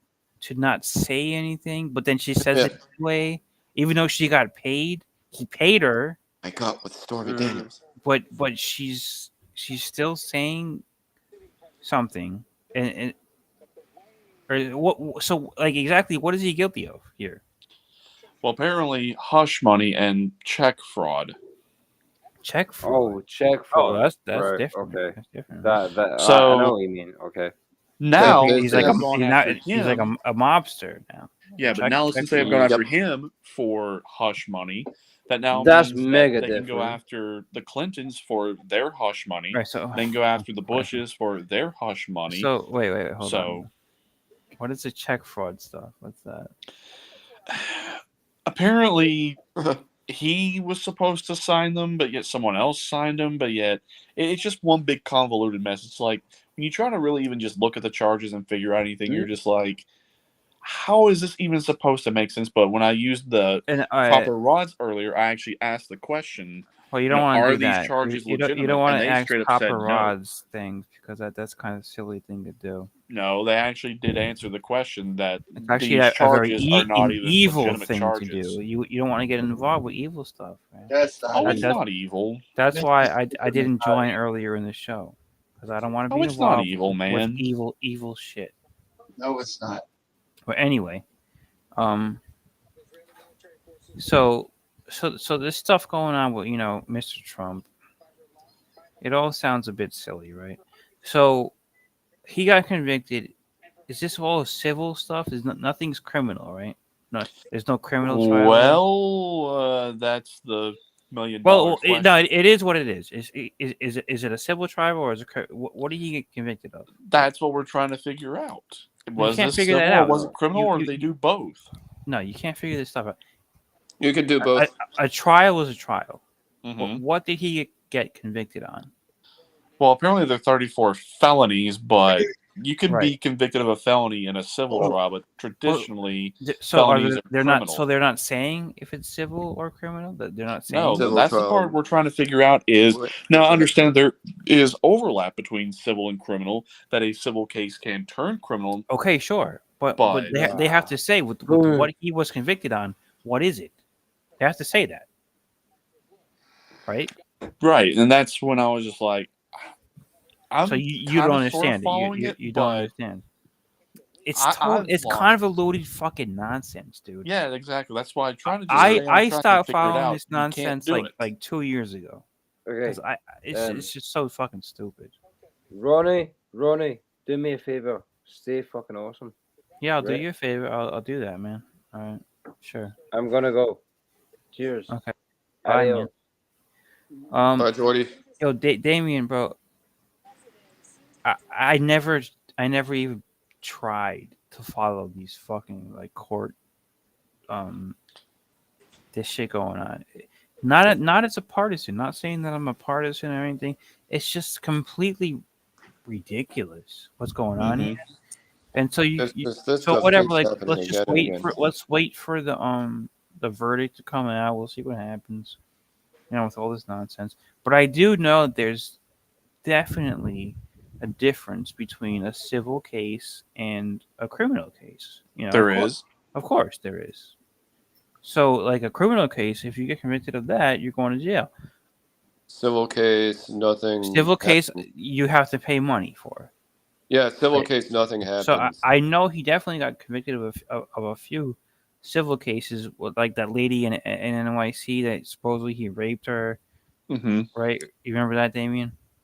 Yep. That was like pretty recently. Mm-hmm. Right. But besides that stuff, like so he got convicted. Now they're saying a couple of days ago of 34 counts of whatever it is. But my question is that civil or criminal? Well, if there's going to be a sentence, logic would dictate that that is criminal. Logic would dictate? Yeah, logic would dictate because you don't go to jail for something that's civil. Traditionally, Right. So they're saying he might go to jail. That's what they're saying? Right. Yes. Okay. 4 years. But 4 years. That's what they're saying. 4 years. Mm-hmm. Right, but here's the caveat. So when I said precedent has been set between now and then his sentencing, which is supposed to be July 11th, we have almost a month and a half. Okay, so you answered it though. You answered the question. So it is a criminal case. It's not a civil case. Before I'm the just using it convention. based upon logic. It's not logic, because you're saying right now that he can go to jail. He That's not logic. can get by logic, yes. That's Because not logic. why would you have a sentencing for a civil matter? But again, trying to keep up with it doesn't make sense. Yeah. Keeping up with that doesn't make sense. Exactly. So you're saying you're having trouble yourself. Exactly. I was Okay. going to tell you now, I have lost complete control of the narrative. I mean, I have a pretty good sense of where we are, but definitively, no. Well, you're not the only one. And there's a lot of people, that don't even care. There's a lot of people who can give two fucks. Actually, I would say nobody really gives a shit. And That's kind of scary. the thing is, the country is, for the most part, there's some people on the side here and there, on the side of the right, on the side of the left. But there's a lot of people who are just like stuck in that left right thing. Right? And so the people on the left are like, oh, well, he deserves it. People on the right, he doesn't deserve it. Okay. What does that leave us with? Nothing. It leaves us with nothing. Zilch, zero, nada. The same shit that we were at before. Because nobody cares. He might get thrown in jail. It's the same thing. It's not going to change anybody's minds. Well, it is going to push Gary. things to a boiling point. Okay. There's multiple things right now that are pushing everything to a boiling point, and a very dangerous And maybe one that's at that. maybe that's what they're trying to do. They're trying to fuck with the population, right? Probably, well, like I said, between now and his sentencing on July 11th, something is going to happen. July What? 11th. I don't know. Yeah, July 11th, man. Wow. Yeah, so we got a month, almost a month and a half between now and then. Anything can happen in 45 days. Hell, even Anything can happen. Yeah, hell, even something can happen between 6 and 12 hours. So, but we got this going on, and then now China. They've already invaded Taiwan. They invaded quite a while ago. Now Yeah, we're but just seeing. All right, so that's Taiwan's problem, right? Is that automatically the United States problem? Yeah, of course it is, because the United States is so stupid that they have to get involved in every little shit all over the world. Well, when you see what fuck they invaded Taiwan, fuck for, Taiwan. well, How about that? How about forget Taiwan? For, Cut all fucking ties with Taiwan. We can't do that. No, we can't. It's not a United States issue. Wait till you see what is revealed that comes out of there. We can't do that. We can't do that. That would be like, no, we can never do that. Just fucking do it. Just forget about it. Forget about Iran. Forget about fucking Russia. It's just so stupid. All this bullshit. Well, yeah, I say we don't even involve in the conflict, but whenever the Chinese reveal what came out of Taiwan and what they found there, yeah, I mean, blah blah blah, whatever. Who cares, dude? It's be not our significant. problem. It's not our goddamn problem. You know how Ukraine got exposed for being a big money? I don't care about hub? Ukraine. I don't care about Russia. You know what I care about? My fucking paycheck, and it's dwindling. Yeah, it looks like shit. Yeah. Okay. Okay. And at least Trump is talking about that because Biden isn't. True. I'm just telling you, watch what happens moving forward. It's going to get very interesting. God damn it, I know, man. Yet. I know that nobody cares about this stuff. But it's true. We don't need to be around the fucking world. The collapse of the empire. Yeah, and it's a stupid empire. It's a stupid fucking empire. I mean, you're We've right. Outspent ourselves. We've spread our resources too thin. I agree with you, man. I agree with you, dude. But it's a stupid fucking empire. It's completely stupid. And it always has been. We've always been propped up on a fake dollar, propped up on fake bullshit. And we thought that we were living on the hog, and we were. And but at the same time, we still had internally we had idiots fucking around creating Social Security and Medicare and screwing around, but we always had assholes because the main thing in the United States was always to go around the world and to control the world. Mm-hmm. I usually don't make predictions when I talk about something. It's something I know definitive. You can't say that I'm wrong. Anything that I'm not saying you're wrong, but here's my I agree with you. You know, and I would we say are in agreement. Probably in about 3 months, give or take, maybe 4 at the most, we're going to see this whole shit show done, wrapped up, and completed. You can never put a time limit on it. That's the thing that I don't do. You can't say. Well, the reason why I say 3 to 4 months. You can't say it's 3 months. You can never put a time limit because you never know what shit they're gonna pull out of their sock. Well, you know, this is a safe one to say that 3 to 4 months is probably what we got. Hold on. James wants to say something. We can't see him up there. James, what are you saying? No, I'm just doing voice to text with Ronald Terrio's comment on the food. Okay, so you're actually not talking in this. Right. No. I don't know. Did you say you want to get rid of Social Security and Medicare, or did I miss? I didn't say I wanted to get rid of it, but I would say it definitely does not benefit my generation. Because by the time we get ours, we won't get anything. I mean, so James, if you want to get into a generational war, that's fine because you're a lot older than us. You so can't. That's fine for you. All right, that's fine for you to say that. All right, here we go. Let me Here we go. There we go. Hold on. Well, what is it with these what are you going to pull out your these days, newspaper from 1980? No, generational war. What you're showing is selfishness, because if it's not your problem, you don't give a fuck. It is my problem because I'm losing my paycheck for you. Well, right? because am I? The middle class, you're. It doesn't matter if you're middle class or top class or whatever. Everybody gets a certain amount of a percentage taken out of their paycheck. Your establishment government to give it to an older class who maybe they're rich and I'm poor but I still have to give my paycheck to a rich person. Yeah, you're poor because the politicians that you elect have unfairly put the tax burden on the middle class. Yeah, okay, yeah, sure. Yeah, sure. There's more to it than that. There's more to it than that. You don't, I mean,